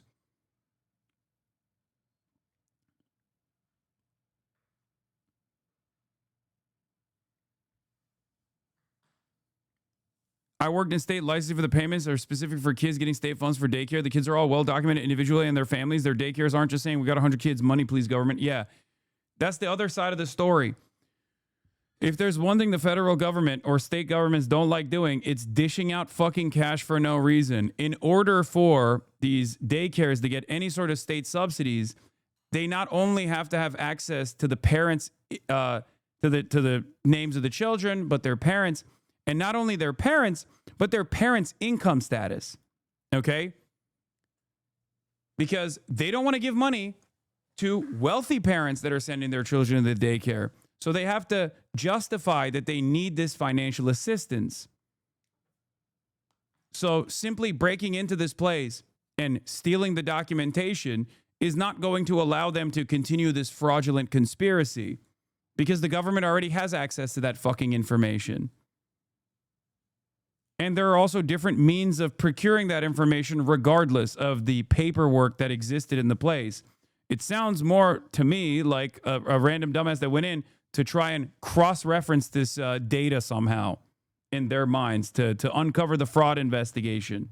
The ringleader of the Feeding Our Future scheme is being ordered to pay up for the crime. Amy Bach, the founder of Feeding Our Future. It is also pretty funny that these guys are the ones who are like Somalis are low IQ, but they're also, I guess, like smart enough to concoct this massive grand conspiracy.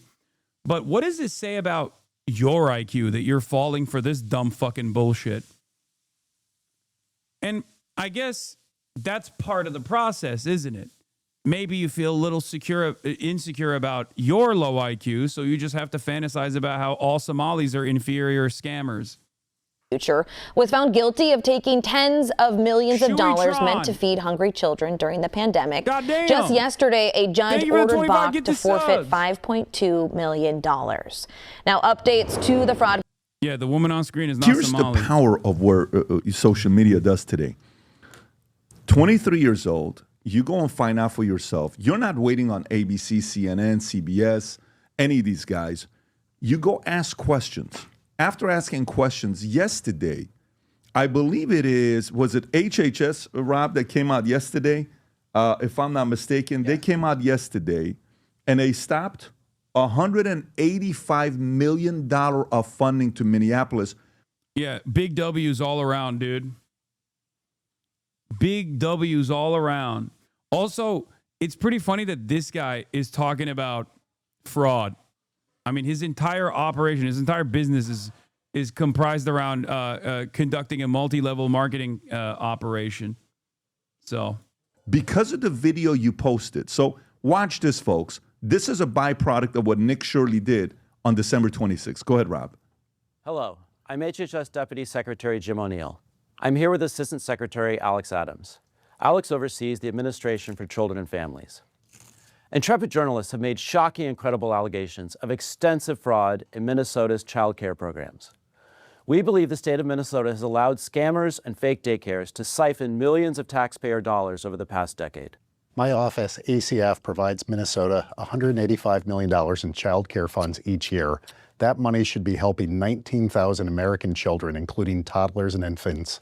Any dollar stolen by fraudsters is stolen from those children. Yesterday, I spoke directly with the director of the Minnesota Child Care Services Office. She could not tell me with confidence whether those allegations of fraud are isolated or whether there's fraud stretching statewide. Today, we have taken 3 direct actions against the blatant fraud that seems to be rampant in Minnesota.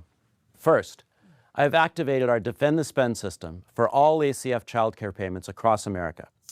Starting today, we require a justification, receipt, or photo evidence before we make a payment. You can stop it right there. Second. So the idea is $185 million stop because you independently went out there and created this content, exposed it to everybody, and then allegedly, was it today that CNN came after you, or was it yesterday? Yeah, today they put a hit piece out on me. And when did they interview? When did CNN come and interview? Yesterday. Yesterday they did. Yesterday I showed up at Quality Leering Center. Is this the one? Yes. So this is you. You show up. You're in Minnesota yesterday. Yes. At the Quality Leering Center. We got to say it correctly. By the way, his sweater he's got on. If you guys want to purchase the sweater, we're going to put the link below as well. Yeah, he immediately made a fucking fake sweater. I mean, he's just grifting the fuck off of this.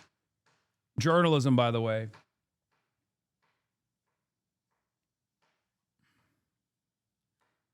How long till hogs demand general inspection at daycares? Photo evidence of what exactly? Brother, they already did do that in Ohio. They did do that already. Obviously, it never got like fully implemented, but that was unironically in the books, okay?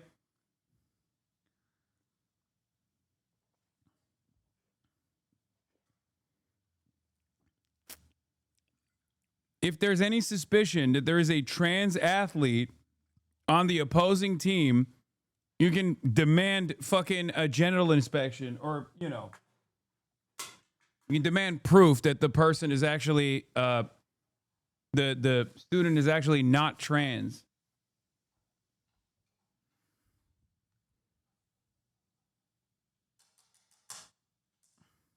To the Quality Leering Center. It's becoming a hot commodity. Rob, let's make sure you put the link below as well to support what he's doing here. But here's CNN. It doesn't look like they're happy. You know Tyler Oliveira is seething because of this? This is all he wanted? No, I don't think he's seething. I think he's probably salivating at the prospect that he will probably get the next big one. For you doing their work. When they first came up to you, were they friendly? Were they nice to you? What was the approach that they took? Yeah, that's $9,736 per child just for the state of Minnesota for child care. I believe they said that that's over the span of a decade, so that's barely $900 a year. I mean, yeah, you're paying for you're paying for people. You're paying for the staff. You're paying for the food. It's subsidizing a lot of shit. Lady came up to me very friendly, and then she kept asking me these questions. I'm like, ma'am, you're defending fraud. Like, what are you talking about? Like, the issue wasn't what time I showed up to the daycare. The issue, dog. If I went up to your fucking home and with a camera and a security team and put a camera out on you and said, hey, I demand to see the children inside of your house. I believe you're a pedophile. You said, I'm not a pedophile, fuck off, and slammed the door in my face. This all of a sudden became a major news story about your pedophilia, okay? And everyone was like, nah, that seems really suspicious that you said you're not a pedophile. Statistically speaking, white men are more likely to be pedophiles than any other group in this country. You're a white man. We're just going to assume that you're a pedophile. And then the next day, someone was like, hey, where did you get the evidence that this guy's a pedophile? I'm not going to fucking sit there and be like, oh, you're interfering in a pedophilia investigation. Why do you actually want pedophilia to continue? Obviously, the story is now about your inconsistent standards of reporting. The fuck?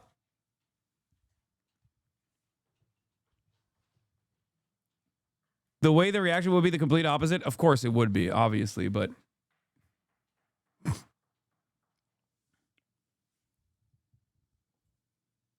Like, you can't do the, oh, I guess you love fraud then, counter narrative here. You know, you can't just be like, oh, you're questioning my reporting, my quote unquote reporting on this. Well, I guess you love fraud then, because all I was doing is trying to uncover fraud. Okay, no, you weren't doing that though. Issues at this building right That's here. kind of the whole point of contention here. Giving $1.9 million, and it's not even operating.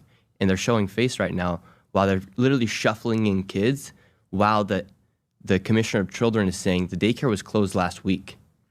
That's pretty wild. Okay, so play this clip, Rob. Go ahead. This is MAGA YouTuber. Why are we giving millions to schools? I've been outside one all day, Hassy. Let's stop giving them our taxpayer money. Yeah, what the hell?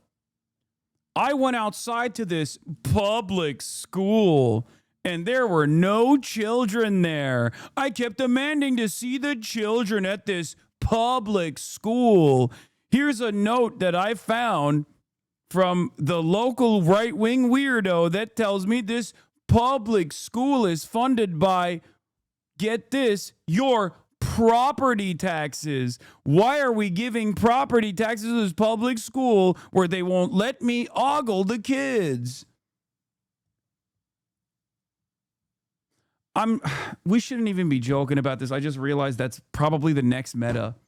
Like, once they unironically destroy the welfare structure, they will inevitably also continue demanding to remove any sort of funding initiative from the public schools anyway. And then they're just going to do that. They're going to be like, actually, public schools are fake too. They're fake and gay. R.I.P. Charlie Kirk. You would have loved dehumanizing Somali Americans. Shirley, back at a daycare in Minnesota, he alleged was a fraudulent facility in a now viral video. People are going to say this is a left or right issue, but no, fraud is fraud. Bro, I'm sorry, but in like 2017, 2018, when this kind of story would happen, most people were like, yeah, that's a little gross. Like, the entirety of the right-wing ecosystem didn't automatically jump on the Pizzagate QAnon shit, okay? They kind of were a little ashamed of it. They would just like kind of sidestep it. They would just like push them aside. And it is so different now. The media landscape is so different now. Now everyone is doing their own Pizzagate. It's fucking crazy. Do you think it will backfire? No, I think it's going to get worse. I don't think it's going to backfire at all, because the reception to this like bottom of the barrel QAnon style fucking conspiratorial supposed quote unquote investigative reporting, getting highlighted by the vice president and getting tremendous amounts of praise, all the way from, like I said, the vice president down to Atriok, who was apparently giving it damning with faint praise, shows me that in the media landscape that we're in, it's only going to get worse, especially because for things to get better, there needs to be an investment in redeveloping consensus reality. And I don't think we have that investment. I don't think anybody is even remotely interested in developing consensus reality nowadays. I think we're just done. I think the insane people are running the asylum.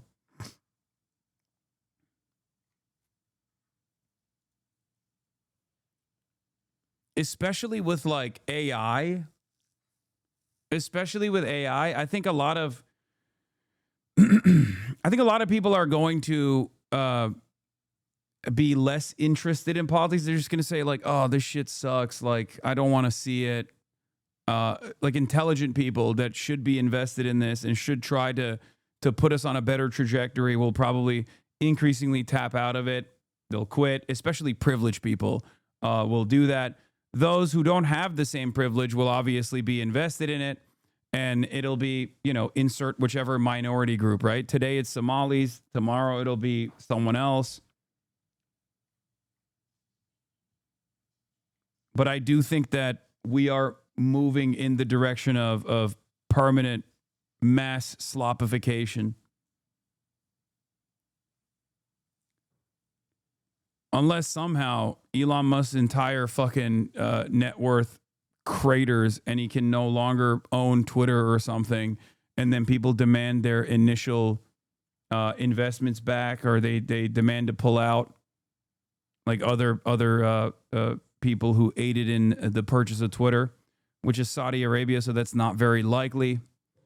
And then, because like Twitter is a big part of where this is coming from, you know what I mean?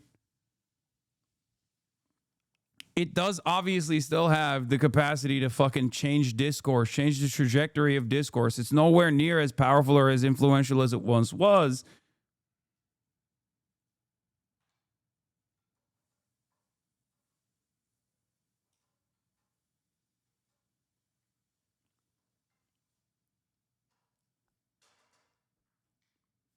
But we're kind of cooked. Dude, nobody I know uses Twitter. That's fine. But this, like $180 million in grants from the federal government was just revoked from the entire state of Minnesota, right? And that happened partially because Elon Musk base boosted the fuck out of this dumbass YouTube video. Okay?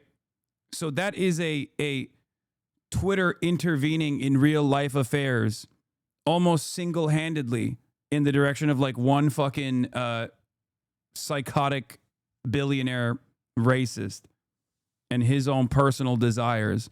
So yeah, you don't have a lot of friends that are on Twitter. That makes sense. I think it's like what, 20% or something like that, maybe even lower than that now. Out of all the social media platforms, it's not the most popular, but it's still a large enough social media platform. It's still a large enough social media platform that it actually, and especially because it's one that is interconnected with all the other social media platforms, that like discourse that pops off on Twitter ends up making its way to Reddit, ends up making its way to TikTok, ends up making its way to your friends that don't consume Twitter or use Twitter. Reddit is another one of these websites that's also obviously heavily botted and heavily influenced by people who can brigade and shit like that. But this is yet another great indication that Twitter does have the capacity to intervene in real life affairs. Trump administration is freezing federal child care funds to all states now.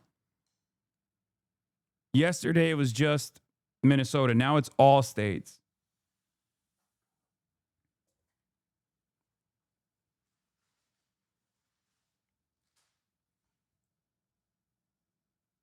It's pretty fucked.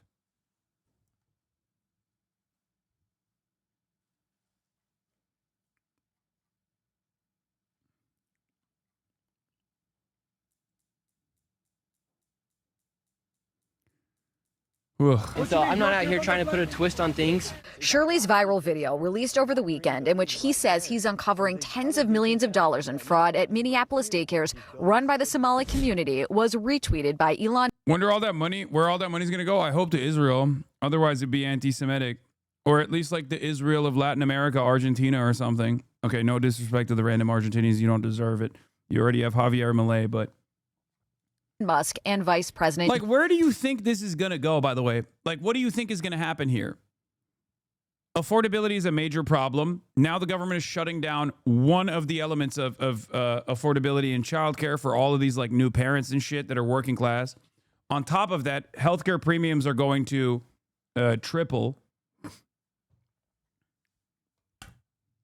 What do you think is going to happen? Eventually, the dam is going to break. People are going to fucking feel the pain. They're already feeling the pain, and it's only going to worsen. There's only so many minority groups that you can throw under the bus in an effort to shift people's attention away from your own ineptitude, right? That's it. What happens then?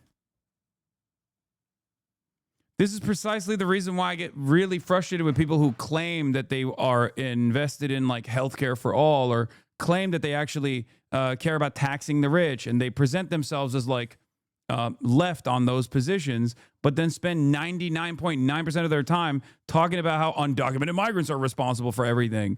Well, you clearly don't care about it then, because you're using the current government that you support and their lack of interest in fixing any of these problems, and they're using their own personal distraction mechanism to foment hatred against marginalized groups and to redirect people's attention away from their financial circumstances back to the anger and resentment that they feel towards random people.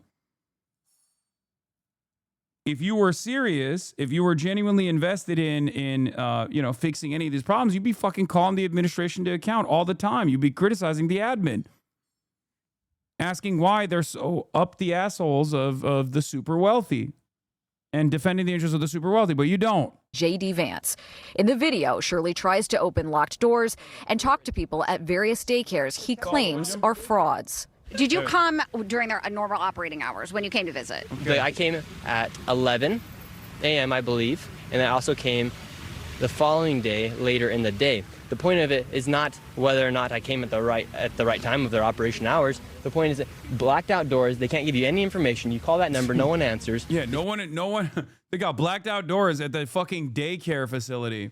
I wonder why they don't make it easier for a guy like me to see the children inside. It's really fucked up. I need to see the kids. If I don't see the kids, then it must be fraud. Freak. I wasn't trying to go inside, and there should be a way for somebody to actually be able to call that number and somebody to be able to answer. These aren't real businesses. But surely you don't think a daycare should just be unlocked. You shouldn't be able to just walk into a There daycare. should be a reception. No, every daycare is locked. Their doors are locked. And so, okay, you bring up a fair point. Then but why can't they actually give me information how to enroll a child? Federal law enforcement has been investigating fraud in Minnesota for several years. Both Attorney General Pam Bondi and FBI Director Kash Patel said on social media they've indicted dozens of defendants. DHS has posted multiple videos of agents they say are conducting a massive fraud investigation. Do you think that federal law enforcement hasn't done enough? I mean, they would say, look, these fraud cases have been going on, but they've already done like 80 indictments. The cases have been going on. So funny. They're defending for Trump years. now. I showed up one day in Minnesota. No, you fucking idiot. They're defending the rule of law. These investigations were not conducted under Donald Trump. You're so fucking stupid, Patrick. At least the guy in front of you genuinely does have like I'm trying so hard to just like use a fancy term for saying he's intellectually stunted or has like a intellectual disability, but like he does, right? You, on the other hand, Patrick, are a fucking adult. You know, you've done your own schemes growing up. Yeah, medically stupid. That's what I'm going to keep saying.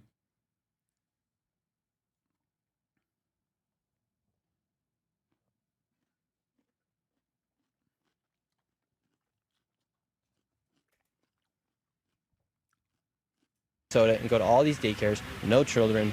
They're receiving millions of dollars. We uncovered nearly $110 million in fraud in one day.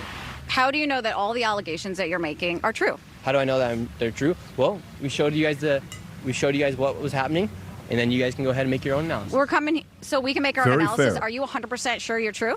Yeah, I am 100% sure I'm true. CNN is looking into Shirley's claims. Hi, my name's Whitney Wild. I'm a correspondent for CNN. We reached out to several of the daycares featured in the now viral video. Only one daycare facility answered and said they are She's a legitimate validating your business. Have you seen the videos, purporting that some of these daycares don't have kids inside? Minnesota Republicans say despite the new focus from the Trump administration, they have been sounding the alarm on fraud for years. We have talked about fraud. We have gotten stories. We've tried to push this forward every way that we You can. can pause it right there. So this is yesterday in Minnesota. Yeah, yesterday in Minnesota. Wow. And you went back to Minnesota because you just told me that you're working on a part 2 yourself. Yeah, because there's a lot more fraud. How much more did you find? Oh, we found a lot more businesses that don't exist. There's millions of dollars. We found we found daycares with more $1 million daycares. I mean, there's literally hundreds of daycares receiving millions of dollars in Minnesota at this moment as we speak. So from the first one, you guys were over $100 million of fraud that you found, right? This guy's a daycare With the second annihilator, one, now bro. that He's like, this is like when this is like when a content creator hits like a fucking really good bit like a TikToker or something, and then they just keep pressing that button over and over, and then you know, the bit runs stale, but they still do it. But this time it's like racialized agitprop. He's just like, he's gonna be the guy, the daycare annihilator, it seems. The recent one that you were there yesterday, how much more did you guys find yesterday? Yeah, he's doing Hawk Tua, but I have to do all I the guess numbers. he's spitting on the daycares. I'll do when I do all my editing, but at least another $10 million. Another $10 million bucks. Okay, so on the other side, while you're doing this, what caused you? And we see this man named David, right? We keep seeing this man named David, who I think yesterday he said, if you want to, I'll put $100,000 for anybody that can prove any of this wrong because this is government document. How did you and David? Rob, is this the clip where he says that? Yep. Do you want to play this clip of David? No, don't call any parents. Yo, who the fuck is David? Why is nobody asking the question, who's this David guy, by the way?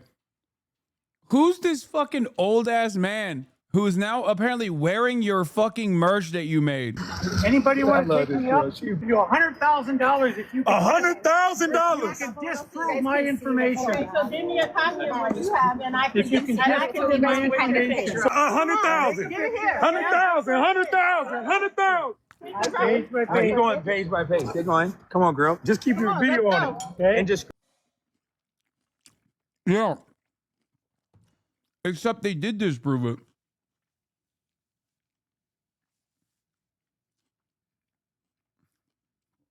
They did. There's children in that daycare facility right now. Give him $100,000 then. Screenshot it while you're going. Let me know when you got it.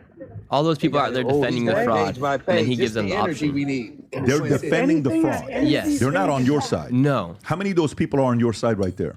None of those people you're hearing in the background. Just you and David and the camera guy? Just me and Dave. Yeah, I was my cameraman. So who's recording you there? That's somebody doing a live stream. That's from them. That's not even yours. That's that Kadra Abshir that's recording you. Yes. Got it. So they're recording you, and he's offering $100,000 to go prove if any of these things are wrong. Yes. So how did you and David get linked up? David messaged me on Instagram, and out of the hundreds of DMs I get, I just opened David's, and he had all the proof. Because I've known about the fraud happening for so long in Minnesota, since back in June. I've known about the fraud, but it's hard for me to go out and get all the information because they make it very hard to get the information. Luckily, David had somebody inside the Capitol who's been leaking him all the numbers, leaking him all the information. Somebody from the Capitol? Yes. In Minnesota? Yes. So all the numbers that David has are 100% correct. And also, they're on the state, also they're from the government. From Brother, that's just the total amount of subsidies that they've gotten from the state. That's not evidence that there's no recipients of said subsidies at these fucking daycares. What is going on? The argument isn't that these places are getting fucking state subsidies. The argument is these state subsidies are not being used on helping parents, low-income parents, put their kids in childcare facilities. That there are no children at all at these facilities is all fucking fake. That's the argument that you made. How are you forgetting your own argument? in the state. But David told me he knew the numbers, and I said, okay, I'm coming to Minnesota. Let's do this video. Line out some of the daycares you'd like to go see, because I know about the fraud. I knew that the fraud was happening. I just needed somebody like David to come that's lived it, to be able to really solidify my claims and my ideas about the fraud that's happening. And you saw the video. Everything we said was true. And this is David explaining the fraud, right, Rob? This is in front of Minnesota. Go for it. Massive fraud is going on here in the state of Minnesota, especially in Minneapolis. Explain to me what's going on with the daycares. So one of the things that I've noticed is there's an exceptional number of child care centers that are set up mostly in Minneapolis, but also in St. Paul. And I said, wow, how many kids are there in the Twin Cities? Some of them are by my office, and I would watch, and I said, well, there aren't any kids there. And I go to another one, there aren't any kids there, and I'd see just some guys, some Somali guys outside smoking cigarettes. So I stopped at one of them, and I said, hey, I'm just wondering, I've got a grandson who's looking for childcare, and I wonder if this might be a good facility. And they said, no, we're all full. And they had the door open, and I looked, and there were no kids. There was like a couch and a table with a couple chairs, and I said, well, are the kids out back playing, or what kind of place is this? And the guy said, you go, and he almost pushed me out the door, and then he followed me down the street to my car. This entire incident, or David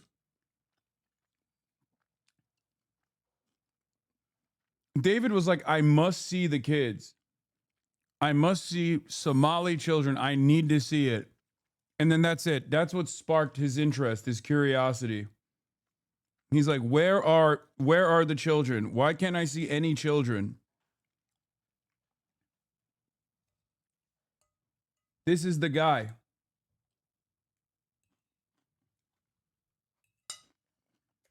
That's when I said, wait a minute, there's something going on here, and that's got to be maybe 5 years ago.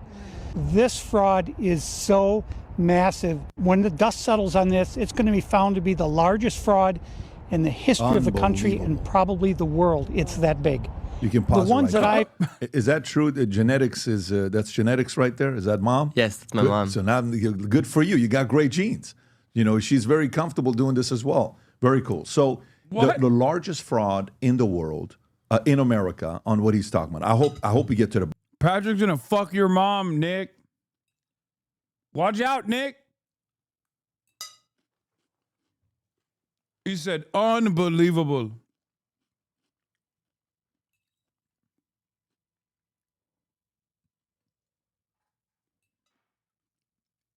Bottom of this. So you and David get linked up, and then you just said, why don't we just go interview? That's kind of how it started. Yeah, I thought when we go, like, we'll walk these daycares, we'll talk to them. But the first daycare we go to, all the windows are blacked out. And I try to open the door. Brother, because of people like you, they do not want peeping Toms. What the fuck is this? I think the other part of this is that, like, this dude has never seen like a low income childcare facility in general. A childcare facility in like a low income neighborhood, like, it's not gonna look great. I'm gonna be honest. Like, it's just, they don't get a lot of funds. Well, they're getting no funds now. Shouts out to your bitch ass for that. Like, that shit don't look like the Four Seasons, okay?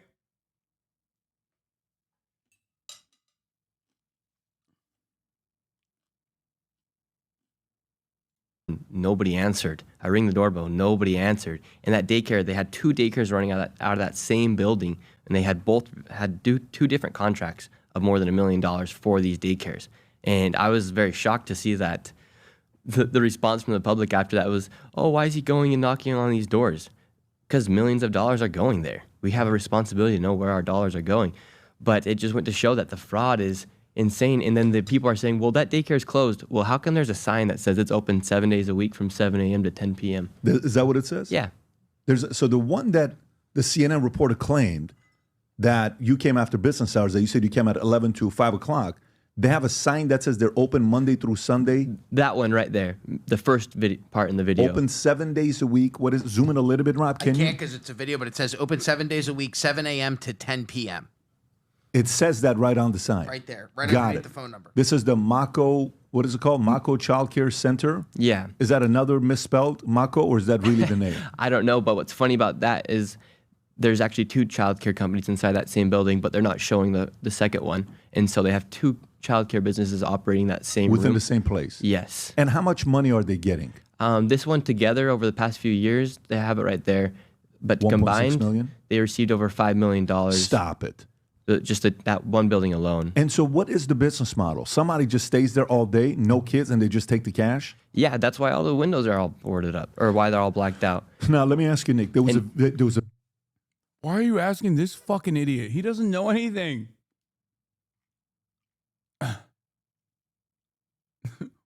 He didn't even. This guy's making money from destroying childcare for the entire country. How does this not result in a pogrom of content creators? Because everyone's fucking stupid. And it's much easier for them to hate on random Somali people than it is to be like, that's crazy that this insane bottom of the barrel slop propaganda and the mass hysteria that it caused allowed the government to do something that they've always wanted to do without any sort of scrutiny whatsoever, which is to fucking eradicate payments for childcare subsidies. Video from 2019. Is it 2019, 2020? You know the video where parents would come, drop off the kids, and then take the kids out a minute later, not even drop them off. Come in, register, then they leave. You know which video I'm talking about, Rob? Yep. And allegedly, they were getting paid. That's the one right there. What year is that video from? It says 2015, March 31st of 2015. This is from 15 Yes. that they've been doing this. So this is a surveillance. Maybe you can narrate to the audience what's going on here. Yeah, so basically what they're doing inside these daycares, I don't doubt that there's one or two or a few children inside these daycares. It'd be very stupid to be receiving millions of dollars and not bring at least a few kids to daycare every day, right? But what they're doing here is they're bringing in children, and then they're then just leaving after a few minutes of being inside the daycare. And I don't know if this is the same video where it shows the guy giving the cash to the ladies working. Do you have the audio in there? So there is one that says they're showing that. Oh, there it is. From that same case, He's handing shows the a cash. man handing out envelopes of what are believed to be kickback payments to parents who are in on the fraud. Where was the money going? I don't know exactly where it went, but it. I'm so confused. Okay. Notice how they have surveillance footage for this? I suspect it came in the aftermath of a concluded fraud investigation.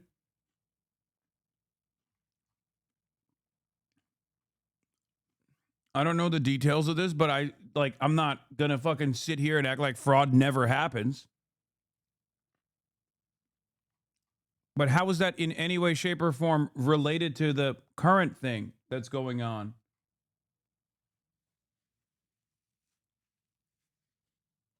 Doesn't make any sense.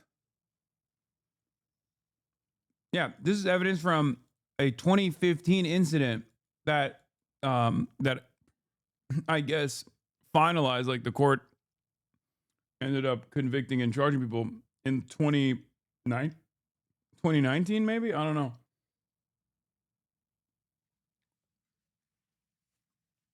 If it even is a real instance, like I don't even understand.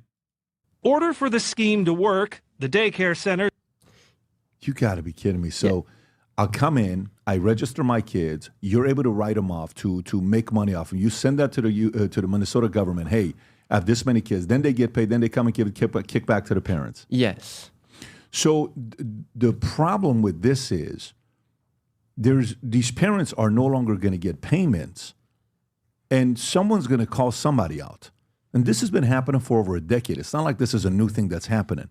How many whistleblowers have been emailing you, DMing you, texting you, getting a hold of you? How many more whistleblowers have gotten a hold of you and David? Yes, so many people have been reaching out that it's been almost like overwhelming to go through all the messages. But the people in Minnesota are so fed up with this fraud because now finally somebody's actually getting it out to the national level, because local journalists have been talking about it for years, but they've never been able to get it out to a national level like I was able to do. And so just the millions of dollars, and if you talk about why they're just giving them cash, it's because the money they receive is tax exempt, CCAP funding, and then these women that are working inside these daycares, they're not. My assumption is that they're not actually on payroll, and that's why 81% of the Somali population is on welfare inside the state of Minnesota, is because they don't actually receive a W-2 or 10.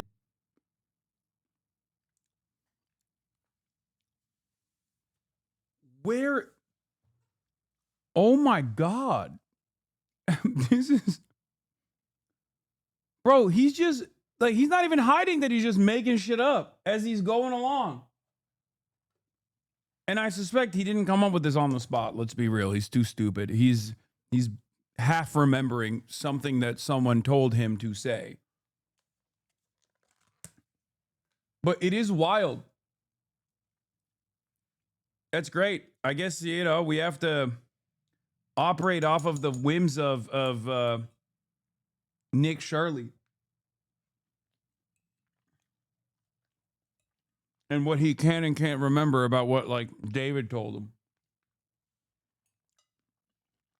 99, whatever it would be, to claim that they're actually receiving an income. Because if you're running a daycare of $1 million, you should be able to pay your person a salary of at least $50,000. You know what I mean? But none of that is documented. No, not that I know of. Because why, it doesn't make sense why there's so many people on welfare if they're making millions of dollars. If you have any questions and you want to Does this guy think every single person, does this guy think all the funds that are coming to the daycare are going directly to staffing? And does he think that every single Somali person just works in a fucking daycare? What the fuck is this argument?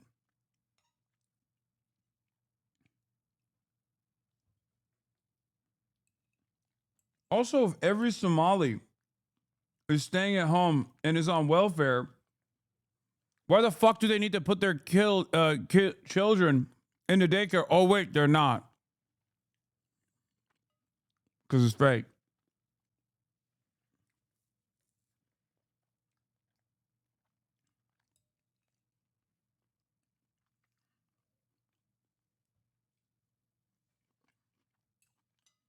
Misophonia chatter here, just reminding you we exist.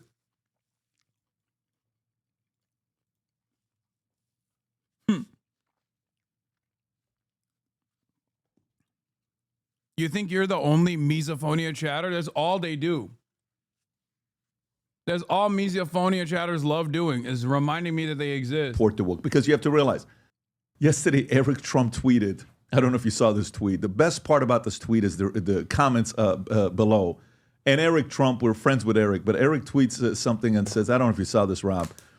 He says, man, people better start getting right there. He said, people better start going to jail in Minnesota. And the most common retweet was, dude, your dad's the president. Like, meaning, you know, you give him a call and do something. But the reality of it is, if an Eric Trump is saying, people better start going to jail. Don Jr. had you on, I think, last night. You were on a show last night with him. People simply want to see if anyone's going to be held accountable or not going into 2026.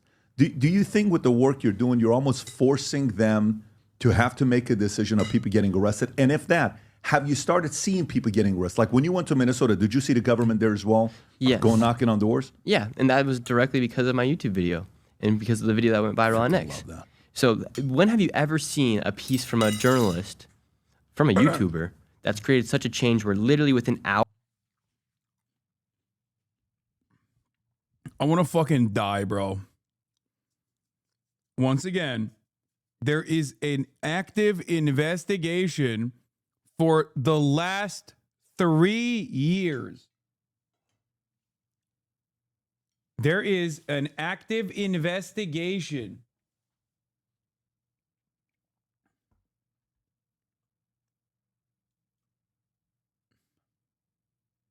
I work in public service in Minneapolis, and we've been getting some interesting calls as of late. Let me tell you. What do I have to do to get some of those fraud dollars? Somalians are going to grape your wives, you maggots, but with an F.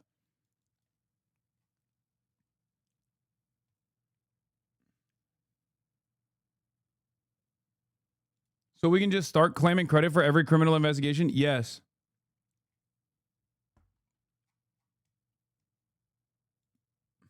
Hours, they launch a full-fledged investigation to go and crack down on the fraud. Is this one of them? Yeah. Yes. Okay, Rob, can you play this?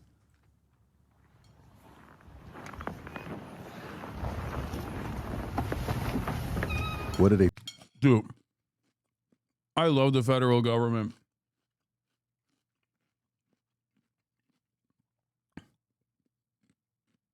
Whenever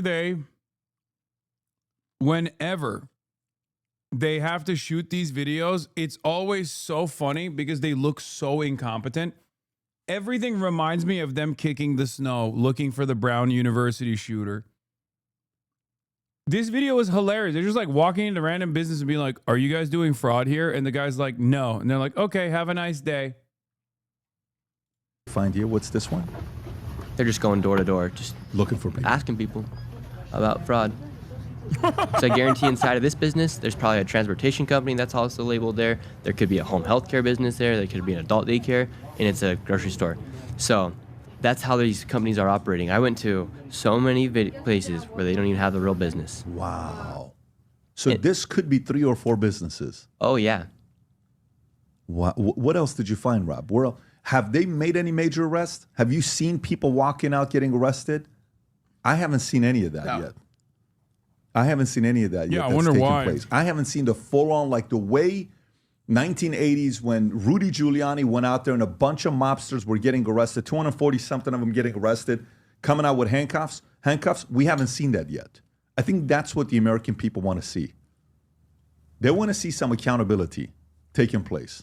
By the way, you know that other video that we played where the guy said, Rob, can you go to the video of the guy claiming that Nick Shirley came at a time that nobody was here, and that's not fair because the time is this, and I'm here. There's kids here every day. I've been here for 8 years. There's always kids here. There's kids here. There's a video right there, that guy right there. So watch this. Watch this video. Go ahead. What would you say to Nick Shirley, the YouTuber, if he was standing in front of you I have right nothing now? against him himself, but I do have something against the rhetoric. It's if you're gonna be a journalist, just have a moral compass. Like, do what you do correctly. If you catch business that are fraud, no one here is with that, or like we don't support that as a community. I don't support that myself. I was born and raised here. I'm not for fraud. Like the notion that, hey, a certain batch of somebody got caught, so all of them support it. It's like, no one. If in any community, any mishaps that happen, the rest of the community obviously doesn't want that to happen. It's a stain on all of our names, as you guys can see. We don't want that to happen. We don't take part in that. We don't like that. We don't want that in our communities. But just to say, hey, a certain company got caught, so they must all do it, and I feel like that's what he's doing. 89%, buddy. I'm not a fan. 2 to 10 p.m. may not be your typical daycare. What do you mean 89%? What is he saying? Is he saying 89% of Somalis are doing fraud?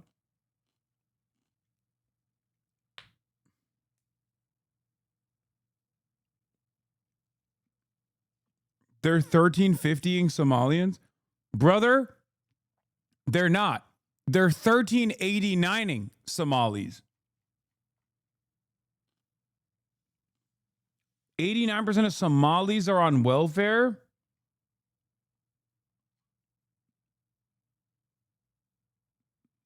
Wait. I don't even know if that number is correct, if that percentage is correct. But what doesn't make any sense here is that even if it was, which I don't think it is, what the fuck does that have to do with fraud?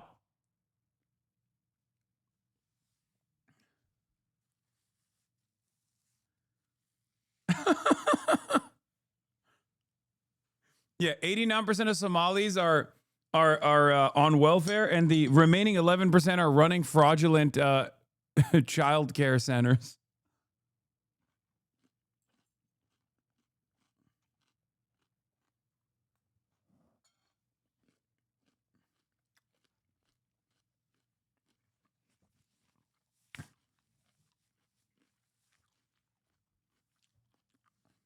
Hours, so can you explain why it is that you operate during these hours? The reason for that is we're after school hours.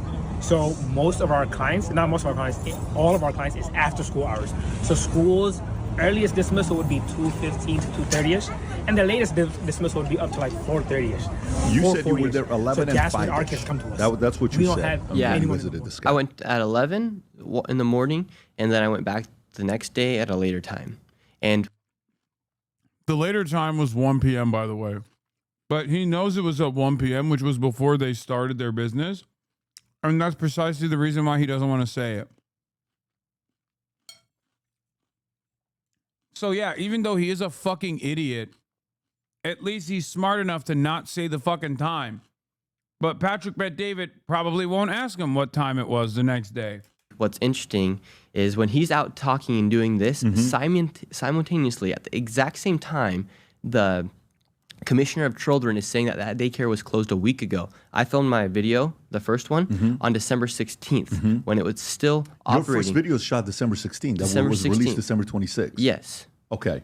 So it wasn't filmed over winter break. It was filmed 10 days before Christmas, 9 days yes, before. and so it was still operating as a business according to the Commissioner of Children.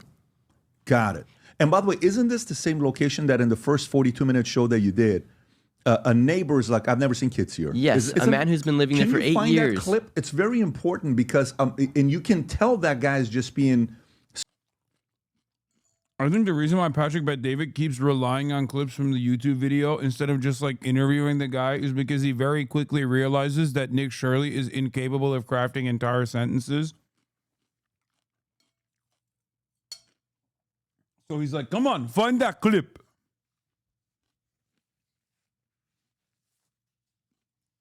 I can't listen to you anymore.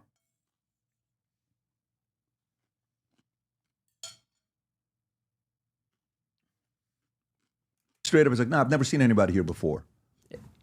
I'll find a time for you, Rob, if you want to look for it. It's timestamped on my YouTube. Okay. Just go to... On your YouTube. Yeah, go to his YouTube channel, so... It's about at... What do you guys think that's taking place here in Minnesota? Go to 1630? I don't think any. Okay. And but basically, this guy's been living there for 8 years. He's never seen a single child. Press skip, Rob. To the right. Okay. If you go... I wonder how Patrick Bet-David has been able to avoid the scrutiny from all the like anti-Brown right-wingers. I wonder if it's because he mogs. Maybe he's got the halo effect because he's so sexy. So that's the reason why like all the people that like hate Vivek and like Dinesh D'Souza and all the other like brown conservatives, they don't really shit on him that much. The podcast is 500K in 7 hours, but these cutout segments aren't that popular.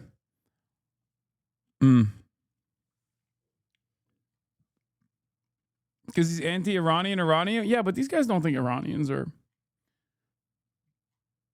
I guess he kind of looks like he could be Italian, you know?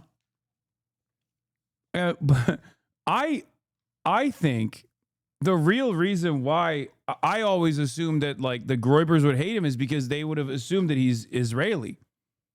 Because Patrick Bet-David is the most Israeli name you can have. Like, it's not even a question. Like, there is not a more Israeli name that you can achieve than Patrick Bet-David. Straight up. So I just always suspected that they would assume he's like, I expected them to say like, oh, he's Jewish, he's Israeli, you know, that's...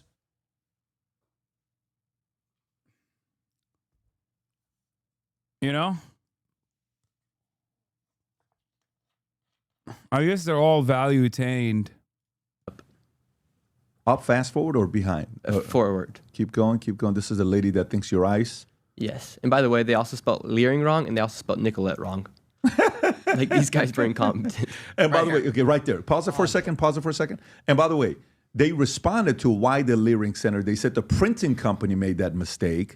And then Rob asked the question, said, if they made a mistake, why'd you put them in the first place? And then they said they went back and they were going to change it. For 8 years. For 8 years. They made the mistake and it was going to get changed. But what happened, Rob? It was too cold outside for them to come. For 8 years? What? They just didn't give a shit. I don't understand why it matters. Like, yeah, it gets the job done. It's a fucking, I don't know. I don't even want to defend this one. This is the one that people got mad at me earlier for saying, like, I am a little bit sussed out by that one because, like, there is is it closed or is it not closed type situation going on with the government, you know?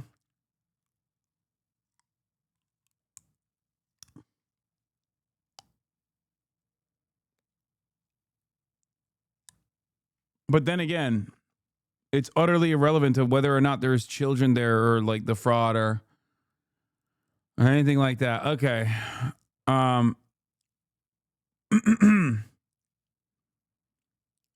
Let's get to 2025 in 8 minutes.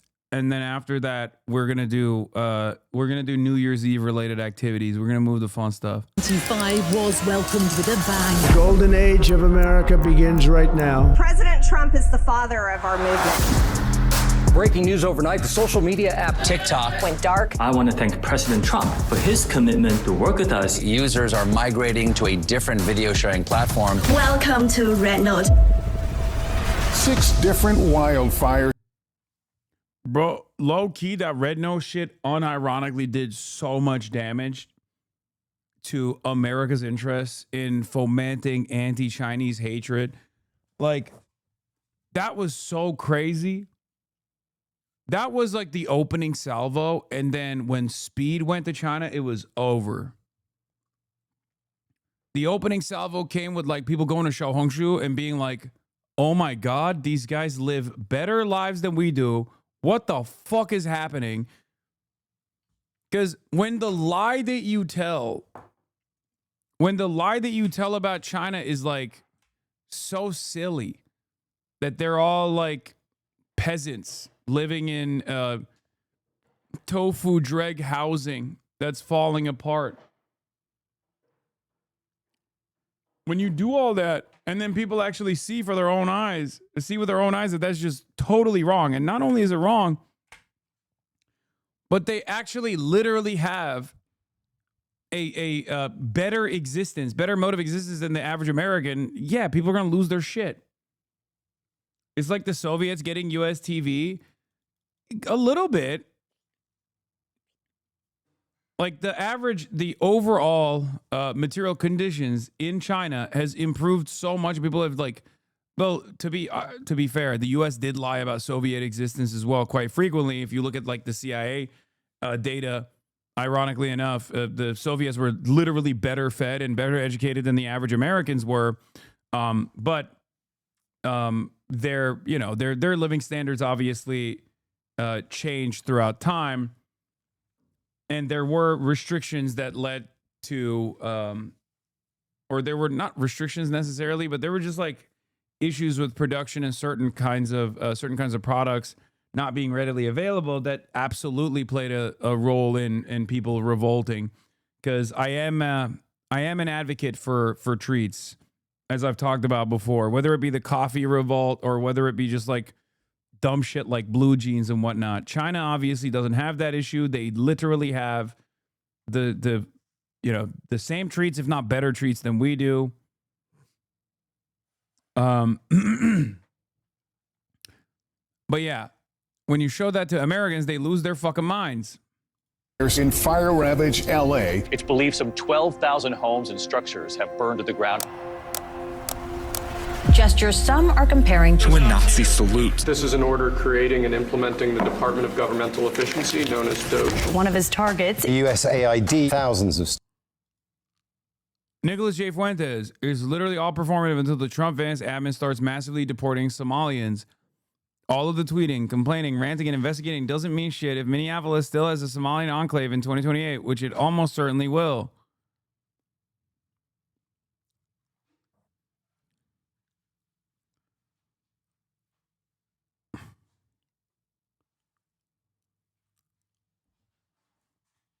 Yeah, and then Nick Shirley responds to Nicholas J. Fuentes. I like that Fox News says I'm a, imminent threat. I'm an imminent threat to America. I'm a terrorist. I'm an anti-Semite. Meanwhile, every fucking right-winger is up Nick Fuentes' asshole. God, what an interesting time to be alive in, man.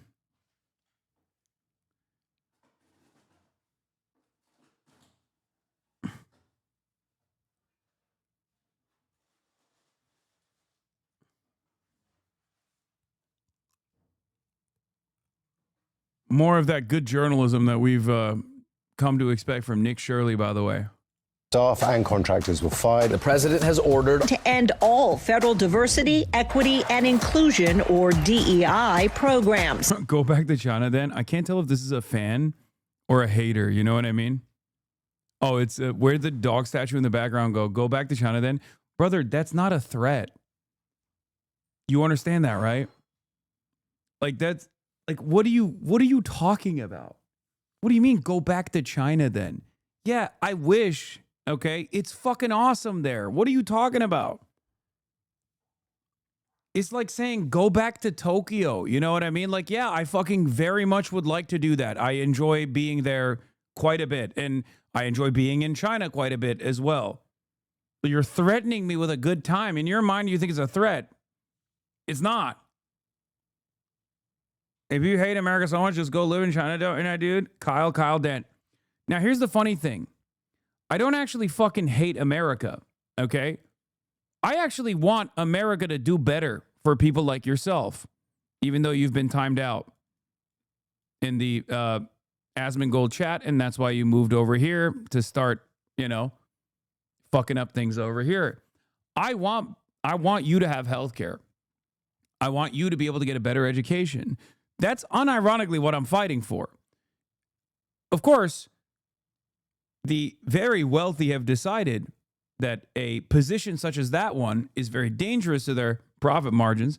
So they make people like you think that when someone says, hey, maybe we shouldn't spend all this money on unlimited wars overseas, but instead we should spend it on ourselves to make sure that we have proper education, better infrastructure, and free healthcare for every single person unconditionally, they say that's terrorism. You're a terrorist. You're a bad person. You fucking hate America. I love China. Okay. It's, you know, there's obviously issues in China as well, but China was awesome when I visited. I enjoyed it quite a bit. But even when I talk about what I like about China, what I want is for America to have those same things. High-speed rail, things of that nature, right? And that's what's so strange about it. You think it's because, you know, I hate America and I hate America so much, I might as well go live in China. But what you don't realize is, the question is, why don't I leave America? Why don't I actually go live in China? Well, that's because I'm a fucking American. This is my home. Are you getting paid by China to spread the propaganda? First of all, if I was getting paid by the Chinese government to spread propaganda, do you think I would just admit that to you? Like, do you think I would randomly admit that to a Twitch chatter? If I was a secretive state operative for America's #1 foreign adversary, are you that fucking stupid? This is the brilliant mind that watches a Nick Shirley video and thinks, well, that's journalism, baby. And no, I wish, but I'm not. I was a chairman for the UAW temp for 5 years. Well, we know you have a hard time admitting the truth, that's for sure. Wait, you were a chairman for the UAW temp for 5 years?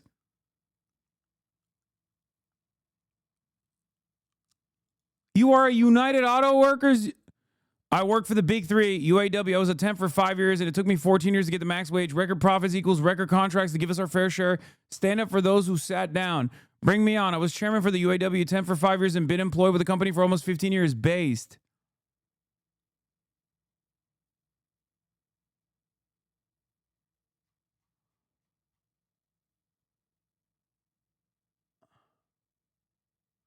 Yo, this is the type of shit that makes me into like an unironic Brandon stan. You know, like the unironic Brandon stans on Twitter that will just like say the most heinous shit about working class Americans, specifically union laborers, where they are like, Brandon did everything in his life to fucking fight for the unions, and then they betrayed him. Like, you know how they talk like that on Twitter? That's how I fucking feel when I see stuff like this. You know what I mean? Yo, this shit got me feeling like bad empanada, where like the average American union rank and filer is unironically a labor aristocrat that also must be fought. It got me thinking like fucking, you know, my war is not with the American capitalists. It's with the American working class. You are my enemy. Straight up. I mean, how the fuck are you a part of one of the only solid unions in the goddamn country, led by a brilliant man who I love, okay, and admire? Shouts out to Sean Fain, okay?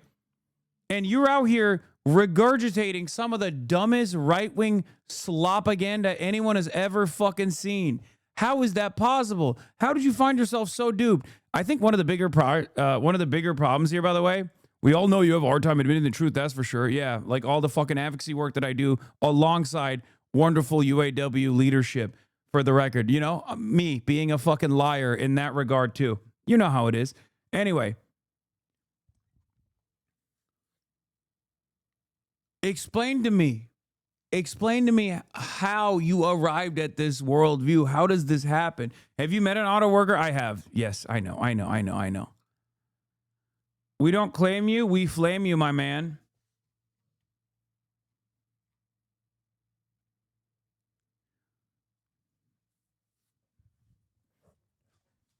You do know I know a lot of people in the UAW, right? Both rank and filers, but also people in the leadership. Like, this is the one area, this is unironically the one area where, like, I do put a lot of fucking effort and work out there. You know, maybe you can fucking take the boot out of your asshole for a brief moment. It might be interfering with the fucking synapses up here. The fuck?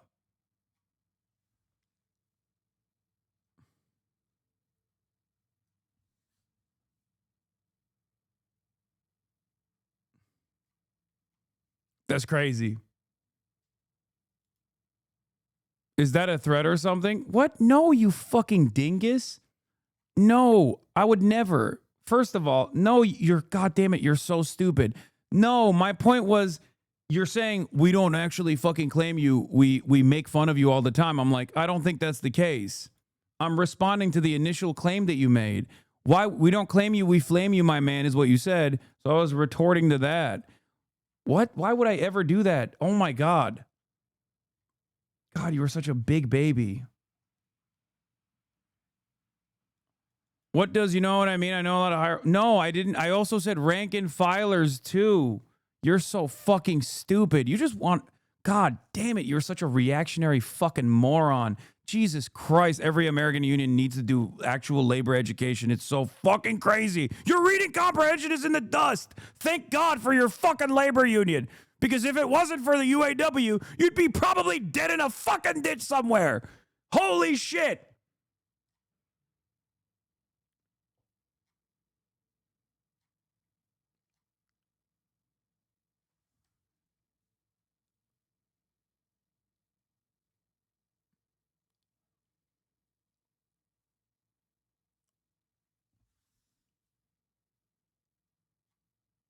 Jesus Christ.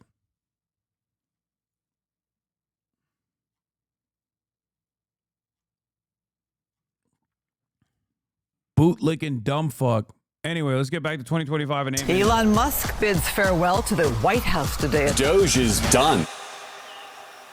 Bro's just fighting against his own chat. Jeffrey Epstein files were released last night. Many of the documents were heavily redacted. Houthi PC small group. They were running a war plan on a messaging app and didn't even know who was invited into the conversation. Houthis is short for who these idiots running our government? The deadliest plane crash in more than 2 decades in the U.S. Claim the lives of over 24 athletes, coaches, and family members. We cannot just let this break us. Turn now to the Super Bowl halftime show. Kendrick Lamar will be the first solo hip-hop artist to headline. Gaga set the world record for the highest attended concert by a female artist. 2.5 million fans attended it. Puerto Rican superstar. I can't get over this, bro. I literally, the guy who was like, yo, please have me on. I'm a fucking UAW guy, has turned into a Trump hog. How is that possible? I can't get over it. I cannot get over it. Hasan, why are you a terrorist supporting streamer? I hate Israel, okay? I hate Israel. I do not support terrorism. I can't get over it. How the fuck? No, I'm serious. Guy goes from like, oh, dude, UAW contract negotiations are happening right now. Have me on. We got to talk about it. To like just a fucking Adolf Hogler over like, what, 2 years with a president that didn't do shit for you. How is that possible?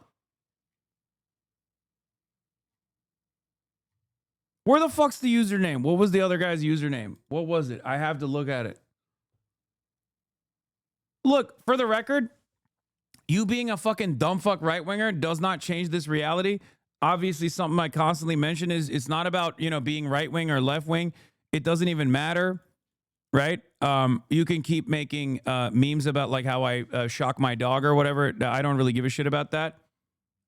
But I am genuinely confused, genuinely shocked, if you will, about how someone becomes like so right-wing. Even after, like, this is something I genuinely want to understand. Like, how the fuck does a UAW guy turn into this much of a goddamn hog? How is that possible? Can you explain that to me, please? Instead of fucking crying like a pathetic bitch, by the way, implying that I was like trying to threaten you or something. How'd that happen?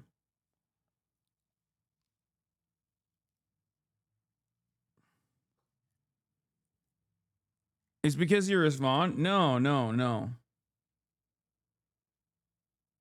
Wait, he's right. Come back to China. What up, Eric?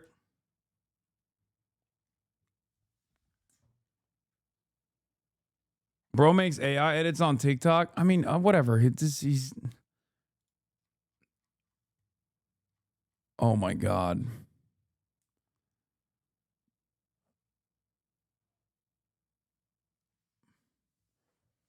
I guess people join unions for their own interests rather than collective interests. No, of course, right wingers join unions because they want to have ownership over the fucking surplus labor value that they're generating. And there's no other way to do it. And he understands that. Look, record profits equals record contracts, give us our fair share. So like fundamentally, he understands this concept. I just don't understand how it doesn't extend to anything else, right? It just doesn't make any sense. Like how? Like you do understand it, unless you're just like repeating a slogan that you didn't fucking, that you didn't really internalize.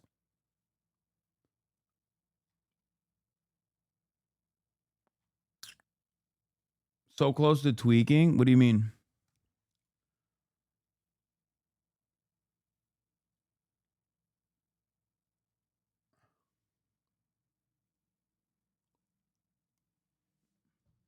You know, if you keep debating children, people will start questioning how competent you really are. I mean, this is not a child. This is actually an adult. Straightforward. Most union laborers are hogs, not socialists, especially since Citizens United pulled labor out of political speech and boosted corporate personhood. They don't see unions as leftists. I learned that the hard way in New York City DSA labor working group. No, I know that. I know a lot of the fucking rank and filers are hogs. I just don't.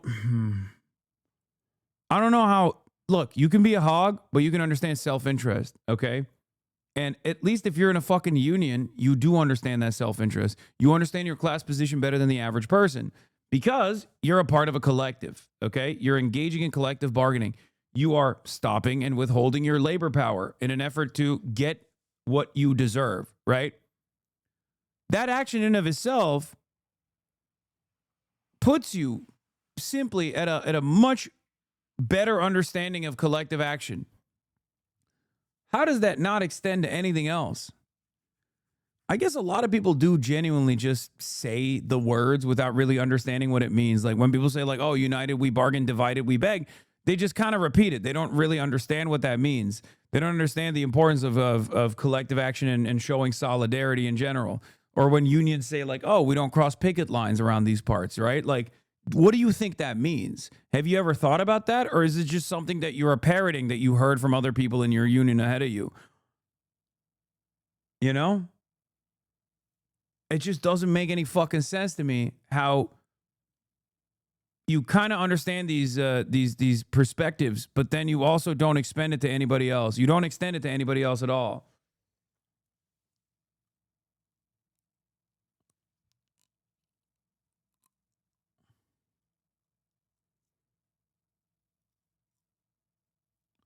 Also, the other side of it is that, like, you know, UAW's got hella fucking diversity in it too. He's most likely a 10-7 leaver. Look at the timing. I don't think any fucking union guy at the UAW is that invested in Israel, brother. I'm not even asking about that. I'm just asking like how you lack class consciousness while simultaneously having more class consciousness than the average person in America, given your position in a labor union. Whatever. What are you going to do?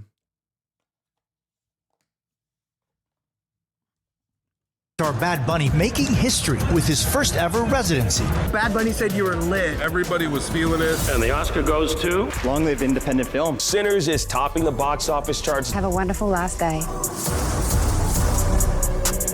A man charging at Ariana Grande as she walked a red carpet. K-pop Demon Hunters, the movie, Netflix's most streamed movie of all time. Wow. People waiting on long lines for hours.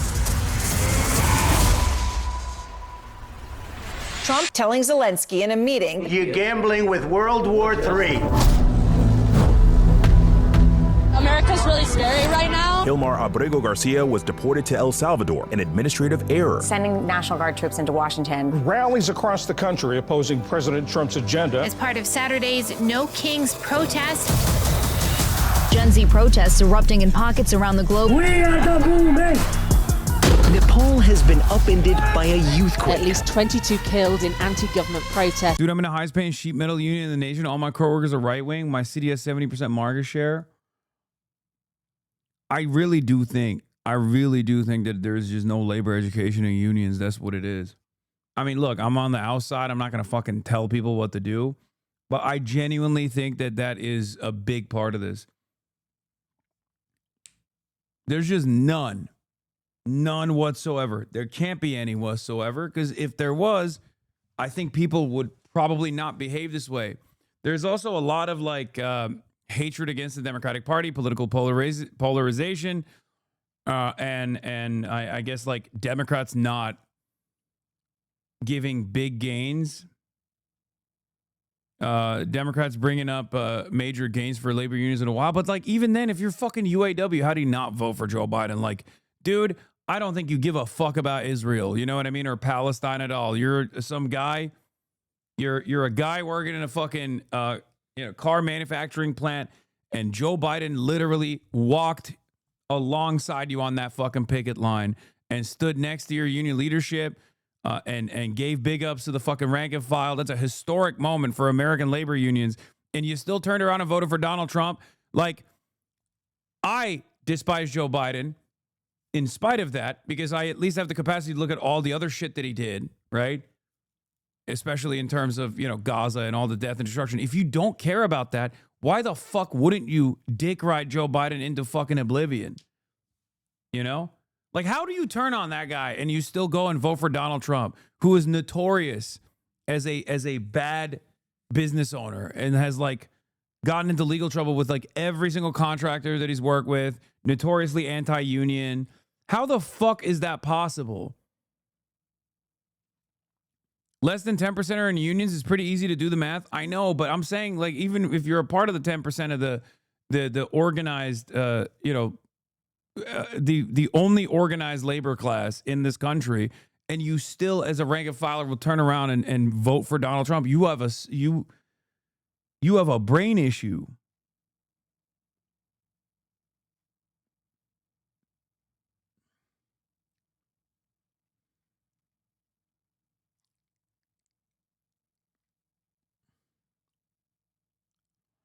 I don't know, man.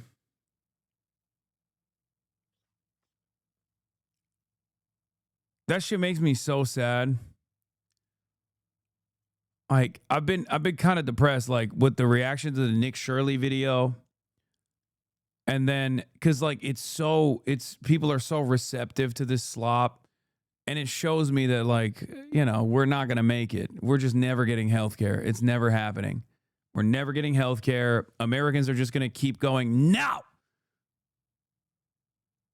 It is a real black pilling moment.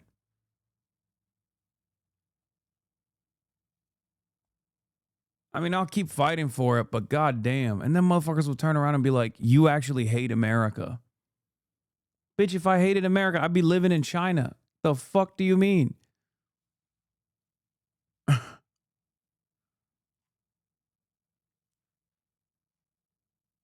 God damn. Fucking Happy New Year's, everybody. On the streets of Madagascar. Growing questions about what caused that catastrophic ship crash into the Brooklyn Bridge. Astronauts Sonny Williams and Butch Wilmore are back on Earth. King of Space! I feel super connected to love. Free for the win and Last night in Game 7 of the NBA Finals, he tore his Achilles. The NBA champion resides in Oklahoma City. Coco has conquered the clay.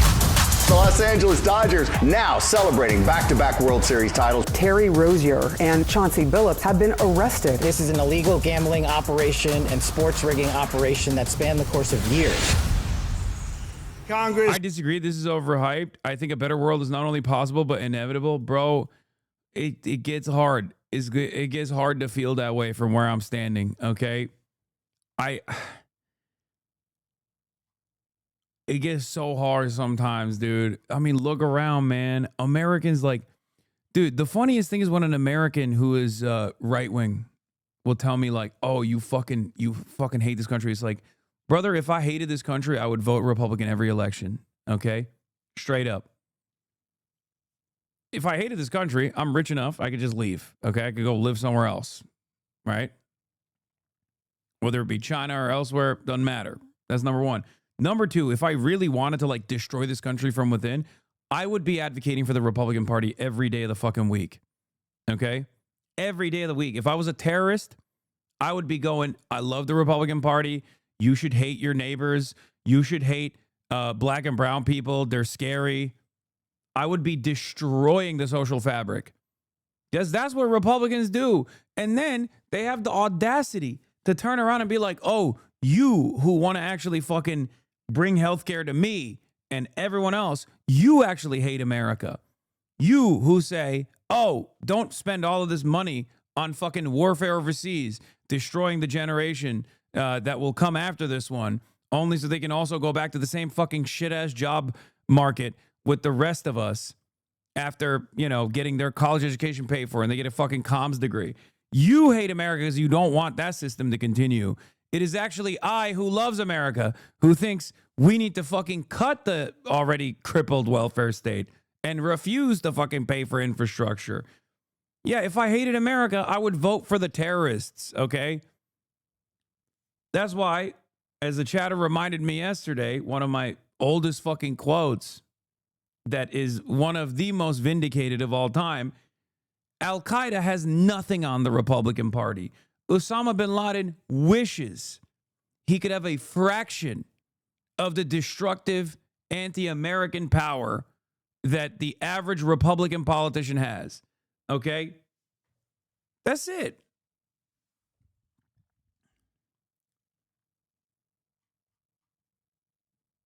Straight up. These motherfuckers are robbing you blind every day of the week and giving the benefits back to the fucking wealthiest people. And you're over here talking about Somalis or Guatemalans or fucking undocumented migrants. You're so duped. You're so stupid. You're so blind. You're so easily malleable. You're so persuadable. Trans people. You know? Immigrants. Yeah, dude, they're destroying the country. Totally. And not the rich guy telling you that they're destroying the country, who's basically robbing you fucking blind. It's the easiest trick, too. It's the oldest fucking trick in the book. Richest man in the world is getting his talking points from this. That is what is needed to stop the fraud. Yeah, richest billionaire on the fucking planet agreeing with the right-wing sentiment. This should be a wake-up call for anyone that works a real job that has been hounded by an asshole fucking boss. This is the boss of all bosses, okay? And he firmly and unconditionally agrees with the sentiment that it is actually the Somalis that are robbing you blind and not people like Elon Musk. How is that not a wake-up call for you? Because if you can't fucking comprehend it at that point, and if you actually hear him say those words and you go, oh, he's just like me for real, actually, it turns out he's pretty dope, then you're a fucking loser. You're an idiot. And you kind of deserve the conditions that you exist in.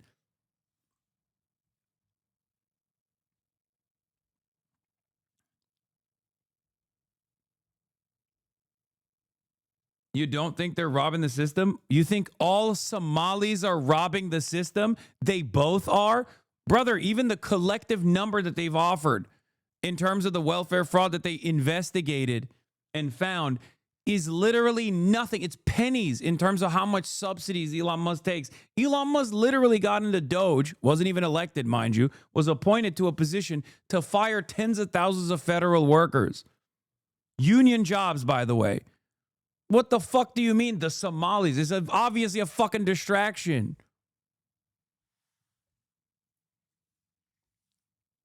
That's what I don't understand. You got people working day in, day out. You got nurses busting their asses. You got teachers that have to do fucking Uber at the end of the night, okay, in order to make sure they can buy a Lego toy set for their children when Christmas comes around. You got the president running around saying, you get one less doll this year. It's not a big deal. Why? Because we did the tariffs and it's going to liberate the economy. Everything's getting worse. All these fucking rich assholes are running around consistently telling you it's not them. It's not people like Elon Musk. It's not people like Donald Trump. It's not their wealthy fucking asshole friends who are in the White House day in, day out. It's not Larry Ellison, David Ellison, people that own every single thing from the media down to every single industry. And they're openly telling you, ha, it's the migrants. And you fall for it every fucking time. How do you fall for it every time? It's the ultimate sucker position. You're a mark. You're a rube. It sucks to hear this, but you really, really are easily manipulated. And it's those who always think they're free thinkers, those who always think that they're not as easily manipulated, that unironically get manipulated by people like this.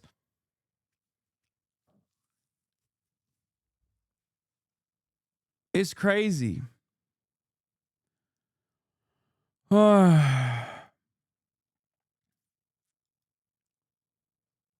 Yeah, Elon Musk, net worth before Doge, 400 billion. Net worth after Doge, 749 billion.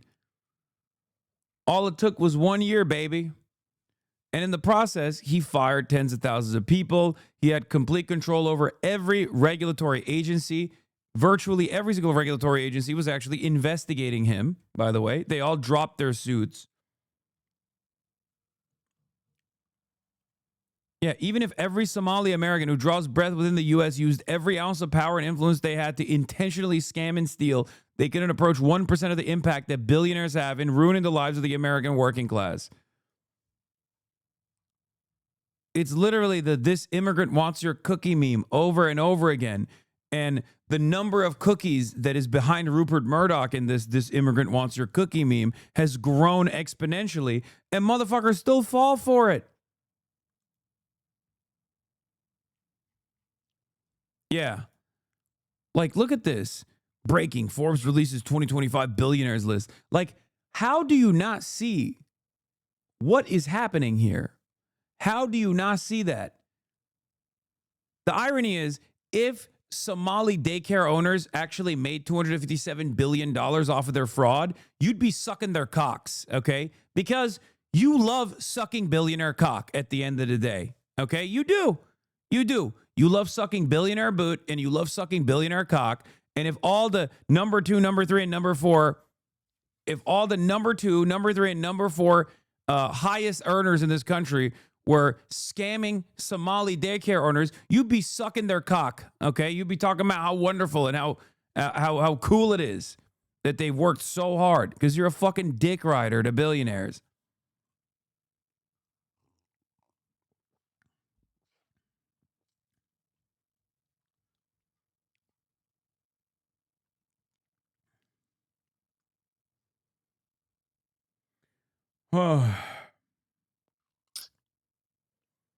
All it takes for the average American to immediately immediately fall in love with a billionaire is to go on the Joe Rogan Experience one time and be like, "Oh, I'm just like you. I also fucking hate immigrants. They're weird. Also, I'm an immigrant from Africa, but don't look at that. I'm white, so it's fine.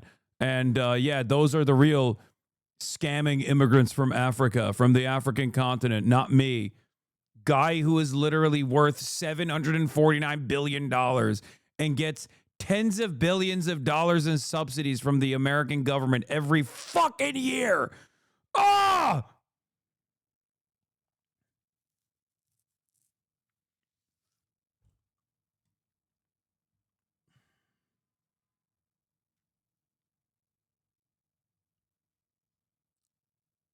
fuck, man.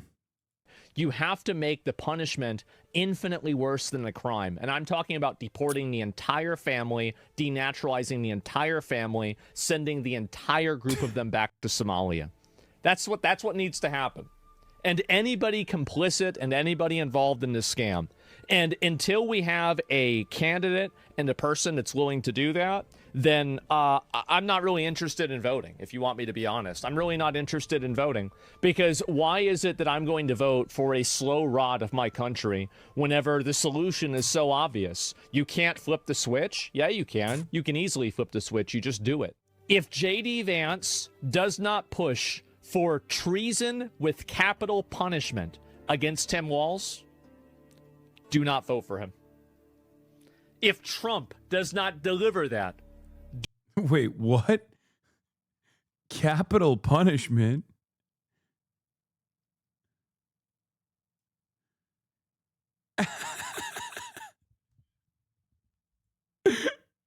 J.D. Vance must kill Tim Walz, or else I will not vote for him.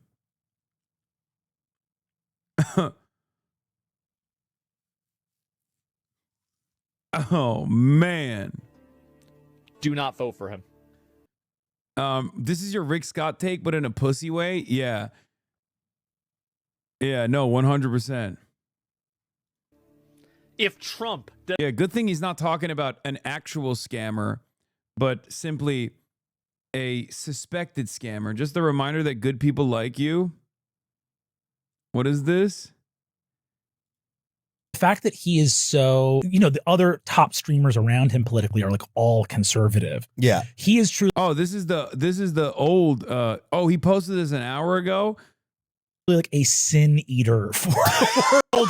Just like, I'm just looking at like, he is like the ones who lift weights in Omalas. He is like fucking. I know what you're talking about. Yeah, no, we've cursed him to sit in that room, sit in that little room of his and watch MSNBC all day long, 10 hours a day. He makes 150 grand every time he does it, but he cannot leave his little room. Yeah, what is he doing with the 150 grand? He's got to be in front of the computer for 8 hours again tomorrow. The rest of the house is empty. Grabbing kids on the way to the manosphere alt-right pipeline and shunting them off into the left. Like, no, get back. I think this is the other side of the equation, which is that like right-wingers understand the importance of you know, mouthpieces and propaganda, like even down to the dumbest guy, which is part of the reason why they praise Asmongold in the same way that Brendan Lee Mulligan's praising me here, where it's just like, he's not doing anything with the money. He's just still fucking working every goddamn day. Right-wingers see that. That's why they love Asmongold, where they're like, oh, he's just, you know, he's not doing shit. You know, he's not doing shit. It's not like he's fucking, you know, dominating entire industries with that or anything like that. He's just still doing this thing every single day. Meanwhile, people on the left, on the other hand, they are like, oh, yeah, you're right. Fuck that guy. Fuck him. There's no value to someone doing this. Fuck him.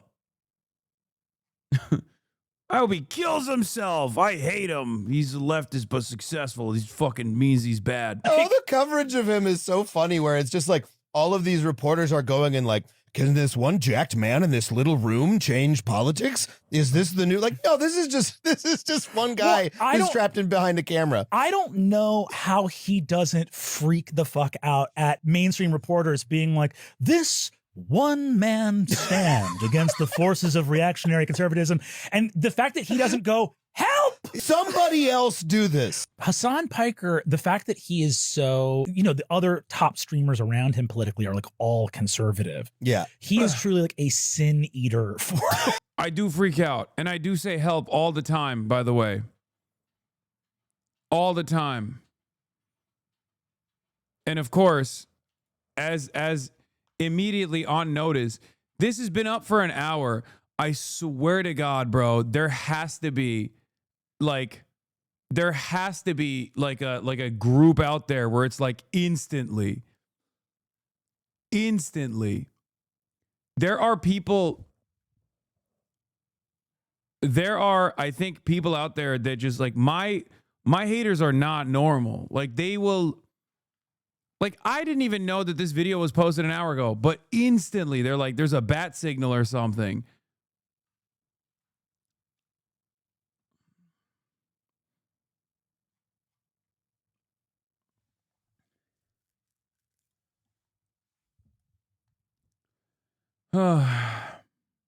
They are definitely bots. I've seen replies in seconds that have like 30 likes within seconds.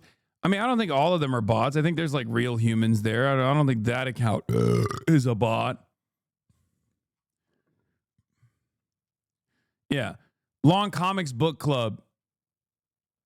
If Hasan Piker is the best that the left has to offer, the male models were already lost. The man has more controversies than buttons on a shock collar remote.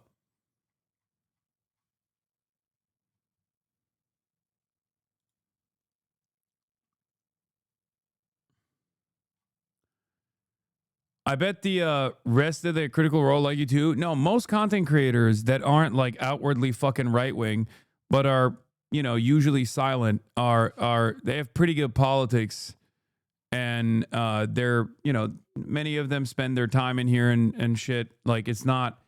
I know that.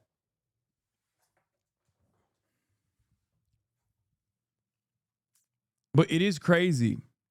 And what's also crazy is, like, if there was a equivalent situation where someone was like talking about XCC, it wouldn't drive this much discourse. Like random content creators, like if a random content creator like I don't know, Ron or something, Stable Ronaldo does a collab with XCC, ain't nobody's talking about like how he fucking promoted Donald Trump or does like gambling streams or anything like that, or Speed, any number of these people. But if there's a video of me with Ron, every single comment will be like, I'm so disappointed in you. I can't believe it. They all become like little SJWs all of a sudden. Wait, what is this? You didn't know? All your ops has this on their Discord servers. All they do is key in Hasan Piker on your social media handles. Wait, what the fuck is this? News.gg? Server count? What does this mean? All your ops have this on their Discord servers. All they have to do is key in Hasan Piker or your social media handles. It's just a Discord app.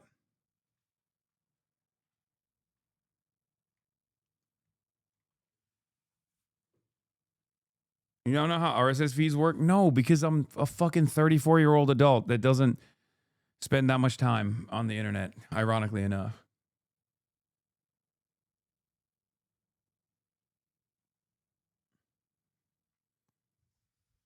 It's just a Discord app. It just listens for your name and adds everyone.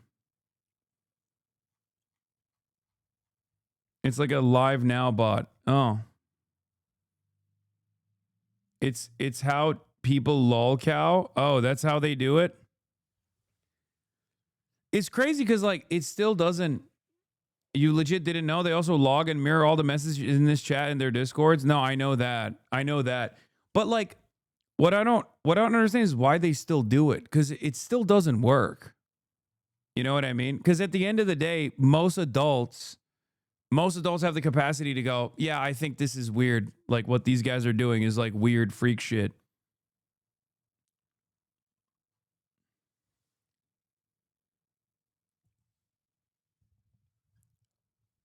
You know, I don't get it.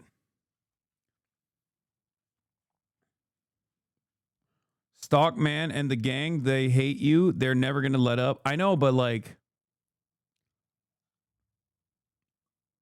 it's all just sentiment manipulation. But even then, it doesn't fucking work, you know? I think the goal is more so to piss you off or make you insane all the time. Again, it doesn't work. I live a pretty good life, you know? The question I have is, especially in this year, as the year 2025 is turning and 2026 is around the corner, the question I have for people that engage in this kind of stuff is like, when you look back at the end of your life, are you going to say, I didn't fucking do enough bot posting to try and ruin Hasan Piker's image on the internet? Like, will that be in your final moments? Will you go, I wish I spent more time in Discord servers cyber stalking my least favorite Twitch streamer?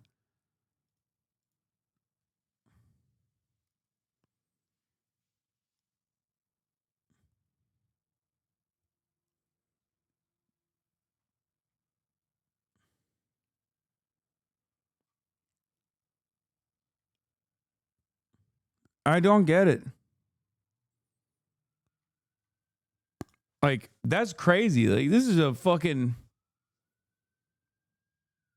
Yep. What? Hasan praises terrorism and gave Bernie Sanders a U train? Really losing respect for Brennan. Should praise the more effective, realistic political commentator Destiny. This is just ignorant. Hasan literally does nothing to fight against conservatives, though. He just acts like a super capitalist without actually doing anything besides making the left look absolutely insane.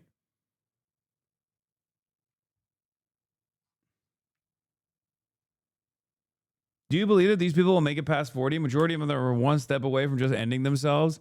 I don't know. Probably.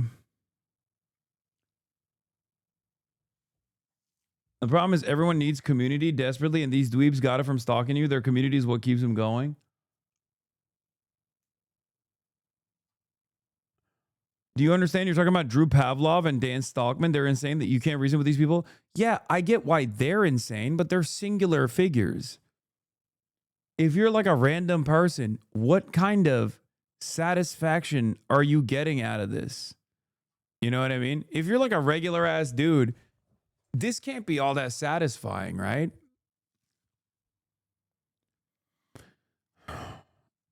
That's it. That's all it is.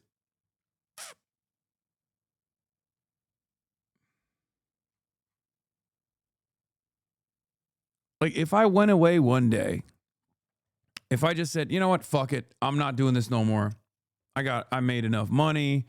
I give up. I can't do it. All this stuff. And I just fucked off and left the internet. I'm sure you would celebrate for a little bit if this is what you're doing, right? If this is like your main ambition. But how fucking sad would your life be like the next day? You know? You'd have nothing. You'd have to find someone else. You'd have to find someone else to go after.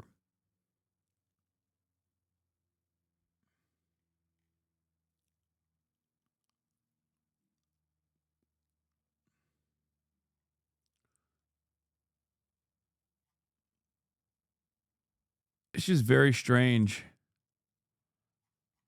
Alex Jones, here we come.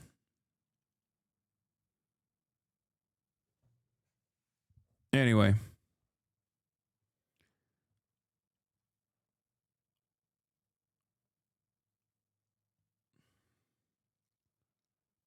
Also, I don't think you'd be giving up if you wanted to go live a chill life. I think a lot of us have to understand that, by the way. No, I'm not doing that anytime soon. Let's be real.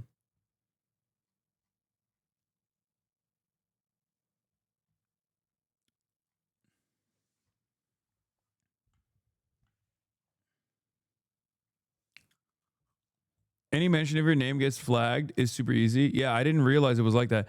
I always wonder because, like, from my perspective, I've talked to other content creators. When they see that, they don't think, oh, wow, you're a bad person. They think, oh, wow, you have insane stalkers. Because content creators understand what stalkers are. Just like members of the media understand what stalkers are. So a lot of these guys think they're being slick when they go, hey, I'm a big fan of you, but actually this is really fucked up that you did that.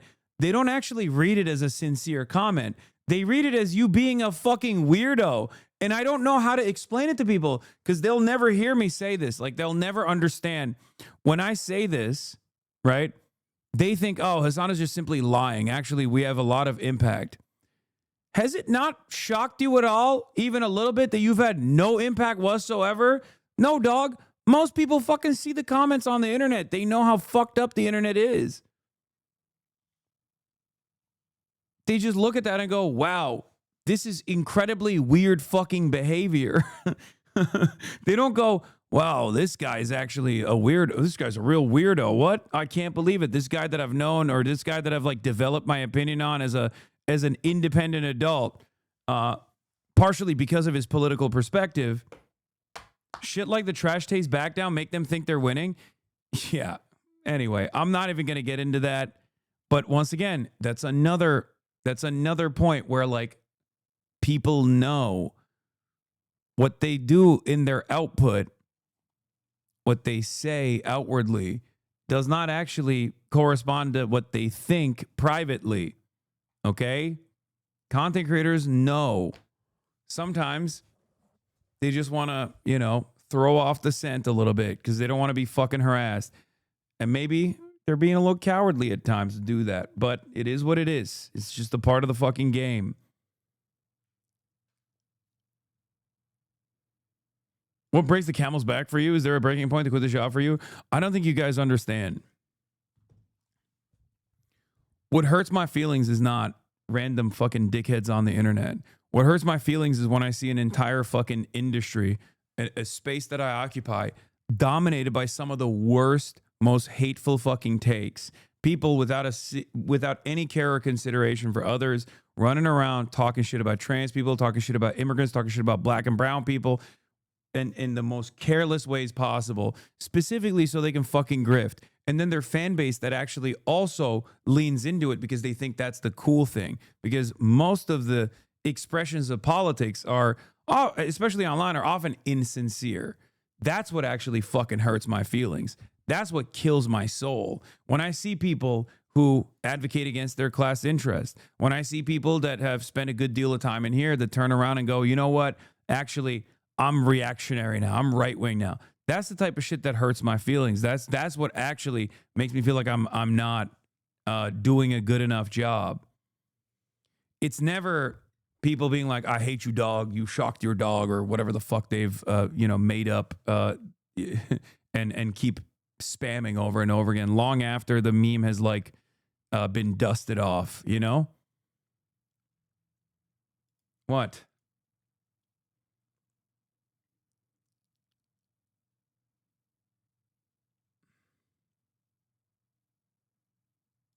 What is this? The recent controversy is a troll account that claimed you wore Israeli shoes and a certain community wasted their entire afternoon trying to verify a troll post. Scroll up already has been discussed. This can't be it. It has a metal buckle with a side tilt. Oh, nice catch. They're pretty popular here, so I'm guessing Burks. So does anyone have a link for the not one? You either find an exact match or no match at all, kids. So we're doing some shoe comparison analysis today. I see. Keep up the important work, everyone. Loner Unbox. Lonerbox, never tell me to do a Asmongo clip. All those clips get downvoted as fuck compared to Hasan.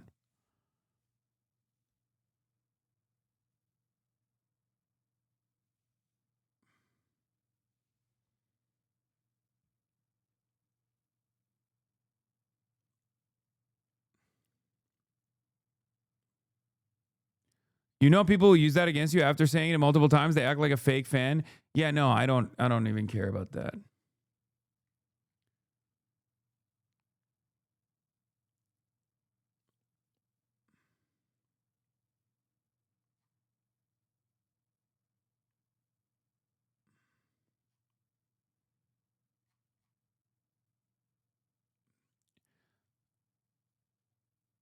I don't know. I just wish all these guys would, use their time and energy on something a little bit more productive, whether it be like trying to, I don't know, advocate for Democrats or something. I don't know. Or reading a book.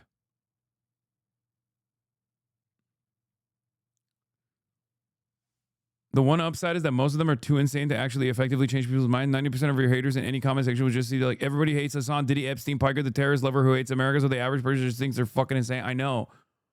Because they are, though. That's the problem. They are fucking insane. That's an insane thing to say. Passed the one big, beautiful bill to make America great again. Meanwhile, regardless of your fucking hatred for me or whatever, the world is still dog shit and only getting worse. Signing the bill, the one big beautiful bill. This is Cheesecake Factory menu, Howard. This is for the lunch and after, okay? I'm getting bang bang tacos. Give me this. Markets plunging. Hollywood is remembering Val Kilmer. Legendary singer Ozzy Osbourne has died. Gene Hackman and his wife and dog found dead in their home in Santa Fe, New Mexico. Diane Keaton has died in California. Hollywood director Rob Reiner and his wife Michelle are found dead in an apparent homicide. Pope Francis has died. Just a day after meeting with J.D. Vance. I think we can say this is white smoke, and they have selected a pope. Leonem decimum quartum. This is stunning. It is an American Monsignor. City's twinning, Casper Keynes. I think her ad is fantastic. 6'7" is dictionary.com's word of the year. 6'7". The CDC's advisory panel was completely overhauled by Health Secretary Robert F. Kennedy Jr. New numbers show the measles virus spreading like wildfire. Acetaminophen. An earthquake caused devastation in Mandalay and other cities. This is why I said if I hated America, I'd vote Republican every fucking election and would tell everyone to do the same. Okay? This is it. This is the best example. I mean, RFK Jr. alone, he's bringing biblical style plagues to the United States of America.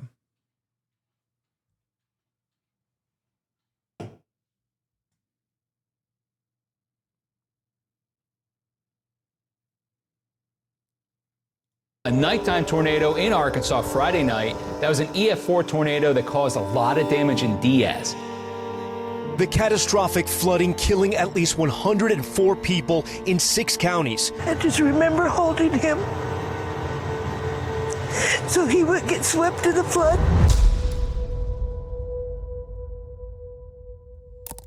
North Korea's leader Kim Jong-un has arrived in Beijing. As the Chinese President Xi Jinping is showing off his country's arsenal and military might to the world. It's called Deep Seek. NVIDIA Down big. President Trump just gave NVIDIA and AMD the green light to sell chips to China. Hamas and Israel have reached a ceasefire. In Rafah, At least 31 Palestinians have been killed. those who are supposed to represent us are betraying all oppressed peoples of the world. Famine has been declared in Gaza. The Gaza famine. The first images of those 20 Israeli hostages turned over. Chaos and horror on a college campus. Charlie Kirk was shot. The alleged killer of Charlie Kirk reportedly confessing to the assassination. Jimmy Kimmel Live. Will be off the air, quote, indefinitely. I absolutely have the right to Free speech. free speech. It's so important to have a free press. Yo, the Jimmy Kimmel shit literally ended Charlie Kirk, by the way. Look, Axios did a data chart on height, like search interest in a given topic, indexed to 100. Okay? Obviously, the popping thing was the Palisades fire. Then Donald Trump said around the same time that he was going to annex and invade Greenland. And then the inauguration blew up, and Elon Musk blew up alongside the inauguration. And the interest in Elon Musk continued because he was at the inauguration, did the double Sig Heil, but then also did Doge, right? And it peaked here when the Doge stuff ended. Meanwhile, DEI was explosive in the beginning as well. DC plane crash was also big because of the Ronald Reagan thing. The Ronald Reagan airport crash. Hold on, I'll zoom in a little bit so you guys can see it. RFK Jr. interest waned a little bit after the beginning in his appointment. Gaza continued peaking, but now it's actually going down, right? It's going down after the so-called ceasefire. That was the whole point. Doge really blew up.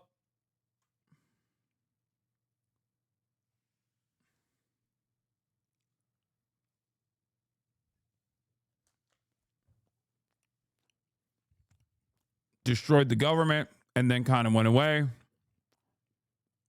Zelensky at his peak in the beginning when he came to America and had that crazy back and forth where JD Vance came in and said, will you say thank you? AutoPen has peaked from, I mean, not peaked, but like had his little moment from time to time. Tariffs really blew up. People still searching for it. Signalgate was huge. Pope Leo, Real ID, Golden Dome, Biden cancer, Kilmar Brega Garcia was in and out of the news. That was a pivotal, that was, I think, a turning point for the way people started looking at immigration too. That was a big fuck up. And then you had the ICE, you had discontent against ICE. That never fully went away as well. But, you know, the LA riots or, you know, the LA protests, that was another turning point, I think, for a lot of Americans. You had Israel, Iran.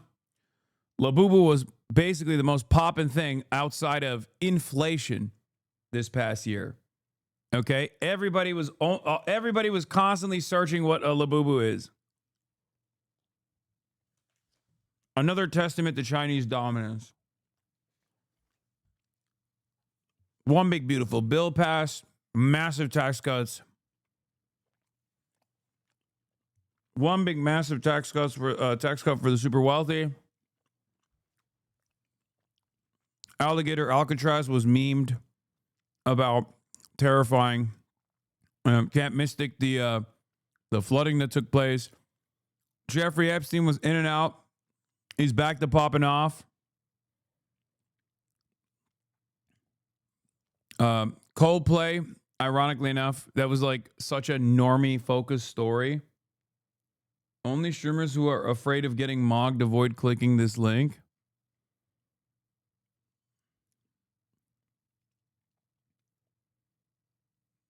These fucking cats have Marty Supreme jackets and I don't. What does that say? Where was it? Yeah. Coldplay was like the biggest normie story of all time. Obviously, everybody loved that shit. All the normies loved that shit. All the boomers loved that shit. It was a coworker story. Don't know why Jeff Bezos was so relevant here. What the fuck did he do? Am I forgetting something? Is it because of the marriage? The wedding? That's how much he popped off? Oh, because he went to space and he got married. Well, not went to space, but his wife went to space. Jerome Powell. Sydney Sweeney had her little peak moment with the My Jeans situation. Inflation obviously was the most poppin' thing, most consistently Googled. Redistricting was asked about. I guess Taco Trump, maybe? Is that what it is? K-pop Demon Hunters banged as well. Taylor Swift engaged. Had a big moment, when we were moving into September, August to September. Cracker Barrel had a big moment as well. The revamp of the branding, which was so stupid. And then boom, Charlie Kirk assassination. Now, the reason why this is actually very interesting is because look at how little people were Googling Charlie Kirk. And then he peaked, and then it's over. And why was it over? Because they went so fucking heavy-handed. They went so heavy-handed with the Charlie Kirk reverence that they went after Jimmy Kimmel.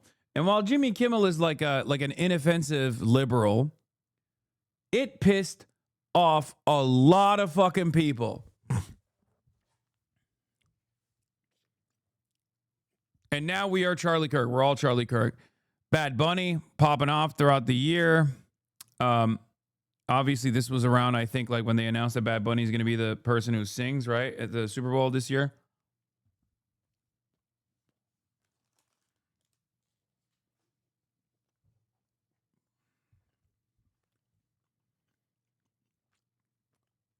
No King's protest. We were there. East Wing seemingly was a huge deal for a lot of normies. Lure Vice, 6-7. Snap. A lot of people Googling Snap when they were trying to cut Snap during the shutdown. Zoran Mamdani, obviously. Government shutdown. AI bubble. Marjorie Taylor Greene, and then the Brown University shooting. And you are here now. And now the thing people are talking about is, I guess now the thing people are talking about is the Somali fraud.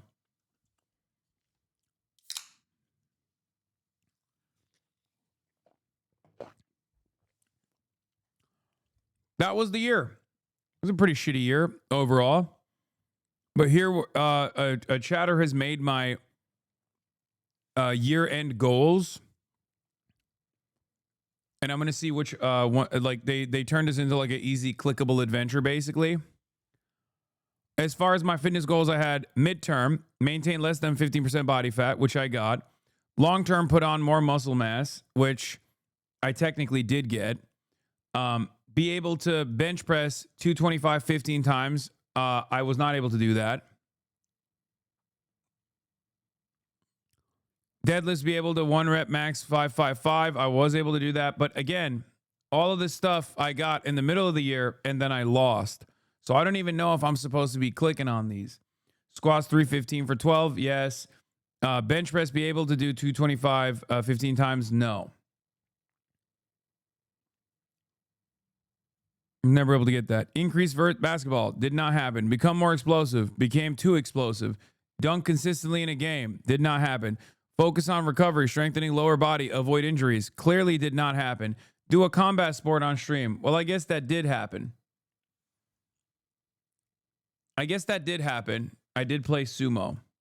Dancing lessons with other content creators. I did do that, but not frequently, but I have done that. DreamCon. Yes. These were the content goals. Yeah, I did Wing Chun. I did sumo. I did do combat sports.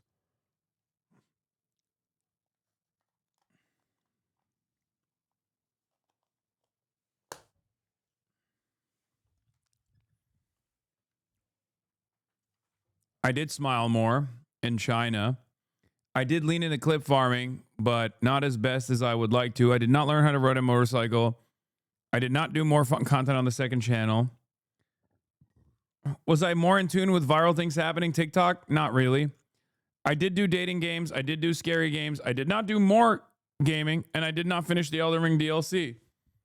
But I did do dating games, and I did do, well, I didn't do scary games. I'm not even going to click on that. Fuck you guys. You're right. I love that you're so unbothered by your goals. Yeah, I mean, these are a shit ton of goals. Every year I set goals for myself, and every year I don't achieve many of them. More TikTok exclusive content, unless it's banned, it won't be banned. Okay, well, it didn't happen, but I didn't do really a lot of TikTok content. More community content. Okay, buddy, 2 times a month, Chat Vice Monthly, P.O. Box, dating profile review. Didn't do any of that shit except for Chad Vice, and it wasn't 2 times a month. But I did do more Chad Vice this year. I did not look at Okay Buddy once this year. How crazy. You know what? We're going to roll that into 2026. How about that? More b-ball content, fixed shot with lethal shooter. I did do more basketball content, but I did not do any of the, the lethal shooter one. What is this? Unk squat. Check this out.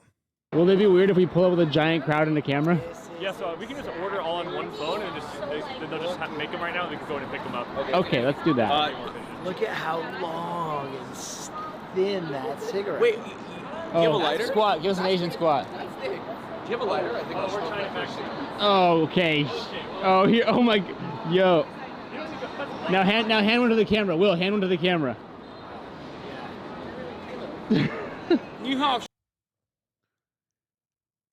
God, those streams are so dope, dude. Holy fuck. Oh my God, bring me back. That's why whenever someone says like, bro, why don't you go to China if you love it so much? I'm like, oh my God, I fucking wish, dude. I fucking wish. God, that shit was so dope. You did the Asian squat so perfectly. You are a white Chinese. I agree. I don't know why I'm going over these goals again. I had done it already, but I guess it's the end of the year, so we might as well do it again. But yeah, more b-ball content. I did do more basketball content, but I did not actually fix my shot with lethal shooter. Focus on more fun React content, more collabs, reshape community to have more diverse fun, fun tent. Bring back TV show React Meta. Didn't do that. Get at least one high-profile interview that seems insane. Definitely did that. Swim with the fishes to defeat your fears. Cooking streams with Cutie, no. Cosplay with Emaru, no. Travel stream with Nick Pollum, no. Maya Zoo review plus Davi, no. Jeff Nippard, no. Squeezy, we did. Nothing with Queso. More feared and shared experiences, we did do that. 2 out of 8. Travel goals, Japanuary, yes. China, yes. Thailand, no. France, twice. Vietnam, no. Korea, no. Canada, no. 3 out of 7. Kaya goals, take Kaya to experience snow for the first time. Didn't do that. Kaya's second birthday, did not. We didn't do a birthday party for Kaya for her second birthday, right? Nope. And didn't do any of the Kaya goals. I am truly abusive. 0 out of 3. I am actually this right. I admit it. I was abusive to Kaya this entire year. Take more time off streaming. Did not happen. Well, let's take a look. Actually, now that we're nearing the end of well, it's literally the last possible time we can do this in 2025. Let's go to Sully Gnome. Let's find HasanAbi. And let's take a look. 365 days, right? Boom. So average viewership shot up in the last 365 days. Hours watched went up. Followers gained went down. I gained 32% less followers this year, and my peak viewership went down as well. Obviously, the reason for my peak viewership going down is because last year we had my career peak, which was the election, right? He hates us. Oh my God. Wait, what do you mean? Why? We have the stats in the year in. Oh, really? Well, I was going to take a look at like whether or not I actually, in comparison to last year, hours streamed went down 7.4%. So I did take more time off. There you go. I will be checking that box. Self-care 1 time a month. I did definitely do that. I took Sundays off. Get less angry at chatters. Less focus on bait unless it's funny. Definitely didn't do that. No more cursing. Lamau. Hire PA. Sure. Get a new car. Generate more positive vibes. Have people be more charitable to you. PR year continues. Okay. 4 out of 8. Next year, we're going to be able to do the New Year's prediction via Kalshi. Oh, shut up. Oh, here are the predictions. Grand Theft Auto 6 is delayed. Marvel Rivals meta, dead meta. Click. Trump gets Bibi to secure hostage where North Gaza is permanently annexed only to re-up and rearm Israel as it increases hostilities in the West Bank to perma-annex the West Bank. Check. Aggressive prosecution in direct violation of the First Amendment over pro-Palestinian sentiment. Worse than even Brandon. Check. Mamala writes her book. It sucks. Everyone makes fun of her. Career over. Check. I know last time I said Marvel Rivals meta dead, everybody got mad at me. There's still a lot of people playing it, but it's like meta-wise, it's not as poppin'. Like Arc Rivals is the meta currently. I don't know why everybody fucking constantly gets mad at that. No liberal resistance. Unk Raiders. Did I say Arc Rivals? Arc Raiders. Fuck. I'm sorry. No liberal resistance this time. Trump and Trumpian far-right politics are now the norm. Institutions that previously would present themselves as liberal now behave openly and outwardly right-wing. I wish I could get extra points for how right I was on that one. Trump, Elon, Fallout, crash and burn, check. Thin-skinned, China, Elon's connection to China. That wasn't true. That it wasn't over Elon's. But it was because they were thin-skinned, but it wasn't because of Elon's connection to China. Mass deportation initiatives are started but never reach the numbers Trump promises since it's quite negatively impactful on the economy. Also check. More celebrities are openly Trump. Check. TikTok doesn't get banned. Yup. Benjamin Netanyahu doesn't get locked up by the ICC. Trump will go to great lengths to protect Israel. Yup. Trump sucks. Will cause the right-wing content market to continue growing, but will set the stage for their inevitable demise. The inevitable demise is actually started. It's actually started at the end of this year. If you recall, we've been watching it pretty closely. At least one massively consequential natural disaster. Check. We are fully gearing up for war with China. Liberals who previously critiqued Trump will defend him on his initiatives in this direction. Not on the tariff front, but they have been noticeably absent from the conversation on everything else. So that's a little bit, I mean, that's like yes and no, because they don't say anything about Venezuela. So I do think that's a W, because Venezuela is also about China, and Taiwan is also about China, obviously, and they definitely are on board. Tariffs are also against China, but tariffs are the only thing that the liberals have complained about. So I will say yes on this. I mean, New York Times literally wrote an op-ed saying we have to go to war with China. Depending on how EU reacts, either American hegemony is permanently shattered, or of China, because the EU to also treat what? I don't know how you rewrote this prediction, but there's something in here. But or China, because the EU to cause the EU to also treat Trump like a savior. Yes, their fears that China have caused them to treat Trump like a savior. I was wrong about this. Okay. PP victory for China was wrong. Or, I mean, for Canada was wrong. I was obviously wrong about that. That was the only thing I was wrong. Europe far right swing continues. Yes. Canada will not be annexed into the U.S. Yes. Security agreements over Panama and maybe Greenland. No annexation. Yes. So with the exception of one, I got 19 out of 20 predictions correctly. Packwatch was bad. Joe Brandon got ass cancer, but he's not dead. Nancy Pelosi also not dead. Mitch McConnell already dead. RFK dies in a weird way where it takes a long time to figure out what did it. Joke prediction. None of that worked. 0 out of 4 on Packwatch. It's dick cancer, but the ass part of the dick. Okay, well, regardless. I always notoriously get the Packwatch wrong. Liberals replacing Trudeau with Carney was a huge part of PP losing. I think that happened after you made that prediction. Yes. I don't think it was. I don't think Trudeau had been replaced at that point.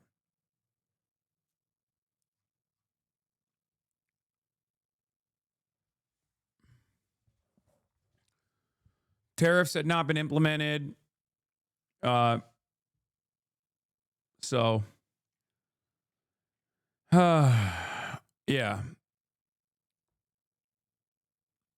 So, yeah, 19 out of 20 predictions right. I'll take that.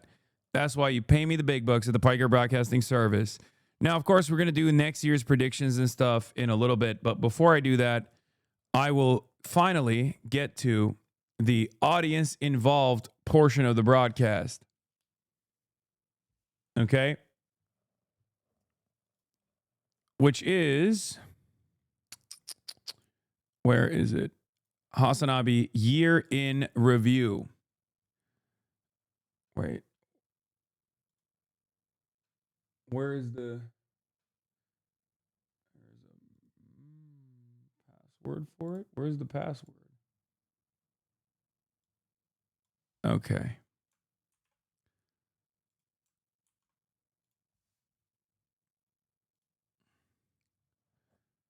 Wait, HasanAbi year in review. Should we do Gamba? Sure, let's do Gamba.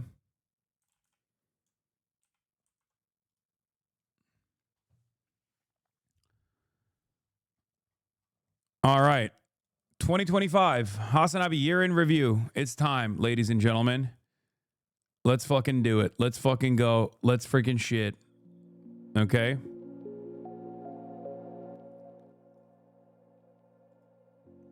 Brought to you by Frogan, website by Not Your Average African.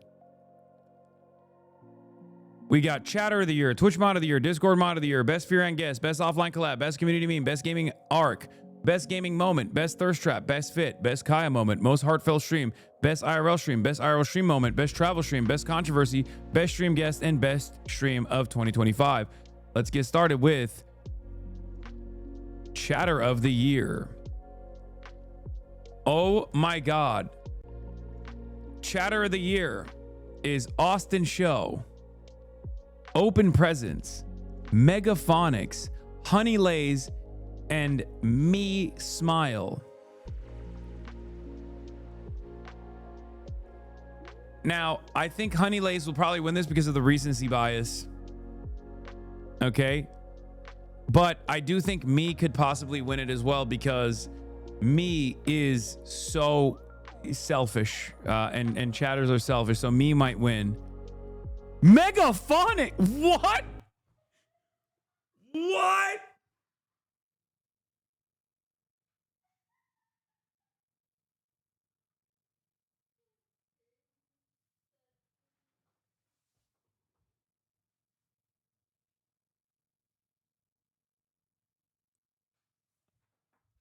How is that possible?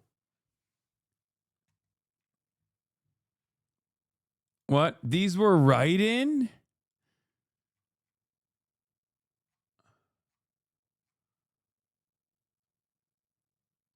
What the fuck? This is also the one time where Megaphonics is not even in the chat. Oh my God. He's probably out there with his wife right now, enjoying life. No Elon Musk links to send me. Megaphonics is going on vacation with his wife for her birthday. Why do you know that?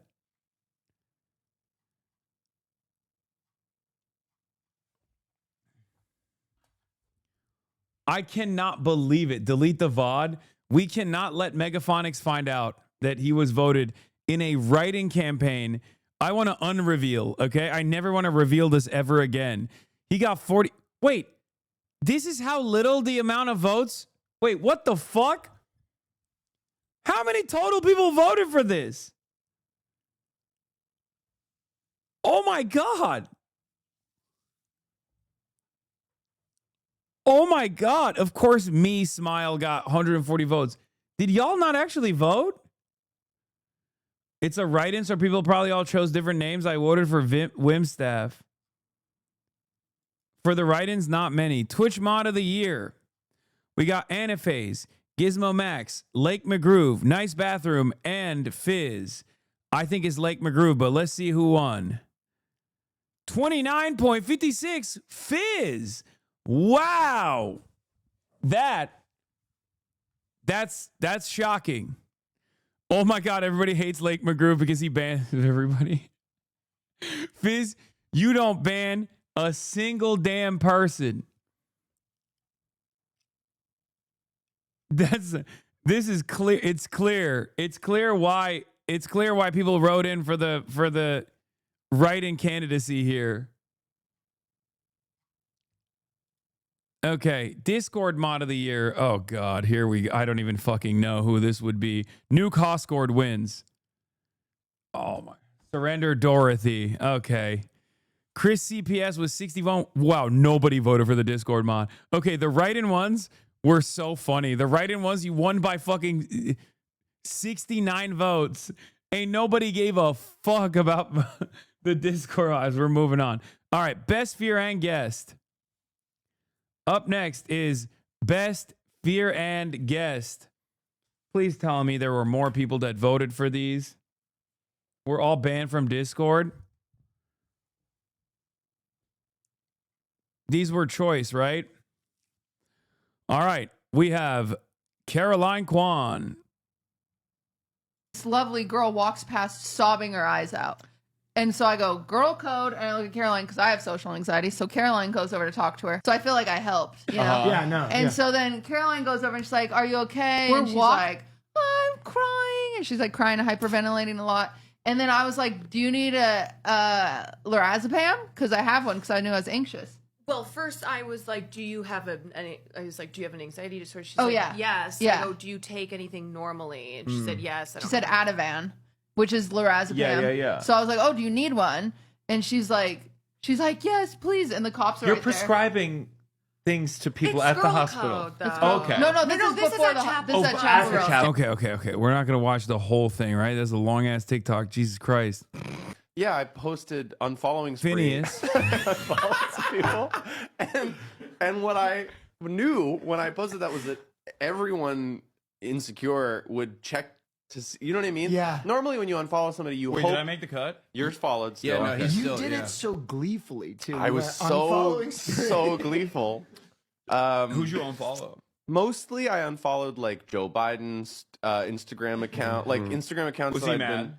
Did he check? He didn't know. The auto pen letter of he was pissed off. Yeah. Mostly it was like cool houses in Bali, like random accounts that were like followed from years ago that I was like, whoa, sick architecture. But I did unfollow a couple friends. Wow. who just I don't like the content. Oh, like the Damn, that's cold. You're cold. Like, that's cold as hell. I was like, I just don't like these. Did they text you? Yes. Oh wow. There was no reason for me to do this. It was just. All right, that was Phineas. We got Gianmarco Zaresi. And we were outside, and everyone's smoking a pack throughout the dinner. I know. It was really romantic. It was very special. Mhm. I did the Well, full as Turkish well. baths with like Yes, two guys. me too. Like it hurt. I did not like turkey. Why? I got food poisoned, and then I got the absolute shit beat out of me with a piece of spruce. Yeah, they beat the food poisoning out of you. Yeah, You enjoyed that. Yeah, it felt like I did something. Or if you go to a Turkish barber, he is going to also fuck you up. Yeah. Apparently they burn you and they put their wiener on you. There's a word for them putting their wiener on you. In Dayamak. Turkish. Yeah. What are you It talking means about? to They lean. rest It their means to sack on it their means shoulder. to no, you're just your dick. Is it to keep you like from moving? You're like, think it's don't move. I don't know what it is, but it's just like a pecking order. To me, I'm like, if that was offered and it was extra, I'd go, please, I'm here. When in you gotta- Turkey, you put gotta a get cock all on my the- shoulder. Okay. We got Vanilla Mace. Ridiculous shit. There was this guy that came in one time, and he respectfully looked like someone who like lived in their mom's basement. Like, no offense to him, but he did. That's just like kind of the vibe that he gave. You could paint the picture in your head. I went up to him like, oh, did you want to do a dance? He's like, yeah, but I want to do some like slight role playing. I'm like, oh, okay. Well, I'm like, let's spice it up a bit. I'm like, sure. And he's like, I have magic powers. Oh my god. Where's this guy? He's like, I can make you faint on command. Me being gullible, I'm like, wait, can you actually? That's a weird magical Weird. power. And I he think was like, Cosby had that power. Yeah. So we go do the dance, and he's like, okay, now. And I was just like, and then he was just like, wow, you're so good at this. Like, and he didn't try to do anything weird. He was just like, oh. He was just like, oh my God. And he was like, okay, up. And I was like, hey. And he was like, wow, you're really good at this. And I just was like, this is hilarious. Like, in my head, that's I'm like, all he wanted? that's all he wanted. That guy was kind of That's awesome. all he Love. wanted. Yeah. Okay. And last but not least, Crash Dummies. Oh, and how to dap up properly too, because I'll be going in for dap Bro, look at this shit, by the way. All of these fucking Fear Eye clips are from Austin's TikTok. ups and be shaking my hand and shit. Like, ready? Oh no! Wait, let me see. You can't go from right here. Oh, no, hold on. Now, No, that's the it's a problem. bad angle. Yes, you can't Oh, go he's from the folding? thumb. Oh, okay, No. okay. We're folding here. live, Okay, bro. that's Boom. right. Okay, see that? Okay, hold on. Now, It's your thumb. It's your thumb. Now- It's your thumb. Okay, now So he hold on. did- In my defense, there's a lot of pressure. Normally, I don't have like there's a got lot of red. cameras around. Pressure. Oh, there's black Oh, people yeah, looking yeah. at you. Yeah. Wait, There's too many black people around. Damn, I was so fucking tan. That's crazy. All right. And now for the big reveal, ladies and gentlemen, for the best fear and guest.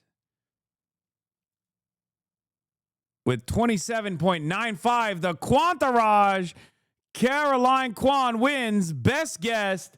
Okay, this is the most homosexual audience of all time. The voters are this is incredibly gay. Okay, Caroline at the top slot, followed closely by Gianmarco. You guys are gay. You're so gay. That is crazy. Crash Dummies got and racist, honestly, and racist, gay and racist. Yeah, it's only this gay because of you and Will, not even Austin. Oh no, for sure. Chat voted for show tunes. Okay, best offline collab. First is the Adam Friedland Show.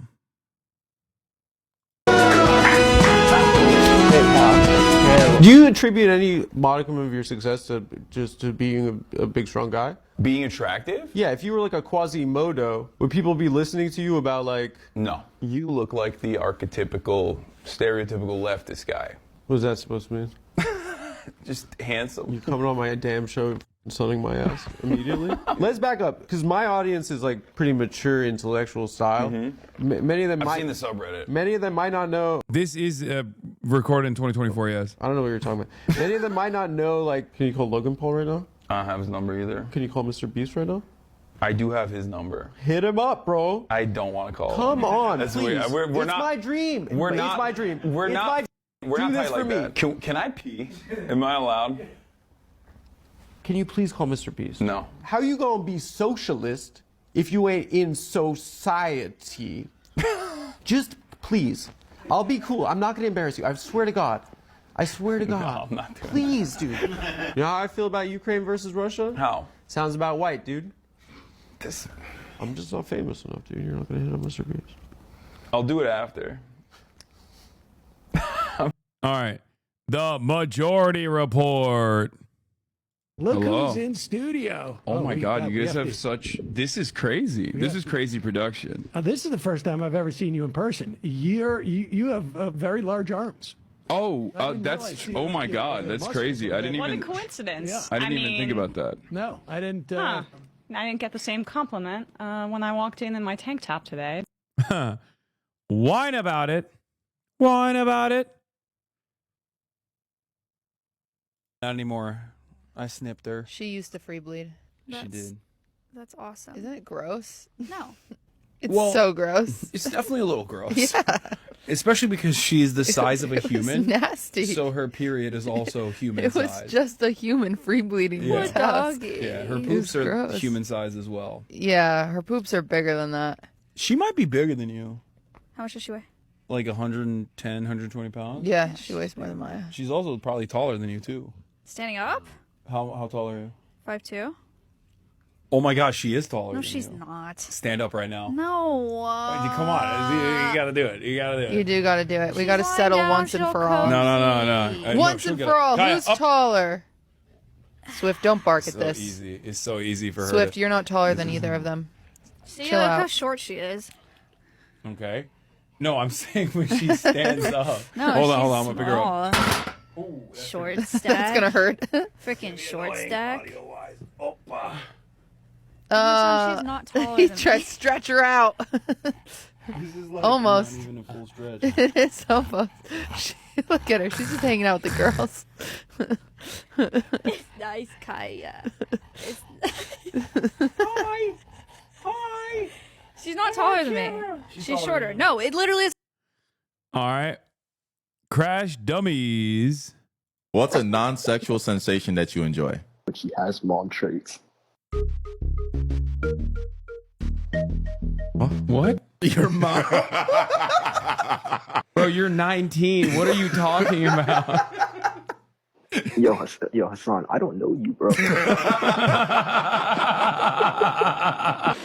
On a family trip, bro. Hasan. I don't know you, bro. Sa Padre. Yeah, and you're an ish for me. He's at the family cottage. Hasan. Bro, he don't know you either, bro. He don't know you. Bro, he literally does not know you. He don't know you either. You can be straight and guys can still find you hot. Well, I wouldn't know. It seemed like you knew back then. Hasan. It sounds like you know. You don't know me. Bro, get a septum ring. Get a septum ring.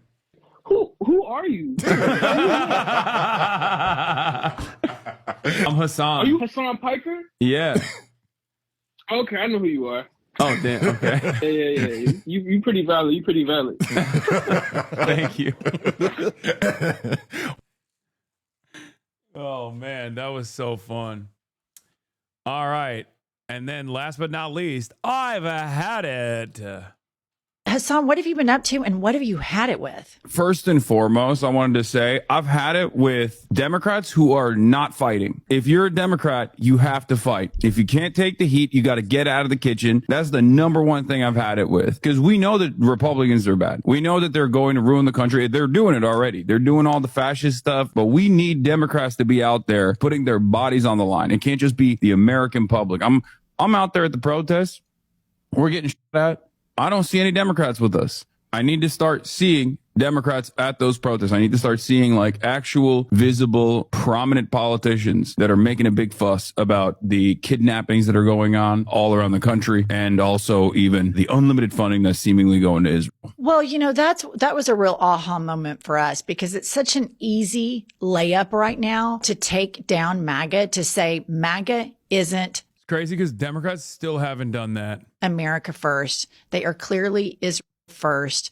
Moses Mike Johnson packed up his toys because he didn't want his base to find out that Trump is in the middle of a power ring. And he went immediately to his home district of Israel. They are Israel first. Yeah. And so I was waiting for the Democrats to say this, and they can't say it because they're beholden to the same people that Moses Mike Johnson is. So when the only bipartisanship that you see in Congress right now is support for marginalized Palestinians and starving them out, that's a huge problem for the Democratic Party. And now, are you getting a haircut in 2026? Yeah, tomorrow, Jeff Wittick. With 28.43%, I've had it. Wins at first place with 28.43%. Majority Report in second place at 26%. Adam Friedland Show. God damn, y'all are racist, bro. And you hate women. Actually, no, never mind. You love women. Maybe a little too much. You love women too much. You hate the men. That's what I'm seeing here. Crash Dummies got robbed again. That's crazy. Okay, I am 100% in 2026 heavily leaning into the POC chatters who say this community is racist. Okay? Sorry, it's fucking true. All right, now we're getting into best community meme. Number 1, woke of the day. America is a state of lawyers. Okay, America is a state of lawyers. By the way, I just said autistic, and this guy said, bro, don't use autistic as a slur. You think saying China is autistic while nutting over massive infrastructure projects is a pejorative? Are you okay? This was yesterday. Are you insane? To be fair, we do have a woke of the day. There is literally nothing going on here that would indicate that I'm using this as a negative. To be fair, we do have a woke of the day every fucking day. It's goddamn annoying. Nebraska chatter. This is an Austin classic. This is what a Nebraska chatter. Nebraska chatter, who is somebody who sits in the comfort of their Lincoln, Nebraska suburb and tries to, and they try to correct you about things that they're just flat out wrong about. Like, they have no idea. They haven't left their home. They haven't left the state of Nebraska. They're not worldly. They're not. We got Lemon Bro, which was, I mean, that's crazy that this. I was already popping on. Oh, shit. That's loud as fuck. Billy. Some of you know this already, but the Chinese team that we have out here told me that I'm already known on Chinese social media as Lemon Bro. That's right. I'm known as Lemon Bro. Why am I known as Lemon Bro in friggin' China? Because when iShowSpeed went to China, I was obviously very jealous, as you guys saw. And Chinese audiences that have a fantastic way of naming people certain things, they called me Lemon Bro because I'm sour. When I arrived at China, it's the first thing that they gave me. Look at this.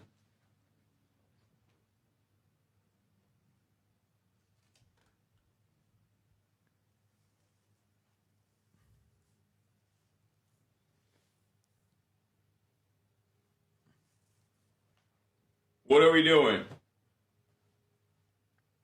What are we doing? What are we doing? Also, we are in we're in Shanghai. We're in a sick ass hotel. This hotel is incredible. This is the suite.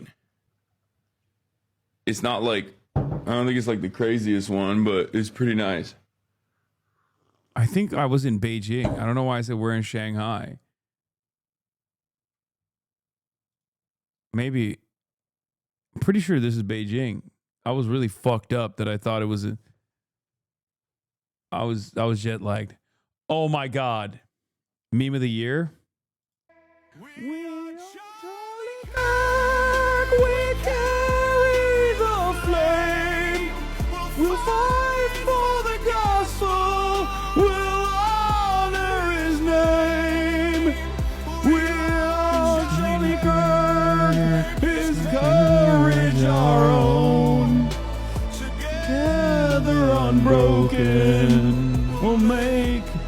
never known. All right, anyway. My dogs heard this song, and I'm not joking, started praying the Lord's Prayer, R.I.P. Kirk. Yeah, dude, it's awesome. When he says we are Charlie Kirk, I wept. Jesus wept, and so did I. This is the kind of bullshit Turkey would send to Eurovision. America should send this to Eurovision. They would win. We crowed? Yep, we crowed. These AI videos of the right are so awesome because this shows how the right-wingers perceive themselves, and it's hilarious. I love this shit. I love this shit because it's my favorite kind of meme where I'm like confused on whether or not someone actually sincerely made this. And the answer is yes, by the way. But it's so bad that it literally could have been made by someone who is a hater. And yet it is actually made sincerely. This is a hater meme? No, I don't think it's a hater meme. No, it's not a hater meme. Someone sincerely AI generated this thinking it was actually good for Charlie Kirk. That's what's so beautiful about it. It is those kinds of memes that are the best. The ones that someone makes because they thought that this was like sincerely make Charlie like honor his legacy, honor his memory. I fucking love that shit, dude. It's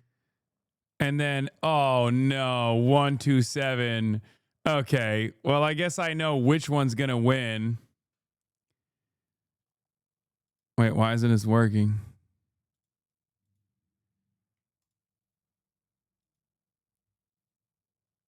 Before you score this test, my understanding is that 60 to 65 or higher, you're probably on the spectrum somewhere. Mm-hmm. And anything below that, you're probably not. I'm gonna be below it. I know it. Oh my God. Hasan, I got 35.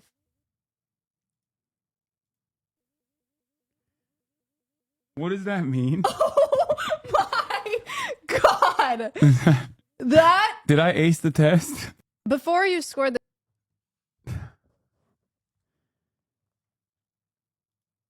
Okay. I thought it would be We Are Charlie Kirk, but honestly, or Woke of the Day is a good contender too, but I think it's going to be 127. 31%. We Are Charlie Kirk. We Are Charlie Kirk wins. We Are Charlie Kirk because we are Charlie Kirk. That's right. Lemon Bro got second place. Damn, y'all love Lemon Bro, huh? Third place at 127. Woke of the Day in fourth place. And then Nebraska Chatter, of course, in fifth place. And that was best community meme. Now, a lot of you say there wasn't a lot of gaming this year. There was some gaming. There was a lot of offline gaming. Let's be real. I gamed a lot more offline than I gamed online this year. But I gamed a good deal online as well. Let's take a look. This was peak. Oh, no. It's cold again. Oh, it's cold again. Come to me. Oh, hold me. Sweet God. We get warmer if we dance. Maybe if we just all dance a little bit. I'm just rubbing up on you. Oh yeah, I'm just gonna. Oh, yeah, wow, pop, lock, and drop it. Well, yeah, there it is. Yeah, I'm just getting that. Ow. Oh God. What if we explored each other's bodies? Oh, the snow's gone. Let's go. Okay, we got Dispatch. It does kind of sound like some sort of fascist-themed prom. What do you think? They were making alterations all morning. Your areola's showing? You...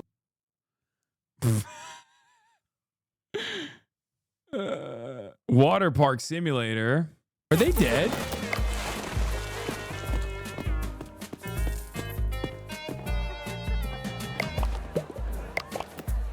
You received a fine for an ambulance dispatch?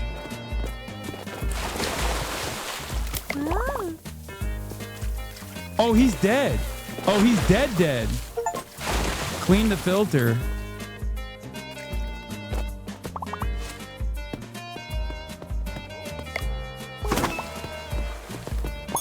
Fuck.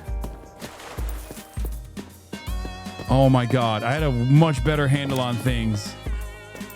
What is this? Out of order. Oh shit. This was hard. This is a hard ass game, man. What is happening, dude? What is happening? Why is everything falling apart so hard? These...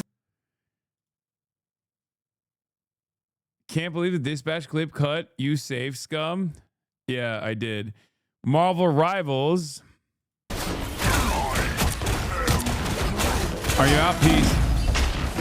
Ah! Ah! Great gameplay. Thanks, guys. Kingdom Come Deliverance 2. Good sword fighting. I did finish this game offline. It was one of my favorite games of this year. I did not finish the gay shit, dog. It is. I'm not even joking when I say this. Like, oh, DEI or die or whatever. But like, this has been a spectacularly homosexual experience so far. No Jam podcast mentioned all this. The community's not beating the allegations. True, true, true. All right. What do we think it is? Are predictions in? Are the predictions in? Did you guys actually lock in predictions or no? Was there Gamba? I don't know. All right, let's reveal. 46.34 Dispatch wins. And in second place with 29.7 Peak.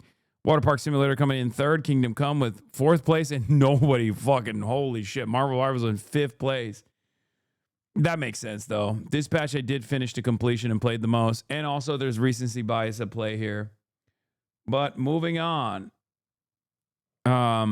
Best gaming moment, which is different than best game, but best gaming moment. Let's take a look. Actually, there's something I've been meaning to tell you. It's a little awkward to mention, but since the... Like, look, I see the vibes, okay? She want me, but like, I gotta play a little hard to get, okay? She want me, but I gotta take it slow. It's okay.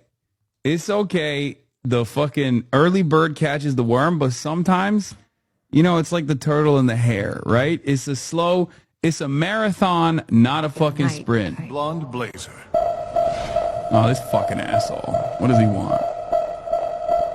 Are you ready to go? Who is this? I thought I'd cataloged all of your work companions. Robert, this is my boyfriend. I got my Another get man. back. I got my get back. This is our new dispatcher I was telling you about. Robert? I The got third my Robert fucking Robertson, get back on leader this. of the Phoenixes. Blonde Blazer told me about you. Really? Let's be real. Did she, say, I don't know, what came up in that talk? She said you're a capable, honorable man that truly cares for others. Why are you so small? Hey, come on. You gotta stop asking. Small? The way you spoke. Bro, are you fucking serious? Are you serious? Are you joking? Oh my god, incel arc. Oh no. Oh no. Oh no. Mecha Man School Shooter Edition. What the fuck? Oh no, no, no. But she was throwing work my way. What did I wasn't misreading the chat. I wasn't misreading the signs. Okay. I was not misreading the signs. I know what I saw. I know what I felt. It's so funny seeing you role play the haters. Okay. How about fucking cool it on that? All right. I wasn't role playing my haters. I am not like Phenomena Man. Hasan, I'm gonna suck the poison out of your wound. Don't move. Oh, yeah. Oh, hell yeah. Oh, God. What the fuck? Wow. You feeling better? I think I have some more poison in me still. All right, one more time. All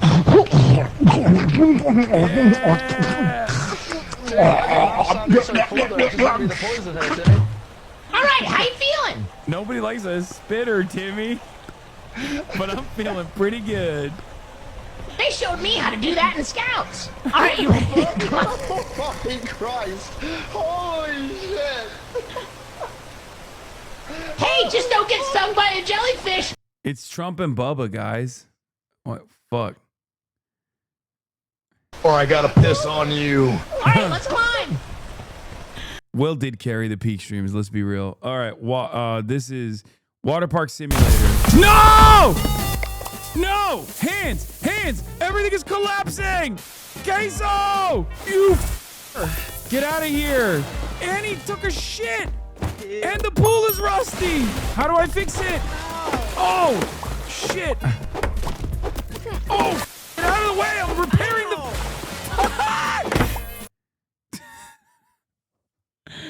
Oh, that was funny. Rainbow Six murdering own teammate. Sponsored stream. Don't shoot! Fuck. The one kill I got.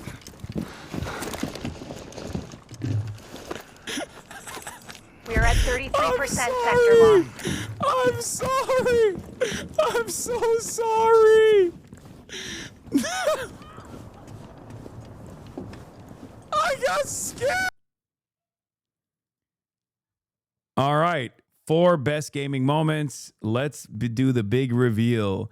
With 41.4%, Peak wins. Makes sense, to be honest. This patch was in second place at 39%. Third place was Water Park Simulator, and fourth place was Rainbow Six. Not a lot of votes there for that one.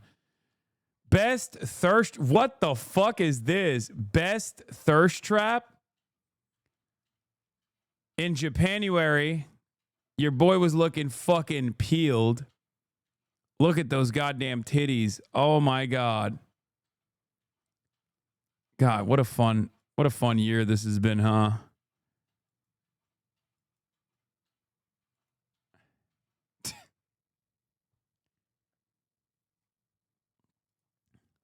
Valentine's Day.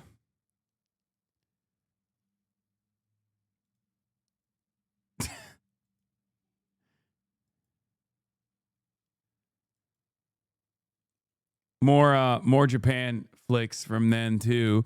GQ in the tub again. One day ban. Wait, what the fuck? This isn't even a thirst trap. What's up, folks? It's Sunday, and you might be wondering why I'm not this isn't even a thirst on my trap. broadcast right now, and that's because I got banned. That's right, I got banned. I got banned for the day. I got suspended for doing what? Reading the manifesto of the guy who, the Israeli embassy people. And the reason why I was reading that, of course, was because people were claiming that it was a false flag. I don't think it's a false flag, and I think it's important to understand the motives of suspects such as this one. I've, of course, covered the written documents of other people that have done things similar, regardless of their political background or ideology, but this one was a little different. And so now I'm suspended for the day, and all of the worst scumbags online are celebrating it. So much for free speech, you know? It's really interesting how many of these free speech warriors love Israel. And then Superman. Oh, that's what you got out of the Superman? That was the thirst trap? That's so funny. All right. Let's take a look at the reveal. GQ at 42%. I think this is crazy. I don't think this is the Superman is second. Wait, I think I looked the hottest on Japan. But I guess that's for the male gaze, huh? GQ is just the editorial, you know? I didn't know. I don't even think that looked that good in the GQ one.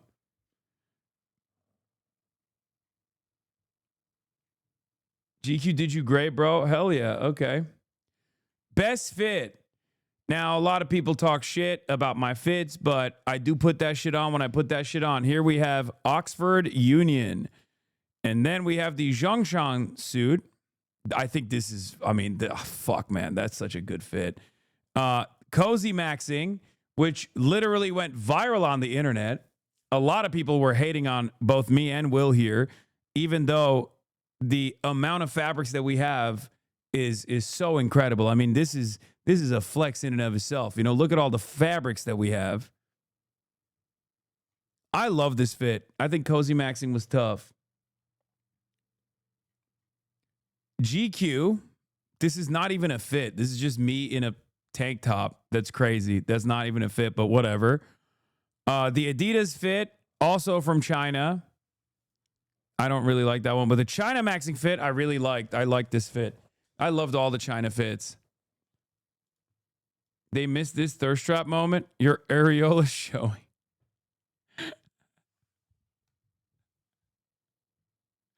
That's stupid. Okay. China Maxing. Another Mabubu, the fit that made me all the money and proved once again that I'm a fake socialist. Okay, all of my best fits are from fucking China. LA, the LA protest fit, we stay dripped up. March and myself both. And then Superman. Okay, so I think Zhongshan is going to win with 40. Oh my God, with almost 50% of the votes. Zhongshan suit wins. Adidas at number 2. What the fuck? This is not even a fit. Cozy Maxi was at least a fit. Okay, some of these fits were not fitting. Okay, some of these fits were not fits. But it kind of makes sense. It makes sense. The Adidas jacket is hard though. True. All right, best Kaya moment. Oh, come on. Oh, come on. You didn't put the Kaya shock in here. That would have been the best Kaya moment. Let's be real. That's the most impactful Kaya moment of the year. Explain something to you guys, okay? About the head size disparity here. Kaya's head is larger than most humans' heads. Okay? It's not that like my head is small. It's that her head is much larger than the average human being's head. She's not like, people do not understand that she is not a normal-sized dog. She's true. A massive dog. He's 120 pounds. It's true. Kaya breaks the bed. Oh, Kaya being a fat Sometimes ass. they're doing it and losing their jobs immediately after like a successful cycle. Whoa. Whoa.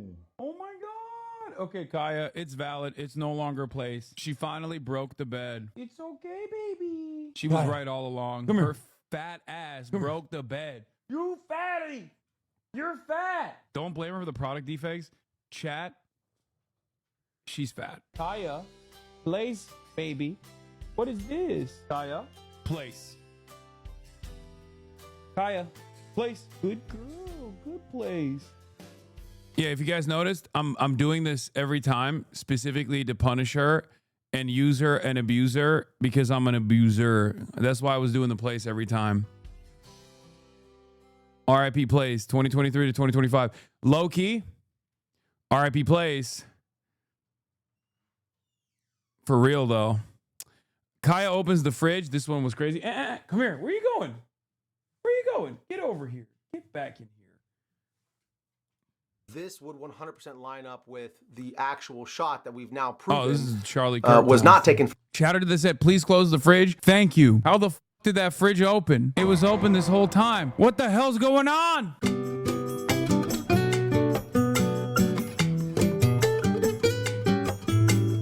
Did Kaya open it? Found Kaya opening it? Wait, for real? Are you blaming Kaya? Oh! Oh my gosh, she did open it. Oh my God. She just cracks it right open. Look at her sleeping after getting up to some mischief. Probably dreaming and scheming about what kind of mischief she'll get up to next. It's true. Kaya, Rainbow Six LARP. Get rid of once you get to that level and know exactly kind of the approach and how you want to play your defenses. Bro, my fucking haters literally took me memeing about like being a Rainbow Six guy and we're like, oh, he's Hamas. He's LARPing as Hamas. Dude, very bad year for my haters, honestly. Wait, you skipped 2? Oh shit, I didn't realize. Sorry, Kaya Lapdog. Inside where they're like, oh, no. Kaya, what's happening? Oh, hello. This is also part of the reason why I think it's really funny that everyone's always like, dude, you're so abusive to your dog. Oh, what? And then they'll be like, well, actually, you're only doing this to show off that you're not abusive to your dog. And it's like, okay, but all of this is from before you suspected me or outed me for abusing my dog. So how does that work? What? Oh, this no, that's crazy. Come here. Kaya. Okay, this is. Where are you? What are you doing? Huh? What the hell? Get over. What are you doing? What is happening?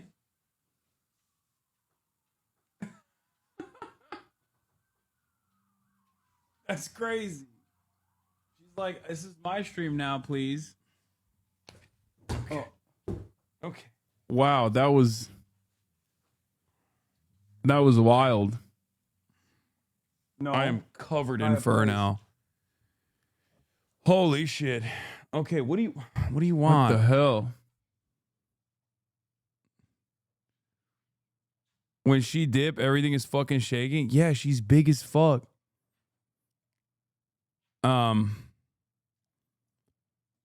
We got Kaya Lapdog. We got Kaya opens the fridge. Oh, this one was the cutest though. I have the one and only 24 karat gold Labubu. Genuine question about the dog abuse allegations. Was that older tail pulling thing fake? It's crazy to me how much motion the whole Kaya thing got. It felt astroturf, but at the same time that propaganda worked on my brain. What do you mean, older tail pulling thing fake? I don't know what you're talking about. Whoa.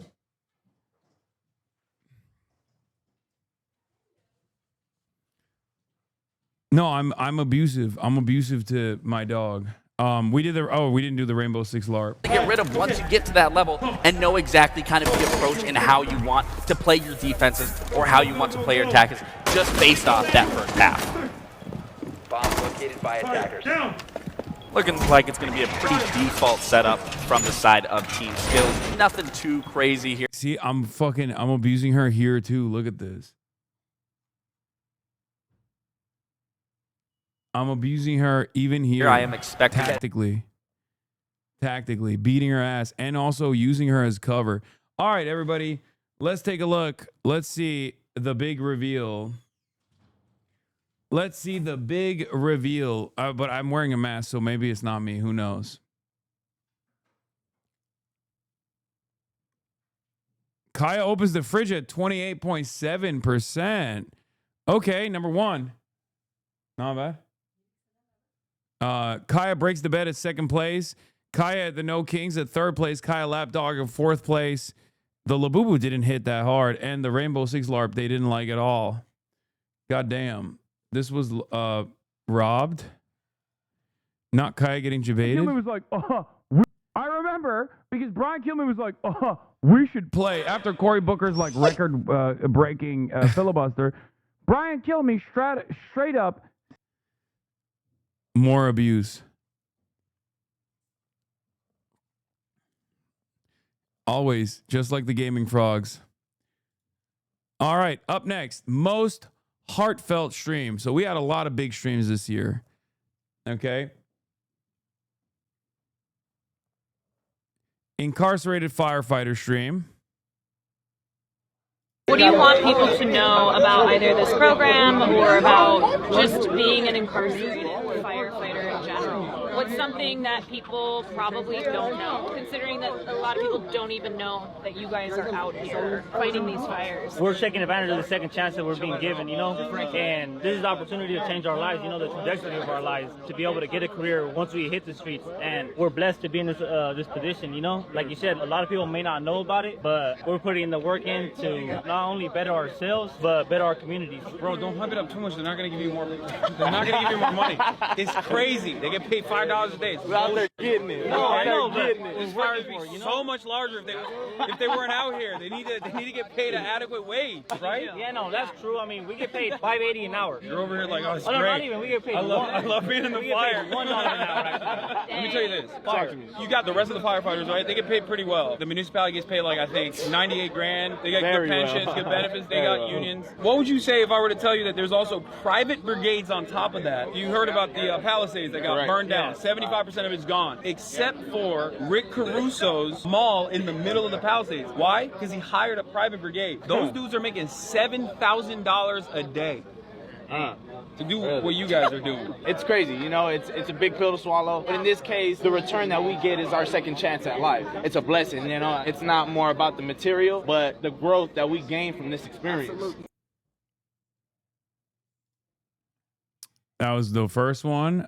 We got the No Other Lands fundraiser. Documentary's called No Other Land. We are joined by Hamdan Bilal and Basel Adra, the filmmakers, and it is nominated for Best Documentary at the Oscars tomorrow. Thank you so much for coming. What led you to film some of these experiences growing up in occupied Palestinian territory in the West Bank? Yeah, so we both coming from a small community called Masafir Yatta in the southern occupied West Bank. It's, for those who don't know, Area C, which is fully controlled by the Israeli military forces. They control everything about our life, and there they are all the time stealing our land to build more and more of illegal settlements and outposts, bringing in Jewish settlers from all over the world to live in it, while they are, since decades, trying to destroy and destroying a big part of our homes and communities in order to force us leave our homeland. So we basically grow up in this horrific situation where every day we have to suffer from the occupation, and every day we have to witness something from this brutal occupation reminding us that we are living a normal life. When we became teenagers, we started to hold cameras in our hands, filming what these crimes going on the ground from settlers and from soldiers. We didn't have an idea of making a movie. We just wanted the people to know that we exist in this part of land. We want people to see what's actually happening to our life. None of them. Every time Neither of these guys. These guys didn't get killed. Chatters. Oh, they did.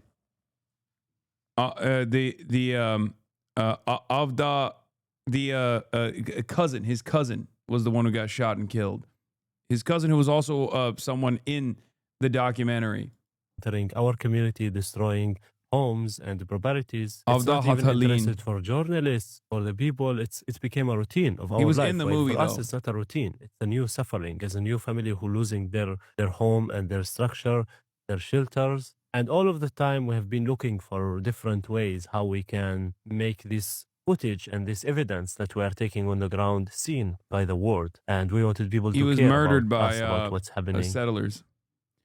And yes, Hamdan was beaten and kidnapped too, for a significant period of time. It was fucking insane. Not too bad. Gaza rally speech in D.C. There was this. Every single person here understands the fundamental truth. None of us are free until all of us are free. So, We had a pretty fucking crazy year, huh? Now that I think about it.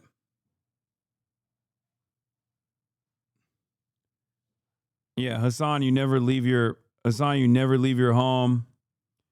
You never leave your room.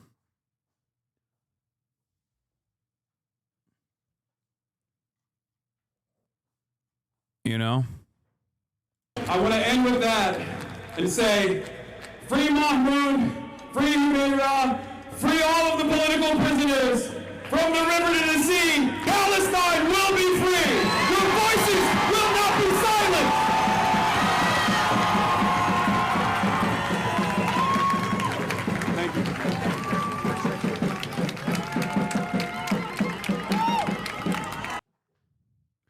I said the same thing at the Zoran election party, but if you didn't have global presence before, you sure as shit do now. Yeah, but it's not the best. Interview with Ben from Ben and Jerry's. Bro, in between, by the way, as far as heartfelt moments, there's also two doctors, not one, but two doctors that I interviewed that came back from Gaza. We also had, I also interviewed Quentin Quarantino, who was on the Samud flotilla. You're Jewish. In and person, you grew up in too. Brooklyn. I was wondering, how your opinion on Israel evolved throughout time, if you don't mind me asking. No, be my pleasure. One of the coolest things about Ben, by the way, is and David Adler too. But one of the coolest things about Ben is that he's also super pro-China. I went to, when I was in elementary school, I went a couple of afternoons a week to a thing called Center Island Jewish. And it was mostly teaching you about Jewish culture. Many And Jeremy teaching Scahill collabs about too. how Jews had been discriminated against, and teaching you the Jewish songs and the dances and the holidays. And they also taught us about Israel. And what we were taught was that, after World War II, the Jews needed a homeland, a place they could feel safe. And it was Israel. Israel was Chris created Hedges. for that purpose. And it was this really shitty land in the desert that nobody wanted and nobody lived on. and that's what Mahmoud they got, Khalil, you know? land without people for people without land.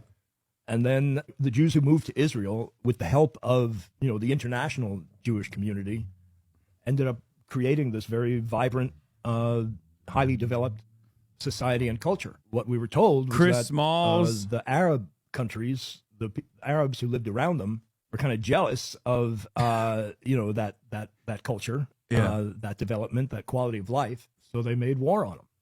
Yeah. And so that's the way I thought it was. What was a formative part of your development that made you feel like the way that this?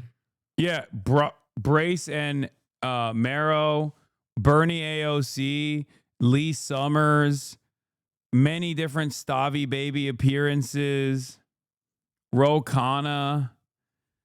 God damn, dude. There were a lot. Ested, Yusuf and his little brother from Gaza. I said Lee Summers, Summer Lee. Sorry. There were Hassan Minhaj, Rashida Tlaib, Ta-Nehisi Coates. Was Ta-Nehisi Coates this year too? No, I don't think Ta-Nehisi Coates was this year. Was it this? No, that was last year, I think. Right? Jean-Luc Mélenchon.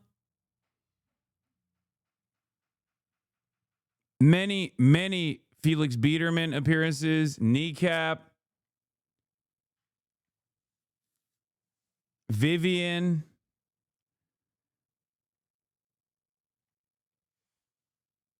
Mehdi Hasan.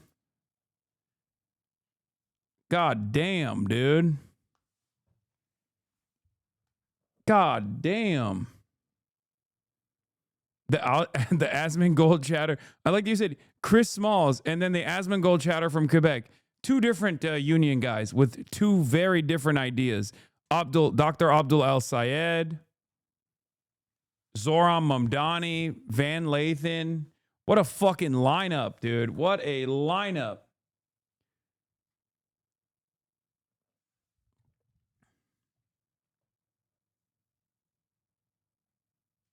Asmongold, technically, that was a collab, I think, that happened this year too, didn't it? So technically, I collabed. All this year's Uber driver should have been an option. Yeah, all together. Lady from the Free Press who stalked you. Need to diverse it a little and have some friends in 2026? What do you mean? I had an incredible amount of fucking collaborations. As a political commentary person, I had a banger year with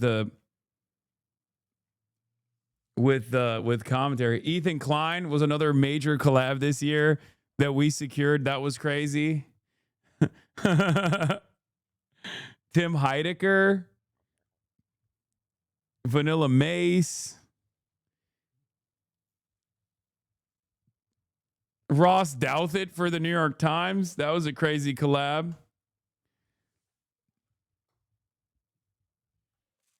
I did do a lot of fucking crazy collabs, man. Adapt. Terry Ami. Has Asmold Goblin interviewed or had a single person on stream that wasn't another streamer, like a politician or a celebrity? Wait, what? Dude, he's not like a normal... come on. We don't have to talk about Asmongold other than just memeing. FaZe Banks and also Jesus Christ. Oh my God. What's wrong with my brain? I genuinely can't remember anything.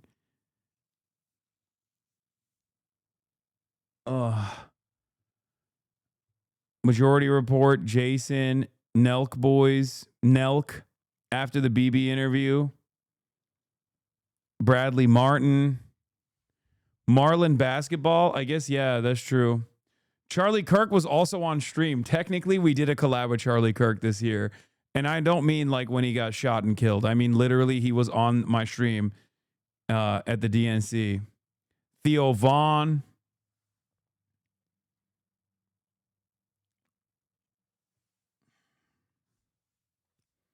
Or DNC was last year. Fuck. Okay. Everything is merging into one another now. You're right. DNC was last year. I'm so stupid. Bro, Give me a fucking break, okay? It's been a long year. And then the Zoran victory. That's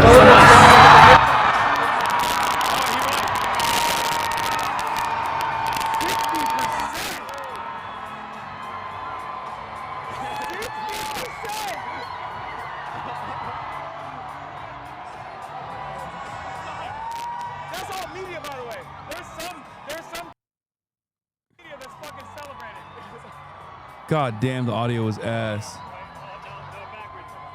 You were too drunk. Okay, let's see. Take me back to this night. That was a great feeling.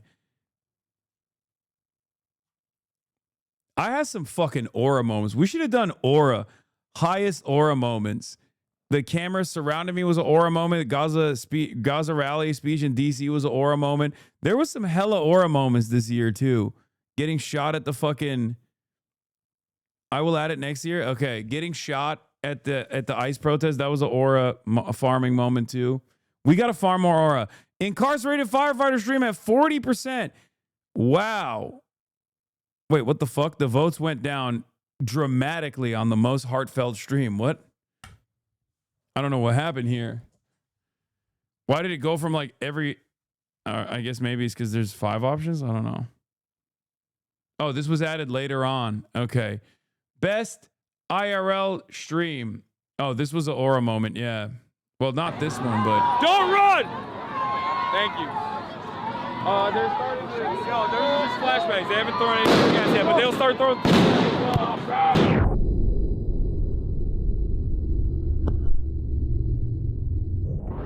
Oh, shit! Are you good?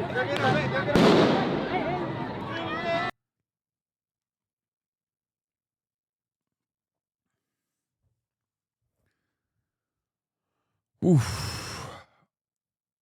We need toxic best. Another aura moment was the Teo. This was an aura moment too, yeah.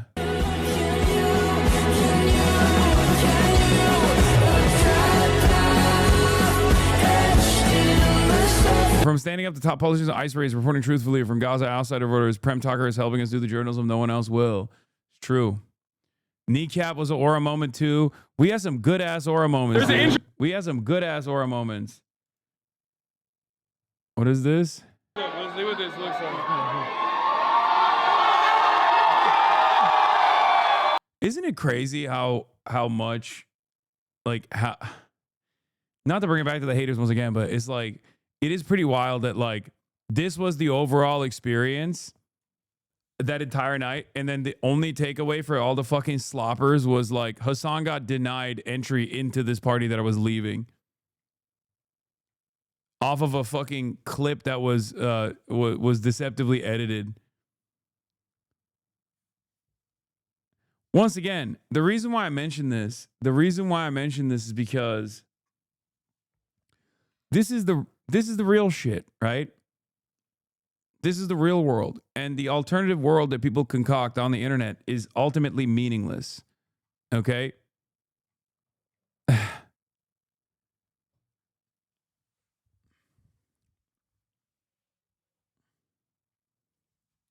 Like, I'd rather have the fucking unwashed, sweaty losers on the internet fucking despise my ass, but then still get this sort of still have some kind of real world impact, you know?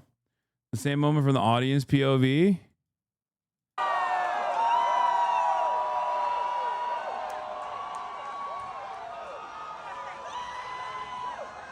That's sick. I never seen this.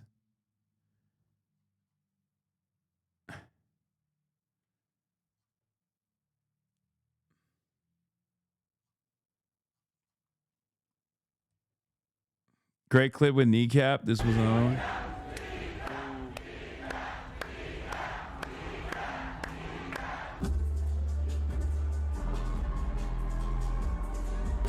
I was so awkward here. I was kind of uncomfortable here. I'm not gonna lie. I just like felt out of place to be on stage, you know?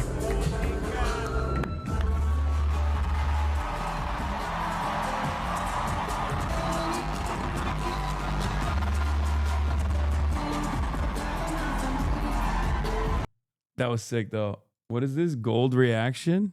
Eat my food with a video. Do it. Let's see what this looks like.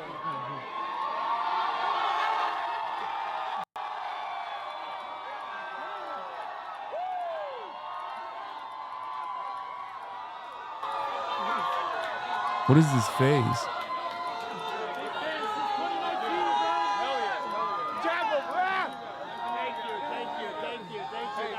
Do it. Let's see what this looks like.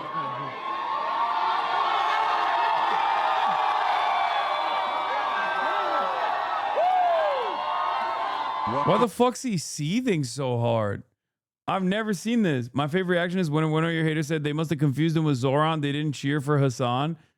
Yeah, no, they thought I was Zoran Mamdani. Before the clip, you were just telling somebody how nobody out there knows who you are.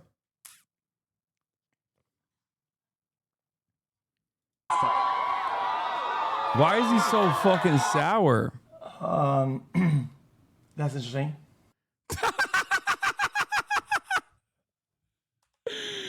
Oh, that's funny. What is? Oh, that's good. That's good. What's chat saying? Skip, Collargate, place, skip, place, go back, schizo, lol, all Hasan clips.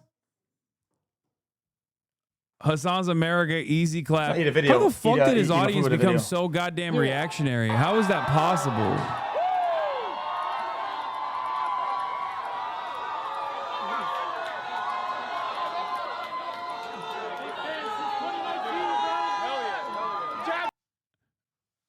I just don't get it. It's a blue state. What did they think was going to happen? Law is all Hasan. Get off LSF. Holy fucking shit. The face of someone who can't comprehend the public opinion is drastically different from extremely online Reddit forums. Yeah.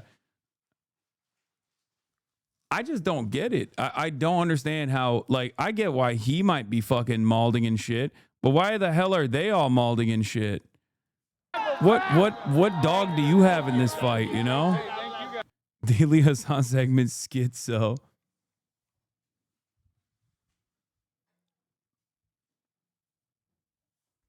His comments on his clip, his shatters are full of Islamophobia.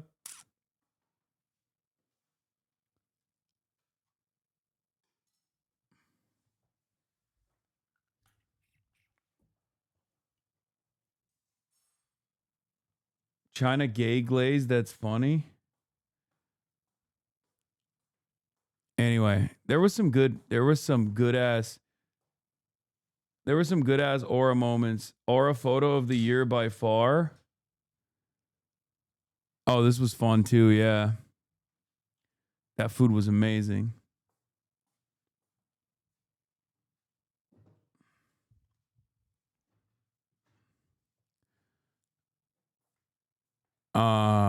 Where the fuck is the... Oh, here it is. All right, let's reveal it. Oh, wait, no. Best IRL stream. We didn't even look at these yet. Best IRL stream. I sat at LA protest. That was crazy. Cops are pressing in and pushing people. Oh shit! Yeah, they're shooting from the federal building now. Zoran Mamdani victory stream. We already saw this one. The video, the audio is impossible here. Ireland 1916 walking tour with Lorcan. Ladies and gentlemen, what's going on? You can see me, you can hear me. All right, see? This is what we look like on camera. God, I'm beautiful. All right, I am in the heart of Dublin, Ireland, and we have a really incredible guest here today who's going to walk us through the revolutionary tour of Ireland. Would you like to... Welcome, Hasan. And I like the way you say Dublin. That's the way it's pronounced. That's the right way to say it, right? Dublin. I can't help but notice you got this cool pin. What's going on there? This is a little thing I made myself. I call it the Gaza Lily. I did a few of these up with some friends of mine who make badges, and we sold them for medical aid for Palestine. Wow. Here's Santa Claus. Grinch. What the hell? Collaborate. On the Grinch, you bollocks.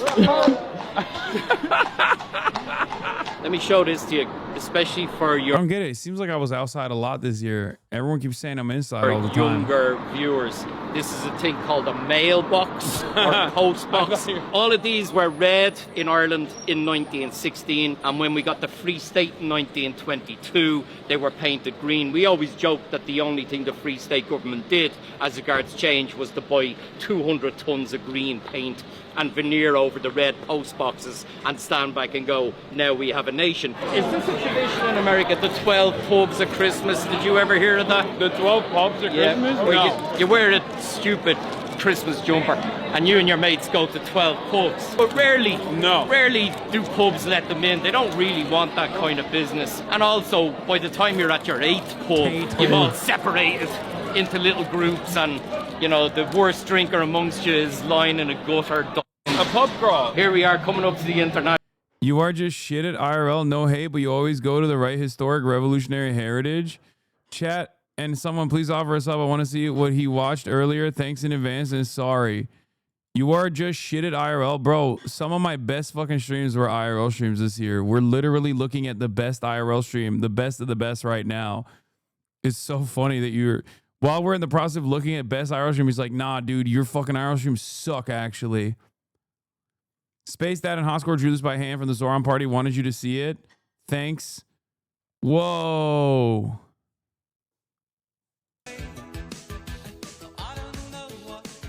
This is fucking incredible, dude.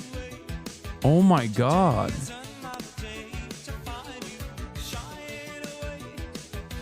Wow.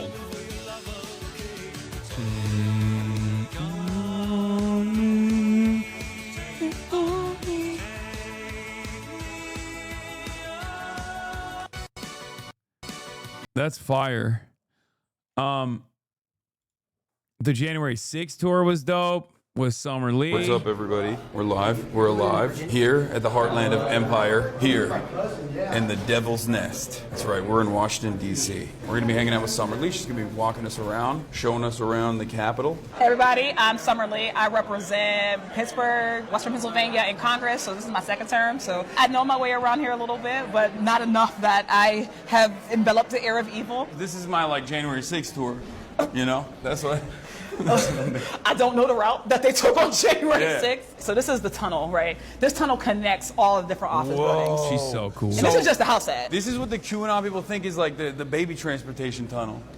That's what they think is going on. I don't know nothing about that. Except everyone's QAnon now, so maybe they're gonna be demanding to see the tunnels. So right now we are actually literally outside of the speaker's lobby. Wait. So we're not by his office. I think we are gonna go by there. This is the house floor. No, but like, is this where the thing happened? Oh yeah, where they? Is it? Yes. Philip knows. So Philip is our expert. He's our Capitol expert. So if you're thinking about how close they got, like. For real. Literally on the other side of this. So we're in the dome now. You know, the beautiful white dome. This is it. Oh my God. Oh yeah, I remember people pouring in through here. There it is. All of my understanding of the interior is literally from January 6th. I'm not even joking. Like, it's That's not... wild.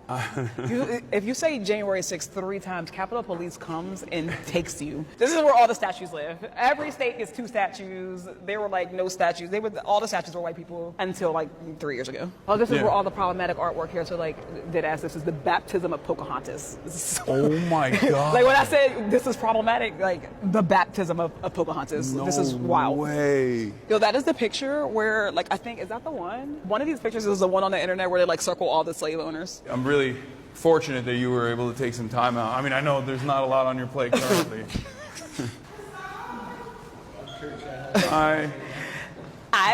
If you were here when this place was open, you would have made it through. Don't forget the Mahmoud interview we worked hard on. 4 months of work for that one. Yeah, no, that was also incredible and very impactful as well. The China Panda stream. Oh my God. Oh, don't even get me. Penny was explaining to us, because I asked a stupid question. I asked if pandas just like roll around here, and she's still laughing at it, which I think was a good question. Okay, they could No, be. it's not a good question. Wow. More than 100 kilograms, these panda adults. It's very dangerous. I'm more than 100 kilogram. And But you are not a bear, you are human. Yeah. I know, but I think I can. Okay. I think I can vibe out a panda. Like if a panda saw me and was like, "Oh, you're kind of like me. You're like a bear as well, like big." And then I walk up to a panda and I'm like, "Hey, hi." And then the panda, He's always held a belief that his spirit is akin with a bear's, and he could make peace with one in the wild. Yeah. He says this often. If I saw one in the wild, I think like we would dab it up, like high five, like that. No, you don't think so? He has 6 fingers, you have 5 fingers. So do pandas punch often? You guys is nothing, right? It's just a joke, right? No. I mean, I'm being sincere. I'm being sincere. I think we don't agree with what you said. Can you pull your arm up a little bit more? It's very dangerous. She was disgusted with me. She was disgusted with me, and it's fine because I still believe it. If you face a panda in the forest, of course you cannot. If they punched you, it's equal to 115 kilograms. But he wouldn't punch me, is what I'm saying. Why? Because I'm chill, like cool. It's a wild animal. I have like a very Chengdu attitude, just like the panda. So you're telling me the wild pandas are not as docile? Some is very calm, but if you in the spring. So there is a. So you're saying in the spring they are very, very easy to angry because spring is dating time, it's mating time. You're saying they'll think I'm competition. They'll be like, oh, that's another panda. No, compared with panda, you are not very handsome. I'm getting daggers after daggers. It's okay. I'm not as handsome as a panda. It's fine. You're human. You're handsome. You're handsome. It's okay, Penny. You don't have to tell him that, Penny. You don't have to lie to me, Penny. It's fine. I still maintain the position that I could vibe out a panda. It's okay. I will continue to believe this. Can't save everybody, Penny. Look, my only rule is her face. Okay, then Gaza speech. We already saw this. The fundamental truth. We saw this already. We watched it, but best IRL stream. And then Bernie AOC interview. Ladies and gentlemen, boys, girls, and MBs, we have Bernie Sanders and AOC in the building. You guys are about to go up and speak at another one of the rallies that you've been doing, the Fighting Oligarchy Tour. What are you guys trying to accomplish with these rallies? Let's get started. Actually rally a class-conscious... Look, immediately. Lame interview. You should have held their feet to the fire. I had 10 minutes, man. Give me a fucking break.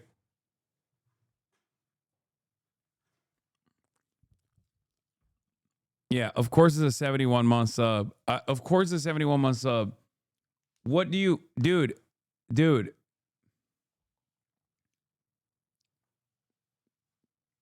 Of course. You're just looking for negative comments? No, it's just like they will always pop to up. bring people together and to show that we can fight for a better future, not in marginalizing and attacking people, marginalized people, but actually in rejecting the differences that we have to come together in common cause and to organize folks. Well, I agree. To me, this country faces the worst set of crises that we have faced in a very, very, very long time. You got a president who is moving us very rapidly into an authoritarian form of society.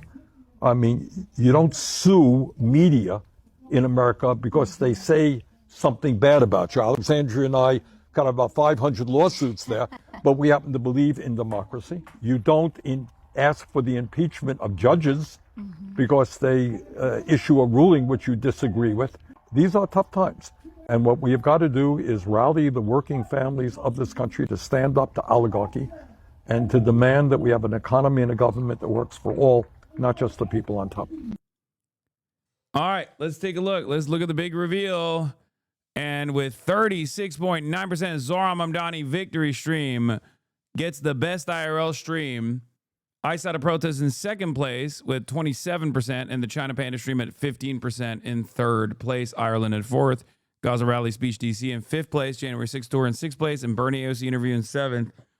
Nobody liked that one. A lot of lefties hated that because we're all best IRL stream moment. A lot of big ones from Japanuary, some from China, And there's even a Zoran Mamdani mention in there. That should be your Twitter banner. True. Maids in Japan. Smaller. Yes. Yes. Okay, I like this. Well, you have a cat thing going on, right? Yeah. So what if, I mean, just off the top of my head, what if it's side, sway, ear? Yeah. That's something like that. perfect. Just off the top of my head. Okay. Just off. Okay. Hit it though. Sway. Ear. Clean it. Paw. Make a paw. Paw. Thank you. Clean it. Yes. I'm working with amateurs. I've never been cute in my life. Oh, they're blasting heat from here. It's crazy. Never been cute in my life. I could not fit into this fucking thing. I could not. Look at that. That's supposed to close, guys. Okay? This is supposed to be... It's crazy. Clavicular is going to use against to prove you're a sub-3 turquoise cell. I don't know what that means, but I'm literally mogging Clavicular's entire existence, even in this fucking maid outfit that is unzipped. Never been cute in my life. I don't know. All right, one more time. And this time hit it perfect. Sway. Clean the ear. And then that's the gift right there. I get scared every time this is shown in front of my eyes. It's incel repellent. It's a really good way to... Okay.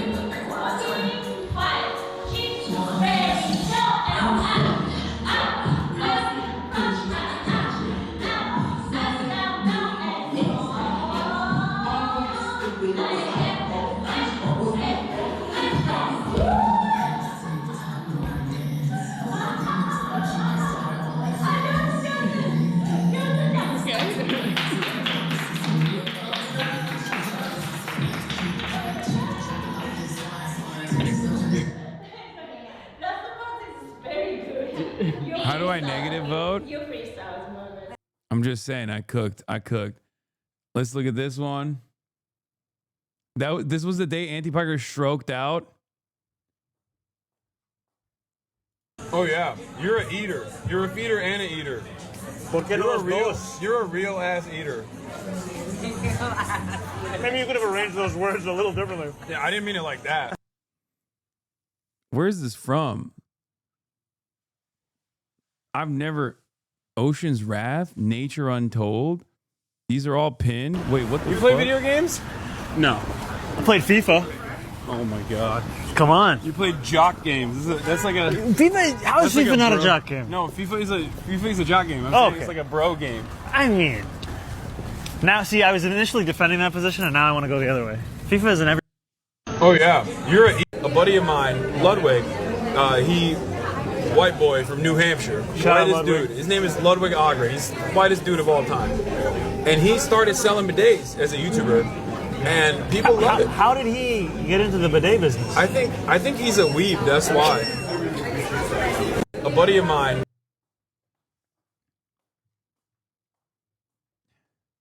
Buddy question mark? Listen, dog, this was in the beginning of this year, okay? Before the big reveal. Before the big reveal that was a shock to everyone, myself included. Oh, yeah. Okay. Does Ludwig know this? No.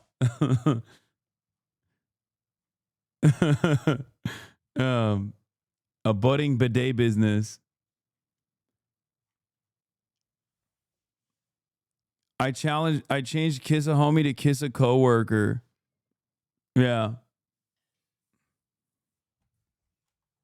Yeah, that's good. I'm glad that we made that change. It's no longer kiss a homie, it's now kiss a coworker.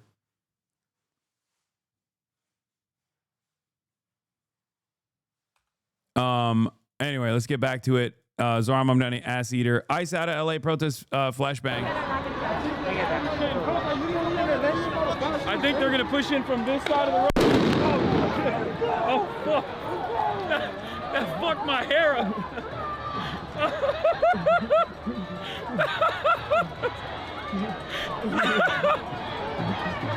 Anyway, That was. Oh Jesus Christ! They're fucking. Wait, hold on. Oh, they were starting to walk. Yep. Yeah, this is when the Roach wanted me arrested. Zoran Mamdani victory party. We already saw that. Aura moment, hype moment. You already know. Red Book, getting gifted the Red Book, which a lot of liberals got mad at. They were saying this is the same as like Adolf Hitler, Mein Kampf times 1,000. I'm beginning to notice a trend with all of my like best moments. There's always like thousands of people online that do everything. Thousands of people online. They did everything in their power to like look at any like cool moment. It's like that meme of like random guy walking, whistling with like the crazy person that's going like, I bet that guy's a real piece of shit. I hate him. It's always like that. It's always just like anytime I'm just like having fun or having a moment or, you know, enjoying my time. It's always like, oh, I fucking hate this guy. Arrest him now. Oh, no way.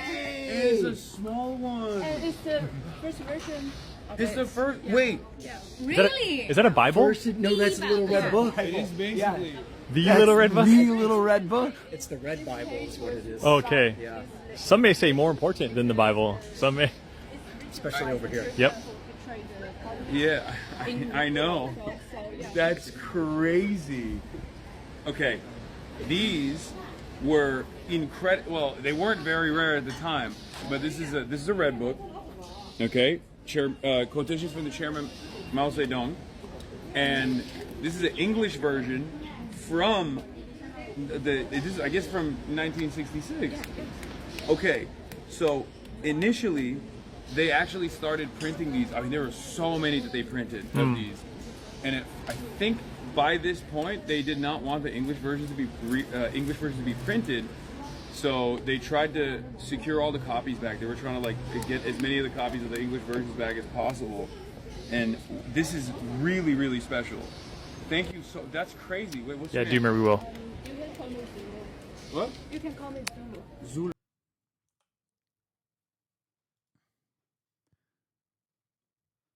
Literally sprint to the eBay after this?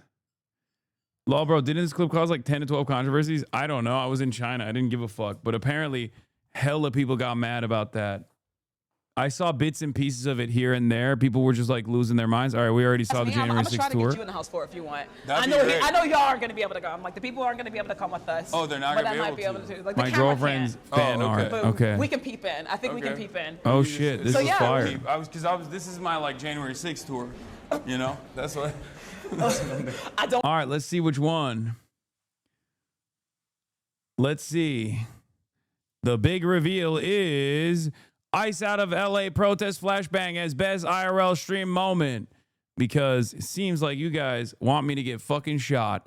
And then number 2, Zoran Mamdani victory party, Aura moment, leaving the victory party. Zoran Mamdani ass eater in 3rd, the Red Book in 4th, Maids in Japan 5th place, Twerk class is 6th place in January 6th tour and 7th place. Best travel stream overall. This was stacked. We got Japan.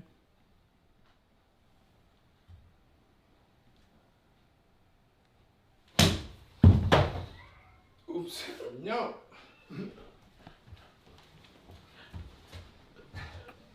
Any machine, half size pasokatic like this. 1, 2, 7, please. Evidence. Interesting photo on that wall. Let's not look at the photo on the wall, okay? I've never seen that happen. Best or loss moment, yeah.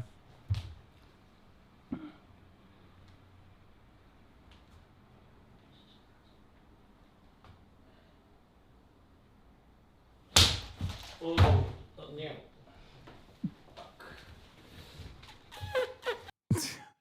Fuck!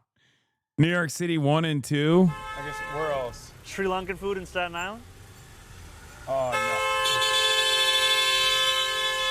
New York City. Clearly, they're excited to see us. Yeah. That's what that's about. That was what was going on. That was full recognition. Yo. This dude what was up, my at. man? I was watching the feed. Let me go say what's up. France. Oh, that was cool. Yo, Single digit with 28 seconds. USA, USA, USA, USA, USA. This is like when L.I. Joe got 5th at Evo. Right, exactly, Slime. We Great take point. the wins we can get What around a here. spectacular showing by Team America here.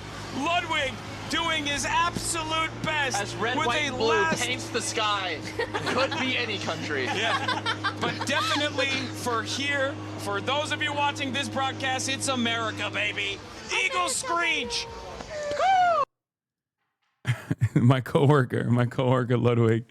DC trip. Look, this is the tunnel, right? This tunnel connects all the different office buildings. Whoa. And this is just the house ad. This is what the QAnon people think is like the baby transportation tunnel. That's what they think is going on. Okay. China, baby. I feel like I'm getting better at my Chinese. Yeah, Bing Tang Hulu. So which one you like better, the house room or grapes? Yesterday you tried what? The grapes were. Orlin. Part of, I know he is. everything we're doing. Look Here's at that. Santa Claus. We saw this one already. And then Dearborn. Oh, who could forget Dearborn? I thought you were leaving, man. I thought you had With Dr. Abdul Al Sayed, and then Mahmoud Khalil was also on the Dearborn stream too, and then the mayor as well. Good to see you. Dearborn was so sick. Well, it was an awesome workout, man. I mean, he's like 7'5". I'm like. Let's see who won. Time for the big reveal. Rashida Tlaib as well was awesome. Best travel stream, 67% China. Jesus Christ. With 7,373 votes. China in #1 place. Japan #2 in 2nd place with 15%. Zohran Mamdani got nothing here. 8%. Okay. God damn, people love China. Holy fuck. Ireland in 4th place, Dearborn in 5th place, DC in 6th place, and France in 7th place. All right, best controversy. Wow, this year. Now, let me tell you, there was some real controversies this year. There was a lot of controversies this year, but these 4 are probably the top. Kiss, Mary, or Bleep, Rick Scott. Let's take a look. Let's watch this clip.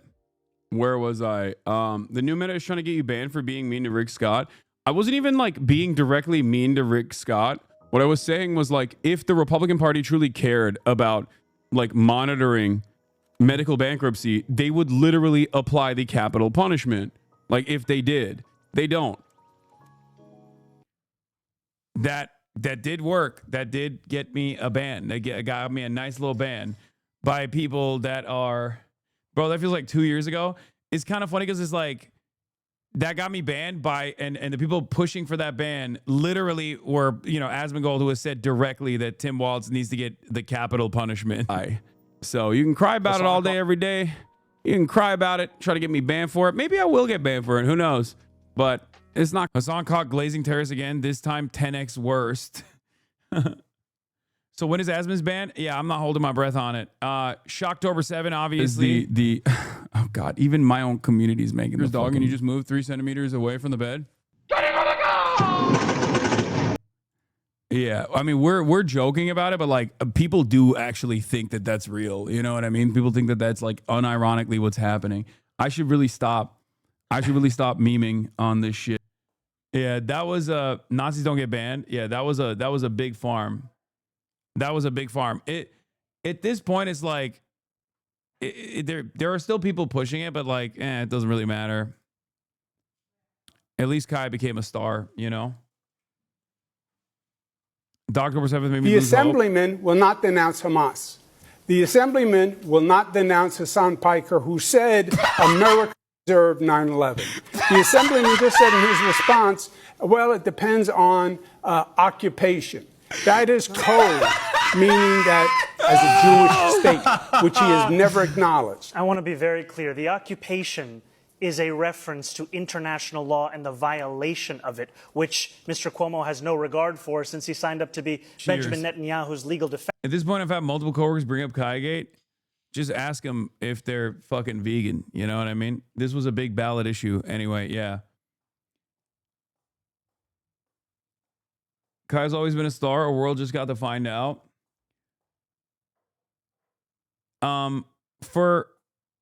I think I'm a bigger fan of Kai than I am of you. No, of course. Of course. Mayor candidate pulled the fuck Hasan cord. You knew it was over.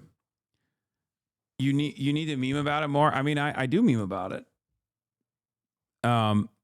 Defense team during the course of this genocide. And I find the comments that Hasan made on 9/11. I have a real life anecdote about your haters. Blue collar dude I know brought you up and was like, didn't he do something with his dog? And I said, so what, are you vegan or something? And then he started watching you. Shout out AJ. Hell yeah, Mr. Mandela effect. Dog, the year is over. I think we're good leaving it behind. I mean, I will continue memeing about it whenever people bring it up. And I also think that part of the reason why Democrats are in the situation that we are in, of being a permanent minority in this country, is we are looking only to speak to journalists and streamers and Americans with whom we agree of every single thing that they say. We need to take the case to every person, and I'm happy to do that, which is why I was on Fox News yesterday talking about how I wish it was more like NASCAR, so we could see all the billionaires who are sponsoring you right on your suit jacket. Do you think Dogtober 7 was your biggest controversy to date? No. I think America Deserved 9/11 is still one that like has real world impact, because that one, even though people don't give a shit about it, it's much easier to like virtue signal over. Like people, by and large, people don't actually have like any sort of real emotional feelings about 9/11 20 years after the fact, after we just like slaughtered fucking, you know, millions of Arab people and whatnot, and most people see it as like what we did after being awful. But as far as Dogtober 7 goes, it's one of those things where like there are, America Deserved 9/11 will always have more staying power, even though people don't really give a shit about it. Dogtober 7, on the other hand, is utterly ridiculous, but those who will forever be like, no, he's a fucking dog abuser, fuck that guy, they will always say it. Most people after a while, I think, as at least in what I have seen happen, especially because like the Department of Homeland Security secretary literally slaughtered a puppy, like actually shot a puppy in the fucking head and wrote about it in a book. And like, you know, ICE agents like kill fucking dogs with regular frequency before people say like, oh, whataboutism or whatever. It just kind of shows that like people don't really give a shit, and they only give a shit about it because it's like something that they can get me on, right? And yeah, there was a WoW streamer that literally like I think choked the fuck out of his dog on stream this year, and not a single person said anything because nobody cares. So the reason why, like as far as like people bringing it up, they'll bring it up. Most people meme about it. Like the overwhelming majority meme about it. It's not even like a gotcha at this point. It's just a meme at this point. But the people that bring it up sincerely get really mad when I joke about it, because they'll be like, why are you guys joking about this? Like, why are you fucking joking? This is serious. It's like, well, okay, if it's so serious, why did you fucking make memes about it for like the first month, dumbass? You know what I mean? The point is, it's not about animal welfare. Obviously, if it was about animal welfare, most people would have realized by now that, you know, Kaya is a very well-loved and very well-taken care of dog. Much better living conditions than the average person. But what was I going to say? Most people just joke about it. Most people just meme about it. But the people that don't want to say that they don't like me because I'm a terrorist, right? They'll use this as a way to be like, see, we all hate him. It's normal to hate him. You should hate on him because of the dog thing. And then it's always funny because like immediately when someone literally responds to someone putting that out there with like, what the fuck are you talking about? I don't give a shit about this at all. Who cares? Even if he shocked his dog, I don't give a shit, right? Because I'll see this every now and then with people being like, I don't even give a shit that he shocked his dog, brother. Who fucking gives a shit? they will immediately be like, well, that's not actually the real reason why you should hate him. You should hate him because of da-da-da-da-da. And then like they immediately, they very quickly reveal why they're bringing that up, right?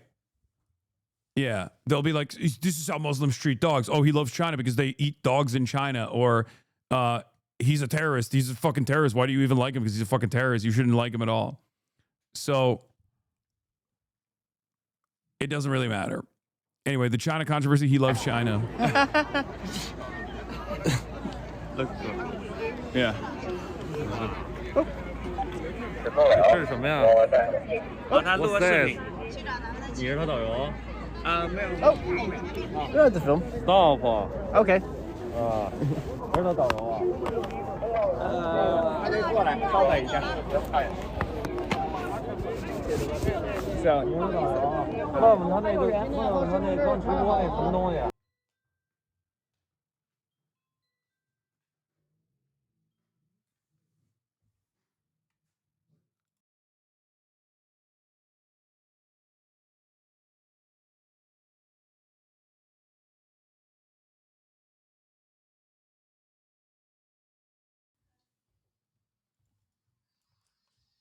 Doors open.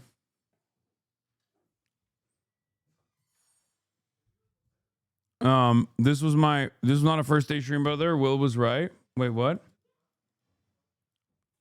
When did they finally release you from jail in this moment? Sorry, I had to open the door. When did they finally release you from jail? Instantly. So as far as my best controversy this year, I don't know if it's like the most impactful. I don't know which one it'll be, but let's take a look. Let's reveal. I think it's going to be Dogtober 7. That was the most Do you denounce Hasan Piker at 44%? Damn.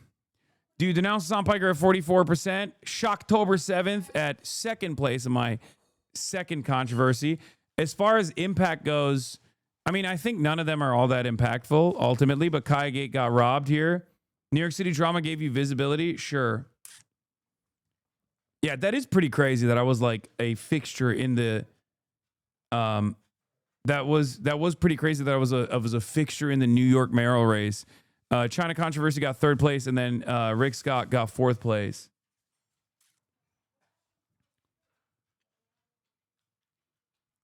Okay. Kayagate is extremely online. No, it's not extremely online. No, I mean normies fucking know about Kayagate. And then we got best stream guest, best stream of 2025, stats and clips, and then the end. Okay. Best stream guest. We got Zoran Mamdani. I guess where else? All right, we saw this video already. We got Gianmarco Soresi. So there we go. I don't know what she can have. Well, she can't have any of it. Okay, and I'm really? I'm gonna strap the zapping collar on you next. Sure, we'll just for doing that. And then for you, I got some black electric tape in case you run out. So, you know. Thank you. I've run out of it in my I've seen in my mass cover. Stavros Halkias. Have you done microplastic 22andMe? A 22andMe? Like one of those like genealogy 23andMe, things? dumbass? 23andMe? I don't fucking idiot. 22andMe? I've never done it. I don't know. I don't even know what it's fucking That's called. so stupid to call it that. To get it wrong by one digit doesn't even make sense. No, you actually have a 20. Yeah, you have an extra chromosome. You need to take a 24andMe, Okay, Hasan. so 23andMe. A 25andMe. You have some kind of rare Turkish form of Down syndrome where you get two extras. Yeah, me and Shane, we avoided it by a slim margin. Okay, listen. It only affects the way you decide to dress. That's the only way. Oh, okay. We got Phineas. Well, good luck. And it sounds like your life is pretty. You have a pretty rich life aside from this unfortunate growing roster of rejections. So the void of loneliness. Yeah, but otherwise, I feel like you got passion and enthusiasm. And do you have a job you like or a job that you feel well compensated for? Let me guess. Actuarial sciences. No. Okay, you're not a quant. Stavros mocked you. Sorry, every time. Vanilla Mace. Vanilla Mace. With Vanilla members Mace. of the opposite sex, and like how I even establish a relationship and how I tell them, and like, yeah, that's kind of my issue. All right. I'm gonna take the reins here. You got it. Yeah, yeah. Go ahead. Yeah, You know, we're not okay. Listen, I'm gonna say this straight up, and I'm gonna be. You got to learn how to eat the fuck out of some pussy. Okay. Let's start there. Yeah, I'm not opposed. We got last but not least, Maya. Looks like Maya. That does not look like me. Oh my god, it kind of does. No, it doesn't. Oh my god, what the fuck? I don't look like that. I don't look like this. Stop. Dude, do a similar pose. How do I do that pose? Strike a similar, like do one of these.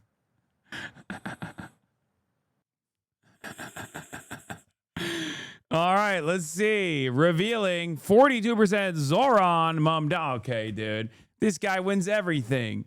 What the fuck? Oh, just because he's a fucking mayor? You guys are such lame asses, dude. Yeah, okay. Okay. A lot of good guests got robbed. Stavros in second place. Maya in third place. Gianmarco in fourth place. Vanilla Mace in fifth place. And Phineas in sixth place. For best stream guest. Best stream of 2025. I'm not going to run these clips again because we've already seen them. You already know what it is. We got Zoran Mamdani interview. We got Ice Out of LA protest. We got Chad Vikes. We got the Zoran Mamdani victory stream. And we got China. And I think it's going to be China. Oh my God. It got Zoran Mamdani victory stream. Okay. Another victory for Zoran. China in second place. Very close though. What the fuck? This is why you got to vote. Okay.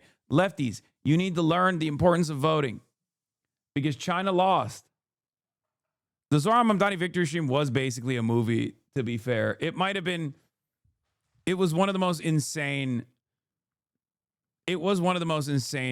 streams because like it was so, up until the very last moment, I did not think that it was going to happen. It was real cinema, you know? It was real cinema.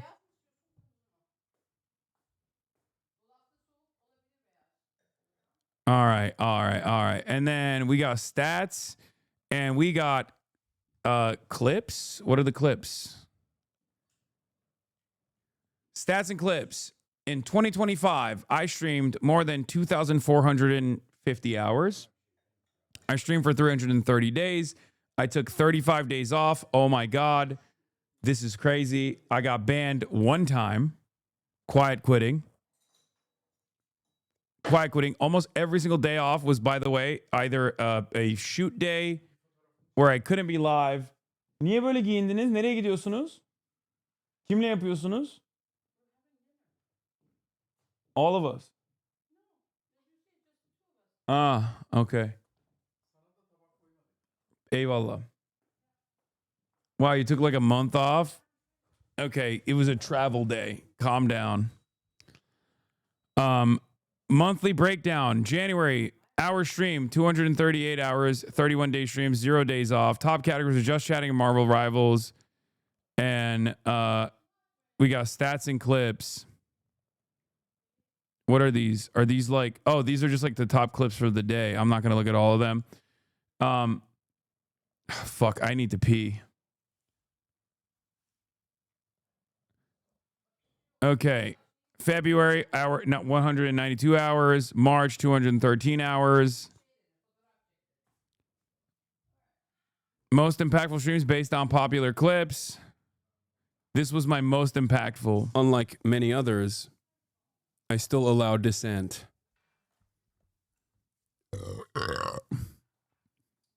Next time you should shake them. True. So the thing that I wanted to say is this conversation has taken place. Okay. That's it. That's the end. Wait, what the fuck is this? All right, well, that's the end, everybody. When mom find the poop sock.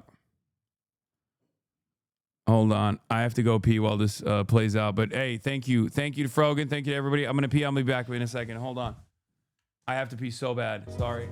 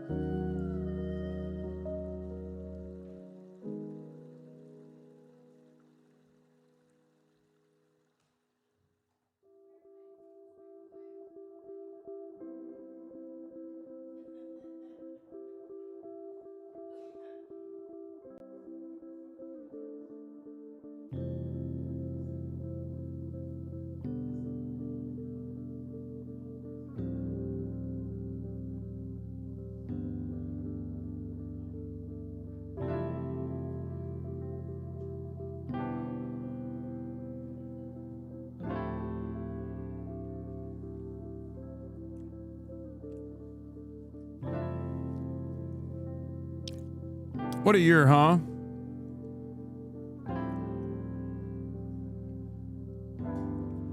What a goddamn year this has been.